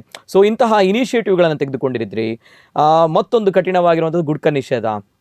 ಎಲ್ಲವೂ ಕೂಡ ತಮ್ಮ ಒಂದು ಕ್ರಾಂತಿಕಾರಿಯಾದಂತಹ ಬದಲಾವಣೆಗಳು. ಒಬ್ಬ ವ್ಯಕ್ತಿ ಜನನಾಯಕ ಆಯ್ಕೆ ಆದ ನಂತರ ಆತ ಏನ್ ಮಾಡಿದ ಅನ್ನುವಂಥದ್ದು ಬೇಕಾಗುತ್ತೆ. ಸೊ ಅಂತ ಬ್ರ್ಯಾಂಡ್ಗಳನ್ನು ತಾವು ಟ್ರೆಂಡ್ಗಳನ್ನು ತಾವು ಸೆಟ್ ಮಾಡಿದಿರಿ. ಸೊ ಏನು ಹೇಳ್ತೀರಿ ತಮ್ಮ ಈ ನಡೆಗಳಿಗೆ? ಅದರಲ್ಲೂ ಕೂಡ ನನಗೆ ಅಪ್ರಿಷಿಯೇಟ್ ಮಾಡೋದು ಬಡವರಿಗೆ ಆ ಒಂದು ಪಡಿತರ ಚೀಟಿಯ ವಿಚಾರವಾಗಿ ಏನು ಹೇಳ್ತೀರಾ ಸರ್? ಇಲ್ಲ, ಪಡಿತರ ಚೀಟಿ ನನಗೆ ಅಷ್ಟು ಸಂತುಷ್ಟ ಆಗಿ, ಯಾಕಂದರೆ ನಾನು ಬರುವ ಮುಂಚೆ ಭಾಳ ಸಮಸ್ಯೆ ಇತ್ತು, ಅವ್ರು ಸರಿಯಾಗಿ ಸಿಗ್ತಾನೇ ಇರಲಿಲ್ಲ ಒಂದು. ಅದಕ್ಕೆ ನಾನು ಇದರ ಬಗ್ಗೆ ಬೇಗ ನಾನು ಬಂದ ತಕ್ಷಣ ಮುಂಚೆ 15 ಬಾಡಿಗೆ ಮನೆಯಲ್ಲಿದ್ದವನಿಗೆ ಇಲ್ಲ, ಇದರಲ್ಲಿ ಅಲೆಮಾರಿಗಳಿಗೆ ರೇಷನ್ ಕಾರ್ಡ್ ಇಲ್ಲ. ಯಾಕೆಂತೇಳಿ ನಿಮ್ಮಲ್ಲಿ ಡೋರ್ ನಂಬರ್ ಇಲ್ಲ, ನಿಮ್ಮಲ್ಲಿ ಕರೆಂಟ್ ಇಲ್ಲ. ಈ ಬಾಡಿಗೆಯಲ್ಲಿದ್ದವನಿಗೆ ಮಾಲೀಕ ಎಲ್ಲಿಯಾದ್ರೂ ಕೊಡ್ತಾನ ಅವನ ಕರೆಂಟ್ ಬಿಲ್ ರೇಷನ್ ಕಾರ್ಡ್ ಮಾಡಂತೇಳಿ? ಕೊಡೋದಿಲ್ಲ. ಅಲೆಮಾರಿಗಳಿಗಿಲ್ಲ. ನಾನು ನಮ್ಮ ಅಧಿಕಾರಿಗೆ ಹೇಳಿದ್ದೆ, ಈ ರೇಷನ್ ಸಿಸ್ಟಮ್ ತಂದದ್ದು ಯಾರಿಗೆ? ಮನೆ ಇಲ್ಲದವರಿಗೆ ಮತ್ತು ರಸ್ತೆಯಲ್ಲಿದ್ದವರಿಗೆ ನಾವು ಊಟ ಕೊಡಬೇಕಂತ ತಂದದ್ದು. ಈ ನಿಮ್ಮ ಕಾನೂನಿಂದಾಗಿ ನೀವು ಎಲ್ಲರಿಗೂ ಕೊಡ್ತೀರಿ, ಇವರಿಗೆ ಬಿಟ್ಟು. Correct correct. ಅದಕ್ಕೆ ನಾವೆಲ್ಲನೂ ಕೂಡ ರದ್ದುಪಡಿಸಿ ಯಾರಿಗೆ ಆಧಾರ್ ಕಾರ್ಡ್ ಇದೆ ಆಧಾರ್ ಕಾರ್ಡ್ ಬೇಸ್ನಲ್ಲಿ ಕೊಡಬೇಕಂತ ನಾವು ತೀರ್ಮಾನ ಮಾಡಿದ್ದೆವು. ಇನ್ನು ನಾವು ಹೇಗೆ ಶ್ರೀಮಂತರ ಬಡ ಮುಂಚೆ ಒಂದು ಬೈಕ್ ಇದ್ರು ಕೂಡ ಅವನು APL, ಅವನು ಒಂದು ಸ್ಕೂಡ್, ಒಂದು TV ಇದ್ರೆ ಮನೆಯಲ್ಲಿ APL, ಸ್ವಲ್ಪ ಮಾಡೋದು ದೊಡ್ಡ ಮನೆ ಇದ್ರೆ APL, 250 ರೂಪಾಯಿ ಕರೆಂಟ್ ಬಿಲ್ ಬಂದರೆ APL. ನಾನು ಇದೆಲ್ಲ ಅರ್ಥ ಇಲ್ಲದಂಥ ವಿಚಾರಗಳು. ಆಯ್ತಾಗೆ 35,000 ಇನ್ಕಮ್ ಸರ್ಟಿಫಿಕೇಟ್ ಇದೆ APL. ನಾನು ಅದು ಅಧಿಕಾರಿ ಜೊತೆ ಚರ್ಚೆ ಮಾಡಿದೆ, ಇದೆಲ್ಲ ಆಗ್ಲಿಕ್ಕೆ ಆಗೋದಿಲ್ಲ. ನಾವು ಕೊಡ್ಬೇಕಂದ್ರೆ ಸಮಗ್ರ ಆಲೋಚನೆ ಮಾಡಿ. ಸರ್ಕಾರಿ ನೌಕರು ಯಾರು, ನಮ್ಮ ಅಂಗನವಾಡಿ ಕಾರ್ಯಕರ್ತರು, ಆಶಾ ಕಾರ್ಯಕರ್ತರು, ಬರೀ ಅವ್ರಿಗೆ 8-10 ಸಾವಿರ ಸಿಕ್ಕುದು. ಮತ್ತು ಟೈಪಿಸ್ಟ್ಗಳು 9,000 ಸಿಕ್ತು ಆವಾಗ, ಈಗ 12 ಆಗಿದೆ. ಇವರಿಗೆಲ್ಲ ಬರೇ ಇವರು ಅರೆ ಸರ್ಕಾರಿ ಕೆಲಸ ಹೋಗ್ತಾರೆ ಅಂತೇಳಿ ಇವರಿಗೆ BPL ಕಾರ್ಡೇ ಇಲ್ಲ, ಯಾವ ಸವಲತ್ತು ಕೂಡ ಇಲ್ಲ. ಕರೆಕ್ಟ್. ಸೊ ಸಿದ್ದರಾಮಯ್ಯ ಮುಖ್ಯಮಂತ್ರಿ ಆಗಿದ್ದರು, ನಾನು ಮುಖ್ಯಮಂತ್ರಿ ಅಧಿಕಾರಿ ಚರ್ಚೆ ಮಾಡೋ ಹೇಳಿದೆ. ಸೊ ಇದೆಲ್ಲ ಆಗಲಿಕ್ಕೆ ಇಲ್ಲ. ಯಾಕಂತ ಹೇಳಿದರೆ ನಾವು ಬರೇ ಅವರು ಸರ್ಕಾರಿಯಲ್ಲಿ ಟೆಂಪರರಿ ಕೆಲಸ ಹೋಗ್ತಾರೆ ಅಂತೇಳಿ ಅವ್ರಿಗೆ ನಾವು ಸವಲತ್ತು ಕೊಡೋದಿಲ್ಲ. ಒಂದು TV ಇದೆ ಇದಿದೆ ಅಂತೇಳಿ ನೀವು ಕೊಡೋದಿಲ್ಲ. ನಾವು ಅದನ್ನು ಬದಲಾವಣೆ ಮಾಡಬೇಕಂದ್ರೆ ಮತ್ತೆ 35,000 ರೂಪಾಯಿ ಅದು ನೀವು ಕೊಡೋದಿಲ್ಲ. ನಾವು ಬದಲಾವಣೆ ಮಾಡಬೇಕಂತ ಹೇಳಿದಾಗ ಚರ್ಚೆ ಮಾಡಿ ಏನಿದೆ, ನಾನು ಸರ್ ತಿಂಗಳಿಗೆ 10,000 ತನಕ ಬೆಂಚ್ ಮಾರ್ಕ್ ಇಟ್ಕೊಲ್ವಾ. ಸೊ 1,20,000 ತನಕ ಯಾರಿಗೆಲ್ಲ ಇನ್ಕಮ್ ಇದೆ ಅವರೆಲ್ಲರೂ ಕೂಡ BPL ವ್ಯಾಪ್ತಿಯಲ್ಲಿ ತರಬೇಕು. ಕರೆಂಟ್ ಬಿಲ್ ಇಲ್ಲ, ಮನೆ ನಗರಕ್ಕೆ ಮಾತ್ರ 1,000 ಸ್ಕ್ವೇರ್ ಫೀಟ್ನ ಮನೆ ಅಂತ ಸೀಮಿತ, ಗ್ರಾಮೀಣ ಮನೆಯೂ ಇಲ್ಲ. ಮತ್ತೆ ಪ್ರೈವೇಟ್ ಕಾರ್, ಕೆಲವು ಟ್ಯಾಕ್ಸಿ ಇಟ್ಟಿದ್ದು, ಟೆಂಪೋ ಇಟ್ಟಿದ್ದು, ಇವರನ್ನೆಲ್ಲ ಕೂಡ APL ಮಾಡಿದ್ದು. ಅವ್ರು ದುಡಿಲಿಕ್ಕೆ ಮಾಡೋದು. ನಾನು ದುಡ್ಡಿಲ್ಲ ಅಂತೆಲ್ಲ ದುಡಿಯುವುದು, ನೀವು ಅವರನ್ನೇ ಶ್ರೀಮಂತ ಅಂತ ಲೆಕ್ಕಕ್ಕೆ ಆಗ್ತದೆ. ಅದಕ್ಕಾಗಿ ಪ್ರೈವೇಟ್ ಕಾರ್ ಅಂತ ಯಾವುದು ಅದನ್ನ ಟ್ಯಾಕ್ಸಿ ಅದೆಲ್ಲ ಬಿಟ್ಟಿದ್ರೆ ಮಾತ್ರ ಈ 3 ಅಂಶದಲ್ಲಿ 1,20,000 ಮತ್ತು ಇನ್ಕಮ್ ಸರ್ಟಿಫಿಕೇಟ್ ಮತ್ತು ಒಂದು ಸಿಟಿಯಲ್ಲಿ 1,000 ಮನೆ ಮತ್ತು ಇಂಡಿವಿಜುವಲ್, ಈ 3 ವ್ಯಾಪ್ತಿಯಲ್ಲಿ ಎಲ್ಲರೂ ಕೂಡ BPL ಬೇರೆ APL ಭಾಳ ಚರ್ಚೆ ಆಯಿತು. ಹೌದು. ನಾನು ಹೇಳುವಾಗ ಫೈನಾನ್ಸ್ ಸೆಕ್ರೆಟರಿ ಇದ್ದು ಪ್ರಸಾದರವರು, ಅವರು ಏನಿದು ಒಂದು ಇಡೀ ಎಲ್ಲರಿಗೂ ಕೂಡ 1,20,000 ವ್ಯಾಪ್ತಿ ಆದವ್ರಿಗೆ ನೀವು ಎಲ್ಲ ಕೂಡ BPL ಅಂತ ಹೇಳಿದರೆ ಏನು ಸಮಸ್ಯೆ ಅಂತ ಹೇಳಿಕೊಂಡು ನಾನು ಹೇಳಿದ್ದೆ, ನೀವು ಬರೀ 8,000 ಸಿಗ್ತದೆ ಅಂತ ವಂಚಿಸ್ಲಿಕ್ಕೆ ಆಗೋದಿಲ್ಲ. ಮುಖ್ಯಮಂತ್ರಿ ಚರ್ಚೆ ಆಯಿತು. ಮತ್ತು ಸಿದ್ದರಾಮಯ್ಯ ಹೇಳಿದ್ರು, ಅವ್ರು ಮುಖ್ಯಮಂತ್ರಿ ಇಲ್ಲ, ಅವ್ನು ಹೇಳೋದು ಕರೆಕ್ಟ್ ಇದೆ, ಬಡವರು ಎಲ್ಲರೂ ಕೂಡ ಸವಲತ್ತು ಸಿಕ್ಕಲಿ ಅಂತ ಹೇಳಿಕೊಂಡು ಅದೇ ಮಾಡಿದ್ದು. 1,20,000 ಮತ್ತು ಮನೆ ಇಲ್ಲ ಮತ್ತು ಪ್ರೈವೇಟ್ ವೆಹಿಕಲ್ ಇದ್ರೆ ಮಾತ್ರ ಅವ್ರು APL ಬರ್ತದೆ ಅಂತ ಹೇಳಿಕೊಂಡು ಬಹುಶಃ ನಾವು ತಂದೆವು. ಇನ್ನೊಂದು ಅದಲ್ಲಿ ಹೇಗೆ ಕೊಡಬೇಕಂತ ತೀರ್ಮಾನ. ಹಿಂದೆ ಹೇಗಿತ್ತು, ನೀವು ಎಲ್ಲ ಗ್ರಾಮದಲ್ಲಿ ನೋಡುವಾಗ ಒಬ್ಬನ ಬೀಜದಲ್ಲಿ ಬ್ಯಾಗ್ ಇತ್ತು. ಹೌದು. ಅವನೇನು ಕೆಲಸ, ಅಲ್ಲಿ ರೇಷನ್ ಕಾರ್ಡ್ ಎಲ್ಲ ಬೇಕಾ, ನಾನು ಅರ್ಜಿ ಮಾಡಿಸಂತೇಳಿ ಇಲ್ಲಿ ತರುವುದು, ಇಲ್ಲಿ ಬಂದು ಕೊಡುದು, ಇಲ್ಲಿಂದ ಮತ್ತೆ ಯಾರು ಸ್ವಲ್ಪ ಸ್ವಲ್ಪ ದುಡ್ಡು ಕೊಡ್ತಾರೆ ಅವರಿಗೆ ಬೇಗ ಕೊಡ್ತಿದ್ರು, ಇಲ್ಲದ್ರೆ ಲೇಟ್ ಆಗೋದು ಪರಿಸ್ಥಿತಿ ಇತ್ತು. ಎರಡನೇದಿತ್ತು, ಕೆಲವು ಕಡೆ ರೇಷನ್ ಕಾರ್ಡ್ ಆದರೂ ಕೂಡ ಇದನ್ನು ಗ್ರಾಮ ಪಂಚಾಯತಲ್ಲಿ ಕೊಡ್ತಾ ಇದ್ರು. ಗ್ರಾಮ ಪಂಚಾಯತರು ನೀನು ಆ ಟ್ಯಾಕ್ಸ್ ಕಟ್ಟಲಿಲ್ಲ, ನೀನು ಈ ಟ್ಯಾಕ್ಸ್ ಕಟ್ಟಲಿಲ್ಲ, ಅದನ್ನು ಕಟ್ಟಿ ಕೊಡುವ ಮುಂಚೆ ಸತಾಯಿಸೋದು. ಅದಲ್ಲದಿದ್ದರೆ ನೀನು ನನಗೆ ಓಟ್ ಹಾಕಿರಲಿಲ್ಲ, ನಿನಗೆ ಓಟ್ ಹಾಕಿದೆ ಅಂತ ಇಲ್ಲಿ ಇದೊಂದು ಇಟ್ಕೊಂಡು ಅವನಿಗೆ ಸತಾಯಿಸುವಂಥ ಕೆಲಸ ಇತ್ತು. ಸೊ ಇವರು ಯಾರು ಕೈ ಕೊಡಿ ಸಿಕ್ಕಬಾರ್ದು ಅಂತ ಹೇಳಿಕೊಂಡು ನಾವು ಆನ್ಲೈನ್ ಮಾಡಿದ್ದೆವು.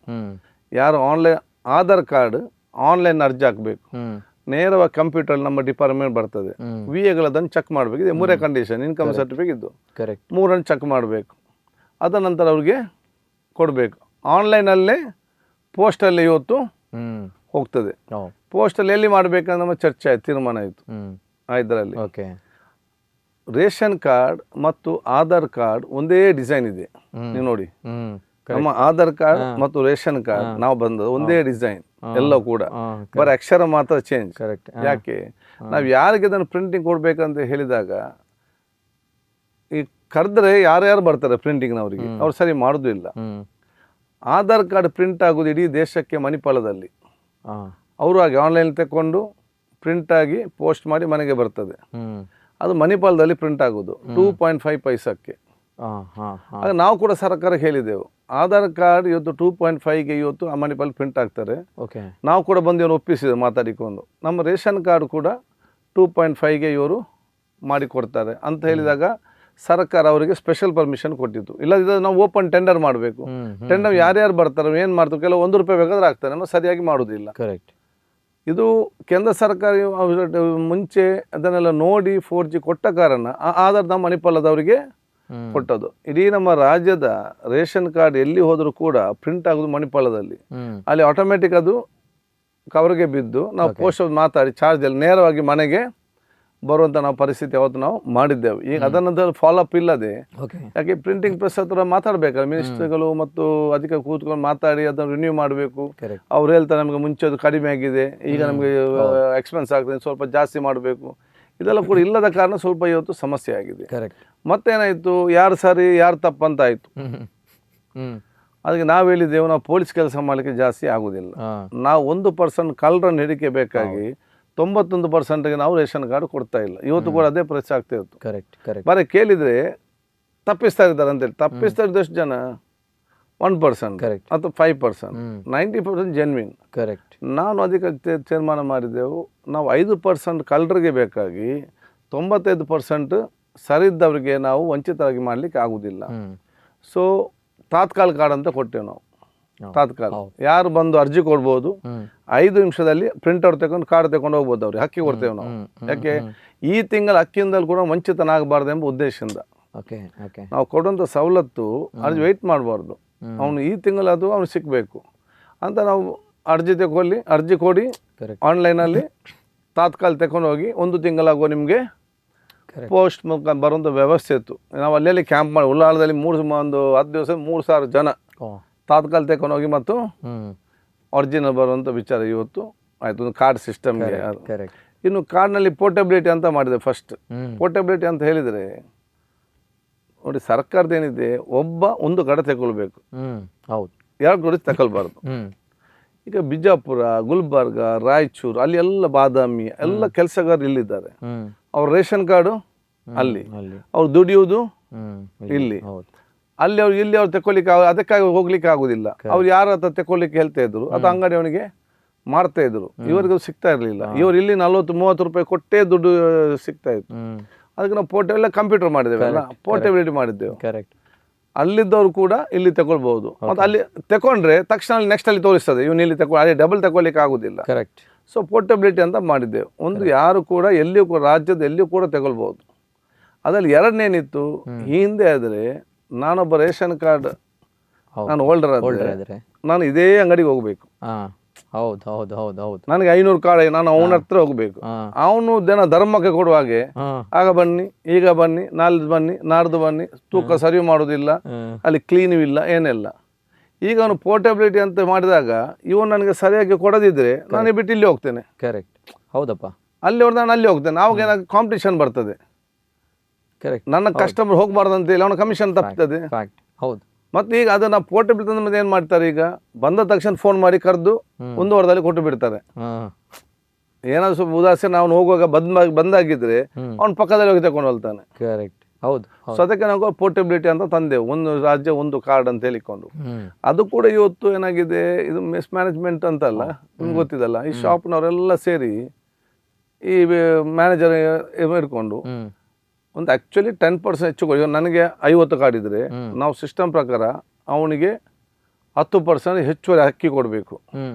ಸೊ ಏನಾದರೂ ಪೋರ್ಟಲ್ಲಿ ಬಂದರೆ ಅಂತ ಇವರಿಗೇನು ಮಾಡ್ತಾರೆ 50-50ಕ್ಕೇ ಕೊಡೋದು. ಹಾಗೇನೆ 50 ನನಗೆ ಬಂದರೆ ನನಗೆ ಹಕ್ಕಿಲ್ಲ ಮರ ಕೈಯಲ್ಲಿ ಕೊಡ್ಲಿಕ್ಕೆ ಅಂತೇಳಿ ಅವ್ನು ಮತ್ತೆ ಅವನ ಹತ್ರನೇ ಕರೆಕ್ಟ್ ಅಂಥ ಪರಿಸ್ಥಿತಿ ಇವತ್ತು ಆಗ್ತಾ ಇದೆ. ಮತ್ತು ನಾವು ಬಯೋಮೆಟ್ರಿಕ್ ತಂದೆವು ಎಲ್ಲಿಯೂ ಕೂಡ ಇವತ್ತು ಯಾರಿಗೂ ಕೂಡ ಮೋಸ ಆಗಬಾರ್ದು ಅಂತ ಹೇಳಿಕೊಂಡು ಬಯೋಮೆಟ್ರಿಕ್ ಸಿಸ್ಟಮ್ ತಂದೆ. ಫಸ್ಟ್ ಒಂದು ಕೂಪನ್ ಸಿಸ್ಟಮ್ ಮಾಡಿದ್ದೆವು. ಅದಕ್ಕೆ ಭಾಳ ನನಗೆ ಆಗ ಈಗ ಅಂದರೆ ಶಾಪ್ನಲ್ಲಿ ಭಾಳ ಯುದ್ಧ ಇತ್ತು, ಅದು ಇದು ಅಂತೇಳಿ ನಾವು ಅದನ್ನು ಲೆಕ್ಕಕ್ಕೆ ತಗೊಳ್ಳೇ ಇಲ್ಲ. ಬಯೋಮೆಟ್ರಿಕ್ ಮಾಡಿದ್ದೆವು ಇದರಲ್ಲಿ. ಮತ್ತು 60 ವರ್ಷ ಮೇಲ್ಪಟ್ಟ ನಂತರ ಏನಾದರೆ ಅವನು ಮುಗೀತು, ಮತ್ತು ಬೇರೆ ಹೊಸೊಬ್ಬರಿಗೆ ಅವನು ರೇಷನ್ ಶಾಪ್ ಬಿಟ್ಟು ಕೊಡಬೇಕು. ಕರೆಕ್ಟ್. ಅದು ನಿಮ್ಗೆ ಹೇಳಿರ್ಬೇಕು, ಅಷ್ಟು ನಾನು ಹೇಳಬೇಕು ನಿಮಗೆ ಇದರಲ್ಲಿ. ಯಾಕೆ ಎಲ್ಲ ಒಬ್ಬನ ಕೈಯಲ್ಲಿ ಇರ್ತದೆ. ಸೊ ದೊಡ್ಡ ಮಟ್ಟ ಕ್ರಾಂತಿಕಾರಿ ಬದಲಾವಣೆ ಸ್ವಚ್ಛ ಮಾಡುವಂಥ ಸಿಸ್ಟಮ್ ಅವತ್ತಾಯಿತು ಇದರಲ್ಲಿ. ರೇಷನ್ ಕಾರ್ಡಿಗೆ ಸಂಬಂಧಪಟ್ಟಾಗೆ ಆ 2-3 ವರ್ಷ ಏನು ಪ್ರಾಬ್ಲಮೇ ಇರಲಿಲ್ಲ. ಮತ್ತೆ ಈಗ ಸ್ವಲ್ಪ ಕಾರ್ಡ್ ನನಗೆ ಅರ್ಥ ಆಗೋದಿಲ್ಲ. ಇವತ್ತು APL BPL ಬಿಟ್ಟು APL ಕೂಡ ನಾವು ಕೊಡ್ತಾ ಇಲ್ಲ ಅಲ್ಲ. ಅದು ನಾನು ಮಂತ್ರಿಗೆ ಮಾತಾಡಿದ್ದೇನೆ. ಈಗ BPL ಆದರೆ ಹೌದು ಅವ್ರಿಗೆ ಗೃಹಲಕ್ಷ್ಮಿ ಅವ್ರಿಗೆ ಇದೆಲ್ಲ ಬೇಕು. APL ಕೊಡ್ಲಿಕ್ಕೆ ಅವ್ರಿಗೆ ಏನು ಕೊಡೋದು ಇಲ್ಲ ನಾವು, ಬರೀ ಒಂದು ಐಡೆಂಟಿ ಕಾರ್ಡ್ ಮಾತ್ರ ಅದು. ಹೌದು ಅಷ್ಟೇ. ಅದಕ್ಕೆ ಮಂತ್ರಿಗೆ ಹೇಳಿದ್ದೇನೆ ಆದಷ್ಟು ಬೇಗ ಕೊಡ್ಬೇಕಂತ ಹೇಳಿ. ನಾವು ಕ್ಯಾಬಿನೆಟ್ ಮಾತಾಡಿದೆವು, ಆದಷ್ಟು ಬೇಗನೆ ಕೊಡ್ಬೋದು ಅದನ್ನು. ಇದೊಂದು ಇದರಲ್ಲಿ ಇದು ದೊಡ್ಡ ಕ್ರಾಂತಿಕಾರಿ ಯೋಜನೆ. ಹೌದಪ್ಪ ನಿಜವಾಗ್ಲೂ 100ಕ್ಕೆ ಅದರಲ್ಲೂ ಕೂಡ ಹೆಮ್ಮೆ ಏನಂದ್ರೆ ಇಡೀ ದೇಶದಲ್ಲೂ ಎಲ್ಲೂ ಕೂಡ ಇಲ್ಲ, ಅದು ಕರ್ನಾಟಕದಲ್ಲೇ ಆಗಿದೆ ಪ್ರಪ್ರಥಮ ಬಾರಿಗೆ. ಅದು ಆಗಿರುವಂಥ because of UT Khader sir. ಅವ್ರು ಬೇರೆ ಯಾರು ಅಲ್ಲ, ನಮ್ಮ ತುಳುನಾಡಿನವರು, ನಮ್ಮ ಕರಾವಳಿ ಭಾಗದವರು. ಸೊ ಬಹಳ ಜನರು ಹೇಳ್ತಾ ಇದ್ರು ಮಿನಿಸ್ಟರ್ ಅಥವಾ MLA ಅಕ್ಲ ಜೋಕುಲು ಉಪ್ಪೇರು ಅಕ್ಲು ವಿನ್ ಆದ ಬತ್ತೆರಡು ಅಕ್ಲು MLA ಎರಡ ಅಕ್ಲು ಪಾಶ್ ಆದ ರಿಚ್ ಆದ ಉಪ್ಪೇರು ಅಕ್ಲಿಗೆ ಬಡವೇರ್ನ ಕಷ್ಟ ಗೊತ್ತು ಪೂಜಿ ಬಂದು. But UT Khader sir is different. ನಿಜವಾಗ್ಲೂ ಅವರಿಗೆ ಕಷ್ಟ ಗೊತ್ತಿದೆ. ಆ ಕಷ್ಟ ಗೊತ್ತಿದ್ದು ತಳಮಟ್ಟದ ವಿಚಾರ. ಬಡವರು ಯಾವ ರೀತಿ ಅಮಾಯಕರಾಗಿ ವಂಚಿತರಾಗ್ತಾರೆ ಅವರ ಮೂಲಭೂತ ಸೌಕರ್ಯಗಳಿಂದ, ಅದನ್ನು ತಿಳಿದುಕೊಂಡು ಅದರ ವಿರುದ್ಧ ಹೋರಾಟ ಮಾಡಿ ಅವರಿಗೆ ಒಂದು ಒಳ್ಳೆಯ ರೀತಿಯಲ್ಲಿ ಪಡಿತರ ಚೀಟಿಯನ್ನು ಕೇವಲ ಒಂದು ಆಧಾರ್ ಕಾರ್ಡ್ ಮೂಲಕ ಮಾಡಿದಂತಹ ಜನನಾಯಕ. ಇವರ ಜೊತೆಗೆ ಬಹಳಷ್ಟು ಯೋಜನೆಗಳನ್ನು ಇವರು ತಂದಿದ್ದಾರೆ. ಇವರು ವಸತಿ ಸಚಿವರಾಗಿ, ಆರೋಗ್ಯ ಸಚಿವರಾಗಿ, ಆಹಾರ ಸಚಿವರಾಗಿ, ಜೊತೆಗೆ ಇವರು ವಿರೋಧ ಪಕ್ಷದ ಉಪನಾಯಕರಾಗಿಯೂ ಕೂಡ ಸೇವೆ ಸಲ್ಲಿಸಿದ್ದಾರೆ. ಇವೆಲ್ಲದರ ಜೊತೆಗೆ ನಮ್ಮ ಜೊತೆ ಬಿಸಿ ಶೆಡ್ಯೂಲಲ್ಲಿ ಆಗಮಿಸಿದ್ದಾರೆ. ಸೊ ಹಾಗಿದ್ದಾಗ ಬಂದಂತಹ ಅತಿಥಿಗಳಿಗೆ ಸರ್ ಒನ್ ವರ್ಡ್ ಅಲ್ಲಿ ನಾನು ಪ್ರಶ್ನೆಯನ್ನ ಕೇಳ್ತೀನಿ. ಖಾದರ್ ಸರ್ ಒನ್ ವರ್ಡ್ ಅಲ್ಲಿ ಪ್ರಶ್ನೆಗಳಿಗೆ ಒನ್ ವರ್ಡ್ ಅಲ್ಲಿ ಉತ್ತರ ಹೇಗೆ ರೀತಿ ಕೊಡ್ತಾರೆ ಅನ್ನುವಂಥದ್ದು. ತಮ್ಮ ರೋಲ್ ಮಾಡೆಲ್ ಸರ್, ತಂದೆಯವರು, ತಮ್ಮ ಗಾಡ್ ಫಾದರ್, ಜನಾರ್ದನ್ ಪೂಜ್ಯರು. ದೇವರು ಅಂತ ಹೇಳಿದ್ರೆ ಸರ್ವರನ್ನು ಪ್ರೀತಿಸುವಂತ ವ್ಯಕ್ತಿಯನ್ನು ದೇವರು ಪ್ರೀತಿಸ್ತಾನೆ. ಓಕೆ. ಬಡತನ ಅಂತ ಹೇಳಿದ್ರೆ ನಮಗೊಂದು ಚಾಲೆಂಜ್, ಅದನ್ನು ಮೆಟ್ಟಿ ಮೇಲೆ ಬರುವಂಥದ್ದು. ಬಡತನ ಹುಟ್ಟಬಹುದು, ಬಡತನ ಸಾಯ್ಬೇಕಂತ ಏನಿಲ್ಲ. ಬ್ಯೂಟಿಫುಲ್. ಸಿರಿತನ, ನಾವು ನಮ್ಮ ಸಿರಿತನ ನಮ್ಮ ಯಾವಾಗಲೂ ಕೂಡ ನಮ್ಮ ತಲೆಯಲ್ಲಿ ಇರಬಾರ್ದು, ನಮ್ಮ ಹೃದಯದಲ್ಲಿ ಇರಬೇಕು, ಜನರಿಗೆ ಉಪಕಾರ ಮಾಡಲಿಕ್ಕೆ. ನಿಜವಾದ ಸಕ್ಸಸ್ ಅಂತ ಹೇಳಿದ್ರೆ ಏನು ಸರ್ ನಿಮ್ಮ ಪ್ರಕಾರ? ಅತ್ಯಂತ ನೆಮ್ಮದಿಯಿಂದ ತನ್ನ ಜೀವನ ಮಾಡೋದು. ಓಕೆ. ನಾನು ನೆಮ್ಮದಿಯಿಂದ ಇರಬೇಕು, ನೆಮ್ಮದಿಯಿಂದ ಇರಬೇಕು, ಅಷ್ಟೇ ನಮಗೆ ಮುಖ್ಯವಾಗಿರುವಂಥದ್ದು. ಲೈಫ್ ಅಂದರೆ ಜೀವನ is challenge. Okay. Time is very ತೃಪ್ತಿ, but time is more important money. Okay. ಎಲ್ಲಕ್ಕಿಂತ ಜಾಸ್ತಿ ಟೈಮ್ ಮುಖ್ಯ. ಓಕೆ. ತಾಳ್ಮೆ ನಮಗೆ ಯಶಸ್ಸಿನ ಕಿರೀಟ. ಓಕೆ. ರಾಜಕಾರಣಿ ಅಲ್ಲ ಅಂತ ಹೇಳಿದ್ರೆ ನೀವು ಏನಾಗ್ತಾ ಇದ್ರಿ ಈಗ? ನಾನು ಅಡ್ವೊಕೇಟ್ ಆಗ್ತಿದ್ದೆ, ಜಡ್ಜ್ ಆಗ್ತಿದ್ದೆ. ಓಕೆ. Beautiful sir. ಈಗ ತಮ್ಮಲ್ಲಿ ಯಾವ ಕಾರ್ ಇದೆ ಈಗ? ನಂದೀಗ ಇನೋವಾ ಮತ್ತು ಫಾರ್ಚುನರ್. ಓಕೆ. ಲಾಂಗ್ ಡ್ರೈವ್ ಹೋಗ್ತೀರಿ ಅಲ್ವಾ ನೀವು? ಲಾಂಗ್ ಡ್ರೈವ್ ಅಲ್ಲಿ ಮಾಡ್ರಿ ಸರ್, ಹೋಗ್ತಾರೆ ರಾತ್ರಿ. ಹೌದು, ಲಾಂಗ್ ಡ್ರೈವ್ ಹೋಗ್ತೀರಿ. ಲಾಂಗ್ ಡ್ರೈವ್ ಹೋದಾಗ ಒಂದು ಪರ್ಸನಲ್ ಲಾಂಗ್ ಡ್ರೈವ್, ರಾಜಕೀಯ ಹೊರತಾಗಿ ಲಾಂಗ್ ಡ್ರೈವ್ ನೀವು ಹೋಗ್ತಾ ಇದ್ದೀರಾ ಅಂತ ಅನ್ಕೊಂಡು ಒಂದು ವೆಕೇಶನ್ ತಗೊಂಡಿದ್ರಿ? ಕೆಲವೊಮ್ಮೆ ಒಬ್ಬನೇ ಹೋಗ್ತೇನೆ. ಒಬ್ಬನೇ ಹೋಗ್ತೀರಾ? ಓಕೆ. ನನ್ನ ಪ್ರಶ್ನೆ ಉಲ್ಟಾ ಇದೆ ಸರ್. ಲಾಂಗ್ ಡ್ರೈವ್ ಹೋಗ್ತೀರಿ, ಲಾಂಗ್ ಡ್ರೈವ್ ಹೋದಾಗ ಒಂದು ನಿಮ್ಮ ಜೊತೆ ಒಂದು ಕಂಪನಿ ಯಾರಾದರೂ ಅಥವಾ ಒಂದು ವಸ್ತು ಇರ್ಬೇಕಂತ ಹೇಳಿದ್ರೆ ಏನಿರಬೇಕು ಅಥವಾ ಯಾರಿರ್ಬೇಕು? ಇಲ್ಲ, ಒಂದು ನಾನೇ ಡ್ರೈವರ್ ಇದರಲ್ಲಿ, ಅದನ್ನ ಯಾವ್ದಾದ್ರು ಫ್ರೆಂಡ್ಸ್, ಯಾರಾದ್ರೂ ಫ್ರೆಂಡ್ಸ್, ಕ್ಲಾಸ್ಮೇಟ್ಸ್, ಫ್ರೆಂಡ್ಸ್ ಇದರಲ್ಲಿ. ಓಕೆ. ಏನು ಊರಲ್ಲಿ ಎಲ್ಲಿದ್ರೆ ನಾನು ಬೆಂಗಳೂರಲ್ಲಿ ಬಂದರೆ, ಮಂಗಳೂರು ಬಂದರೆ ನೈಟ್ ಟೈಮಿಗೆ ನಾನು ಫ್ಯಾಮಿಲಿ ಜೊತೆ ಒಂದು ರೌಂಡ್ ಹೋಗ್ತೇನೆ. ಏನಾದ್ರು ಒಂದು ವಸ್ತು ಲಾಂಗ್ ಡ್ರೈವ್ ಹೋದಾಗ ಏನಿರಬೇಕು ಖಾದರ್ ಸರ್ ಜೊತೆ? ಯಾವುದು ಕೂಡ ಇಲ್ಲ. ಓಕೆ, ಸರಿ. ಈಗ ದೇವರು ಪ್ರತ್ಯಕ್ಷವಾಗಿ ಬಂದು ಖಾದರ್ ಸರ್ ಜೊತೆ ಒಂದು ವರ ಕೇಳಿ ಅಂತ ಹೇಳಿದಾಗ ಏನು ಕೇಳಲಿಕ್ಕೆ ಇಷ್ಟಪಡ್ತೀರಿ? ನೆಮ್ಮದಿಯ ಮತ್ತು ಸಮಾಧಾನ ಜೀವನ. ಎಸ್. ಸೋಲು ಅಂದ್ರೆ ಏನು ಸರ್ ತಮ್ಮ ಪ್ರಕಾರ?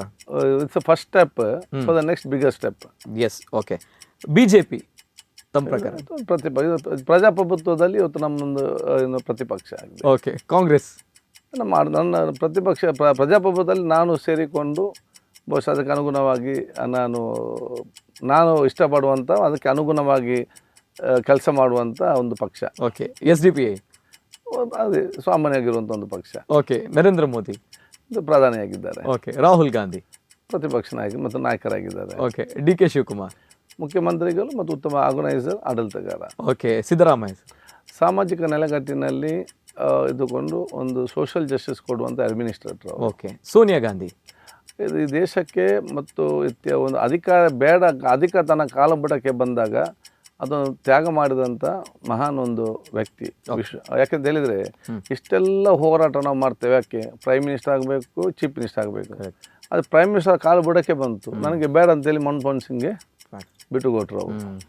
ಓಕೆ, ಜನಾರ್ದನ ಪೂಜಾರಿ ನಮ್ಮ ಆದರ್ಶ ನಾಯಕರಾಗಿದ್ದಾರೆ. ಓಕೆ, ಆಸ್ಕರ್ ಫೆರ್ನಾಂಡಿಸ್ ನಾವು ಅತ್ಯಂತ ತಾಳ್ಮೆಯ ಮತ್ತು ಸಮಾಧಾನದ ಹೇಗೆ ಬಗೆಹರಿಸಬೇಕಂತ ತೋರಿಸಿಕೊಟ್ಟಿದ್ದಾರೆ. ಓಕೆ, ವೀರಪ್ಪ ಮೊಯ್ಲಿ ಇದು ಗುಡ್ ಅಡ್ಮಿನಿಸ್ಟ್ರೇಟರ್. ಓಕೆ, ಕರಾವಳಿ ಇದು ನಮ್ಮ ಇಡೀ ಭಾರತದ ಸಂಸ್ಕೃತಿಯ ಸೊಗಡಿಯಲ್ಲಿ ನೋಡಬೇಕಂತ ಹೇಳಿದರೆ ಅದು ಕರಾವಳಿಯಲ್ಲಿ ನೋಡಬೇಕು. ಓಕೆ, ಉಳ್ಳಾಲ ಇಡೀ ನಮ್ಮ ಬಹುಶಃ ಇಡೀ ನಮ್ಮ ಜಿಲ್ಲೆಯ ದೊಡ್ಡ ಮಟ್ಟ ಸಂಸ್ಕೃತಿಯ ಪ್ರತಿಬಿಂಬ. ಓಕೆ, UT ಖಾದರ್ ಒಂದು ಸಾಮಾನ್ಯ ಜನ ಇಲ್ಲ, ಅದ್ಭುತ ಶಕ್ತಿ, ನೋ ಡೌಟ್. ಯಾಕಂದ್ರೆ ಒಂದು ನಮ್ಮ ಕರಾವಳಿ ಭಾಗದಲ್ಲಿ ಹುಟ್ಟಿ ರಾಜಕೀಯದಲ್ಲಿ ಇಡೀ ಕರ್ನಾಟಕದಲ್ಲಿ ನಾಡಿನಾದ್ಯಂತ ಗಮನ ಸೆಳೆದಿರುವಂತಹ ಜೊತೆ ಕ್ರಾಂತಿಕಾರಿಯಾದಂತಹ ಬದಲಾವಣೆಗಳನ್ನು ಮಾಡ್ತಾ ಇರುವಂತಹ ಶಕ್ತಿ.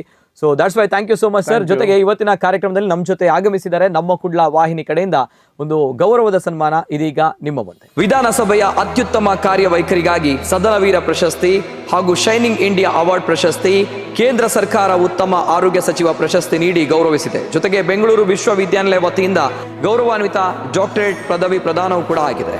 2013ರಲ್ಲಿ ಸಿದ್ದರಾಮಯ್ಯ ನೇತೃತ್ವದ ಸರ್ಕಾರದಲ್ಲಿ ಆರೋಗ್ಯ ಸಚಿವರಾಗಿ 2016ರ ತನಕ ಸೇವೆ ಸಲ್ಲಿಸಿ ಆರೋಗ್ಯ ಸಚಿವರಾದ ಅವಧಿಯಲ್ಲಿ ರಾಜ್ಯದಲ್ಲಿ ಗುಟ್ಕಾ ನಿಷೇಧ, ಬೈಕ್ ಆಂಬ್ಯುಲೆನ್ಸ್, ಆರೋಗ್ಯಶ್ರೀ ದಂತಭಾಗ್ಯ, ಸರ್ಕಾರಿ ತಾಲೂಕು ಆಸ್ಪತ್ರೆಗಳಲ್ಲಿ ಡಯಾಲಿಸಿಸ್ ಘಟಕ, ಸಾಂತ್ವನ ಯೋಜನೆ ಮುಂತಾದ ಕ್ರಾಂತಿಕಾರಿ ಯೋಜನೆಗಳನ್ನು ಜಾರಿಗೆ ತಂದಿದ್ದಾರೆ. ಇವೆಲ್ಲದರ ಜೊತೆಗೆ ಇವರ ಕಾರ್ಯವೈಖರಿಗೆ ಕೇಂದ್ರ ಸರ್ಕಾರ ಉತ್ತಮ ಆರೋಗ್ಯ ಸಚಿವ ಪ್ರಶಸ್ತಿ ನೀಡಿ ಗೌರವಿಸಿದೆ. 2016ರಿಂದ 18ರ ತನಕ ಆಹಾರ ಸಚಿವರಾಗಿ ಅಧಿಕಾರ ಸ್ವೀಕರಿಸಿ ಬಡವರು ಪಡಿತರ ಚೀಟಿಗಾಗಿ ಸಲ್ಲಿಸಬೇಕಾಗಿದ್ದ 10ರಿಂದ 13 ದಾಖಲೆಗಳನ್ನು ಕಡಿತಗೊಳಿಸಿ ಕೇವಲ ಆಧಾರ್ ಕಾರ್ಡ್ ಮೂಲಕ ಅರ್ಜಿ ಸಲ್ಲಿಸಿ ಮನೆ ಬಾಗಿಲಿಗೆ ರೇಷನ್ ಕಾರ್ಡ್ ತಲುಪಿಸುವಂತಹ ಕ್ರಾಂತಿಕಾರಿ ಯೋಜನೆಗೆ ಚಾಲನೆ ನೀಡಿ ಇತಿಹಾಸ ಸೃಷ್ಟಿಸಿದ್ದಾರೆ. ಇನ್ನು ಮೈತ್ರಿ ಸರ್ಕಾರದಲ್ಲಿ ನಗರಾಭಿವೃದ್ಧಿ ಮತ್ತು ವಸತಿ ಸಚಿವರಾಗಿ ಕಾರ್ಯನಿರ್ವಹಿಸಿ ಕರ್ನಾಟಕ ವಸತಿ ನಿಗಮದ ಅಧ್ಯಕ್ಷರಾಗಿ, ಕರ್ನಾಟಕ ನಗರ ನೀರು ಸರಬರಾಜು ಮತ್ತು ಒಳಚರಂಡಿ ಮಂಡಳಿಯ ಅಧ್ಯಕ್ಷರಾಗಿ, ರಾಜೀವ್ ಗಾಂಧಿ ಹೌಸಿಂಗ್ ಬೋರ್ಡ್ನ ಅಧ್ಯಕ್ಷರಾಗಿ, ಕರ್ನಾಟಕ ಕೊಳಗೇರಿ ಮಂಡಳಿಯ ಅಧ್ಯಕ್ಷರಾಗಿ ಕಾರ್ಯನಿರ್ವಹಿಸಿದ್ದಾರೆ. ಜೊತೆಗೆ 2021ರಲ್ಲಿ ಕರ್ನಾಟಕ ವಿಧಾನಸಭೆಯ ವಿರೋಧ ಪಕ್ಷದ ಉಪನಾಯಕರಾಗಿ ಆಯ್ಕೆಯಾಗಿ 2023ರವರೆಗೆ ಕಾರ್ಯನಿರ್ವಹಿಸಿದ್ರು. ಇದೀಗ ನಮ್ಮ ರಾಜ್ಯದ ಆರೋಗ್ಯ ಸಚಿವರಾಗಿ ನಮ್ಮ ಜನತೆಗೆ ಸೇವೆಯನ್ನು ಸಲ್ಲಿಸುವುದರ ಮೂಲಕ ಇಡೀ ನಮ್ಮ ಕರಾವಳಿ ಭಾಗದ ಜನಪ್ರಿಯ ಜನಮೆಚ್ಚಿದ ನಾಯಕರಾಗಿ ಎಲ್ಲರ ಪ್ರಶಂಸೆಗೆ ಅಭಿಮಾನಕ್ಕೆ ಪಾತ್ರರಾಗಿದ್ದಾರೆ ಶ್ರೀಯುತ UT ಅಬ್ದುಲ್ ಖಾದರ್ ಫರೀದ್ ಸರ್. ಇದು ಗೌರವದ ಸನ್ಮಾನ ಮಾತ್ರ ಅಲ್ಲ, ಇಡೀ ತುಳುವರ ಪರವಾಗಿ ಕರಾವಳಿ ಭಾಗದವರ ಜನರ ಪರವಾಗಿ ಒಂದು ಸಣ್ಣ ಗೌರವ. ಯಾಕಂತ ಬಂದಾಗ ತಮ್ಮ ಕಣ್ಣ ಮುಂದೆ ದೀಪ ಕಾಣ್ತಾ ಇದೆ ಸರ್. ಯಾಕಂತ ಬಂದಾಗ ಬಹಳಷ್ಟು ಜನರು ತಮ್ಮ ಹೆಸರನ್ನ ಹೇಳಿಕೊಂಡು ತಮ್ಮಿಂದ ಅವರ ಮನೆಯ ದೀಪವನ್ನು ಬೆಳಗಿಸ್ತಾ ಇದ್ದಾರೆ. ನಾನು ಆಗಲೇ ಹೇಳಿದೆ, ಒಂದು ಪಡಿತರ ಚೀಟಿಯ ವಿಚಾರವಾಗಿದ್ದಾಗ ಅದೆಷ್ಟು ಗುಟ್ಕಾ ನಿಷೇಧವನ್ನು ಮಾಡಿದಿರಿ, ಇವೆಲ್ಲದರ ವಿಚಾರ ಬಹಳಷ್ಟು ಕ್ರಾಂತಿಕಾರಿ ಬೆಳವಣಿಗೆಗಳನ್ನು ಮಾಡಿದಿರಿ. ಆರೋಗ್ಯವಾಗಿ ಆಹಾರ ಸಚಿವರಾಗಿ ಬಹಳಷ್ಟು ವಿಭಾಗಗಳಲ್ಲಿ, ಜೊತೆಗೆ ಪ್ರತಿಯೊಂದು ಸಮಸ್ಯೆಗಳಿಗೆ ಕರಾವಳಿ ಭಾಗ ಅಂತ ಬಂದಾಗ ಯಾವುದೇ ರೀತಿಯ ಜಾತಿ ಧರ್ಮ ಮತ ಭೇದ ಭಾವ ಮಾಡದೆ ಅವರ ಸಮಸ್ಯೆಗಳಿಗೆ ಪರಿಹಾರ ಕೊಟ್ಟಿದೆ. ದಾಟ್ಸ್ ವೈ ಖಾದರ್ ಪನ್ನಗಾರ್ ನಮ್ಮ ಫೀಲಿಂಗ್. ಸೊ ಅಂಚೆ ನಿಮ್ಮ ಕಣ್ಣ ಮುಂದೆ ದೀಪ ಕಾಣ್ತಾ ಇದೆ ಸರ್. ಏನು ಹೇಳಲಿಕ್ಕೆ ಇಷ್ಟಪಡ್ತೀರಿ? ಈ ಸಂದರ್ಭ ಎಷ್ಟು ಸಾರ್ಥಕತೆ ಇದೆ? ಯಾಕಂದರೆ ಒಂದು ಕಡೆ ತಮ್ಮ ತಂದೆಯವರು ಫರೀದ್ ಸರ್ ಹಾಕಿಕೊಟ್ಟಂತಹ ಒಂದು ದಾರಿ, ತದನಂತರ ತಾವು ಹೋಗ್ತಾ ಇರುವಂಥ ದಾರಿ, ಅವರಷ್ಟೇ ತಮ್ಮನ್ನ ಬಹುಶಃ ಅದಕ್ಕಿಂತ ಜಾಸ್ತಿ ಅನ್ಕೊಳ್ತೀನಿ ಜನರು ಪ್ರೀತಿಸ್ತಾ ಇದ್ದಾರೆ. ಸೊ ಎಷ್ಟು ಖುಷಿ ಇದೆ ಈ ಸಂದರ್ಭ, ಎಷ್ಟು ಸಾರ್ಥಕತೆ ಇದೆ ಬದುಕಿನ ಬಗ್ಗೆ? ಇಲ್ಲ, ನನಗೆ ಅತ್ಯಂತ ಸಂತುಷ್ಟನಾಗಿದ್ದೇನೆ. ಬಹುಶಃ ನಾನೀಗ ಹೇಳಿದಾಗೆ ನಾನು ದೇವರಿಂದ ಬಹುಶಃ ಏನು ಹೇಳ್ತದೆ ಅದಕ್ಕೆ ಬ್ಲೆಸ್ಡ್ ಅಂತ ಯಾವಾಗಲೂ ಕೂಡ ದೇವರಿಂದ ನಾನು ಅನುಗ್ರಹ ಪಡೆದಂಥ ಒಬ್ಬ ವ್ಯಕ್ತಿ ಅಂತ ಹೇಳಲಿಕ್ಕೆ ಬಯಸುವಂಥದ್ದು. ಎಲ್ಲ ರೀತಿ ಅದು ನನ್ನ ತಂದೆ ತಾಯಿಂದ ಹಿಡಿದು, ಕುಟುಂಬದಿಂದ ಹಿಡಿದು, ನನ್ನ ಮನೆಯವರಿರಲಿ, ನನ್ನ ಮಗಳಿರಲಿ, ನನ್ನ ಸಹೋದರರಿರಲಿ, ಕುಟುಂಬಸ್ಥರು ಅಲ್ಲಿಂದ ಹಿಡಿದು ಉತ್ತಮವಾದ ಕ್ಷೇತ್ರ, ಎಲ್ಲ ಜಾತಿ ಎಲ್ಲ ಮತ್ತು ವರ್ಗರು ಪ್ರೀತಿ ಇರುವಂಥ ಒಂದು ಊರು, ಪ್ರಾಮಾಣಿಕ ಕೆಲಸ ಮಾಡಿ ದುಡಿಯುವಂಥ ನಮ್ಮ ಕಾರ್ಯಕರ್ತ ಮಿತ್ರರು, ಪ್ರಾಮಾಣಿಕ ದುಡಿಯುವಂಥ ನಮ್ಮ ಸಹೋದರಿರಲಿ, ನಮ್ಮ ಆಫೀಸ್ ಸ್ಟಾಫ್ಗಳಿರಲಿ, ಅದೇ ರೀತಿ ನಮ್ಮೆಲ್ಲ ಸನ್ಮಿತ್ರರು, ಎಲ್ಲ ಹಂತದಲ್ಲಿಯೂ ಕೂಡ ಇವತ್ತು ನಮಗೆ ದೇವರು ಅತ್ಯಂತ ಒಂದು ಸಂತೃಪ್ತಿಯ ಜೀವ ಇಲ್ಲಿ ತನ ಮತ್ತು ವಿರೋಧ ಎಲ್ಲ ಅತ್ಯಂತ ಸಣ್ಣ ವಯಸ್ಸಿನಲ್ಲಿ ಎಲ್ಲ ಮಟ್ಟದ ಅಧಿಕಾರ ಎಲ್ಲ ಕೂಡ ಕೊಟ್ಟು ಸತ್ವಪ್ಸಿಯ ಒಂದು ಜೀವನ ಅಂತ ಹೇಳಲಿಕ್ಕೆ ನಾನು ಇವತ್ತು ಬಯಸ್ತೇನೆ. ಖುಷಿ ಇದೆ ಅತ್ಯಂತ ಅಲ್ವಾ ಖುಷಿ ಸರ್? ಇದೆ ನನಗೆ. ನಿಮ್ಗೆ ಖುಷಿ ಇದೆ ಸರ್, ಅದೇ ಜನರಿಗೆ ಸ್ವಲ್ಪ ಬೇಜಾರಿದೆ ನಮ್ಮ ತುಳುನಾಡಿನವ್ರಿಗೆ. ಯಾಕೆ ಗೊತ್ತಾ, ಖಾದರ್ ಸರ್ ಈ ಸಲ DCM ಆಪೇರಿಂದಿತ್ತು ಎಂಗುಲ್ಪುರ, ಸೊ ಆಯ್ಜೇರು ಮಾಡಿದೆ. ಅದಕ್ಕೆ ಮೊದಲಾಗಿ ಎಲ್ಲರ ಒಂದು ಆಶಯ ಮುಂದಕ್ಕೆ 100% ತಾವು CM ಆಗಬೇಕು, ನಮ್ಮ ರಾಜ್ಯದ CM ಆಗಬೇಕು ಅನ್ನೋಂಥದ್ದು. ಸೊ ಏನ್ ಹೇಳ್ತೀರಿ, ಈ ಒಂದು ಬಹಳಷ್ಟು ಒಂದು ಜನರ ಒಂದು ಆಸೆ ಇದೆ. ಕ್ಯಾಬಿನೆಟ್ ಮಂತ್ರಿ DCM ಏನು ವ್ಯತ್ಯಾಸ ಜಾಸ್ತಿ ಏನಿಲ್ಲ, ಬರೀ ಹೆಸರು ಮಾತ್ರ ಒಂದು. ಎಸ್, ಆಗಬೇಕು ಚಾನ್ಸ್ ಇತ್ತು, ಅದ್ರ ಹಿರಿಯರಿಗೆ ಒಬ್ಬರಿಗೆ ಅದು ಕೊಟ್ಟಿದ್ದಾರೆ, ನಮ್ಗೆ ಸಂತೋಷ ಇದೆ. ಅದ್ರಲ್ಲಿ ನಮ್ಗೆ ಏನು ಕೂಡ ಬೇಸರ ಇಲ್ಲ. ಮತ್ತೆ ಮುಂದೆ ನೋಡುವ, ನಾನು ಹೇಳಿದ್ದೇನೆ, ಇನ್ನು ನನ್ನ ಕ್ಷೇತ್ರ ಜನರು ಒಂದು 4 ಸಲ ಗೆಲ್ಲಿಸಿ ಕಳಿಸಿದ್ದಾರೆ, ಹಾಗೆ ಒಂದು 20 ವರ್ಷ ಆಗ್ತದೆ, ಅವಾಗ CM ನೋಡುವ, ಆ ಜನ ಎಲ್ಲ ಮಾಡುವ ಇದರಲ್ಲಿ. ಈಗ ಅರ್ಜೆಂಟ್ ಇಲ್ಲ ಅದಕ್ಕೆ, ಈಗ ಅರ್ಜೆಂಟ್ ಇಲ್ಲ. ಈಗ CM ಅಲ್ಲದಿದ್ರು ಕೂಡ ನಮ್ಗೆ ಏನೆಲ್ಲ ಕೆಲಸ ಬೇಕು CM ಮತ್ತೆ ಇಲ್ಲಿ ಮಾಡಿಸುವಂತ ಶಕ್ತಿ ಅದು ಜನರು ಕೊಟ್ಟಿದ್ದಾರೆ. ಎಸ್, ನಿಜವಾಗ್ಲೂ ಕೂಡ ನೋ ಡೌಟ್. ಯಾಕಂದ್ರೆ ಖಾದರ್ ಅವರು ನೋ ಡೌಟ್ ಇನ್ನು ಮುಂದಕ್ಕೆ ನಮ್ಮ ರಾಜ್ಯದ CM ಆಗೇ ಆಗ್ತಾರೆ. ಯಾಕಂದ್ರೆ ಯೋಗ್ಯತೆ ಇದ್ದವ್ರಿಗೆ ಯೋಗ ಬಂದೇ ಬರುತ್ತೆ. ಅಂಡ್ ಖಾದರ್ ಸರ್ ಅವರಿಗೆ ಯೋಗ್ಯತೆ ಮತ್ತು ಯೋಗ ಎರಡೂ ಕೂಡ ಇದ್ದೇ ಇರುತ್ತೆ ನಮ್ಮ ತುಳುನಾಡಿನ ಜನರ ಪರವಾಗಿ, ಕರಾವಳಿ ಭಾಗದ ಜನರ ಪರವಾಗಿ. And once again sir, thank you and thank you so much, huge respect. ಯಾಕಂದ್ರೆ ಬಿಸಿ ಶೆಡ್ಯೂಲ್ ಅಲ್ಲಿ ನಮ್ಮ ಜೊತೆ ನಮ್ಮ ಕುಡ್ಲ ರಿಯಲ್ ಹೀರೋಸ್ ಕಾರ್ಯಕ್ರಮಕ್ಕೆ ಆಗಮಿಸಿದ್ದಾರೆ UT ಖಾದರ್ ಸರ್. ವೀಕ್ಷಕರೇ, ಇದು ಇವತ್ತಿನ ವಿಶೇಷ. ನಿರಂತರ ಸುದ್ದಿ ಹಾಗೂ ಮನೋರಂಜನೆಗಾಗಿ ನೋಡ್ತಾ ಇರಿ ನಮ್ಮ ಕುಡ್ಲ ನ್ಯೂಸ್ 24.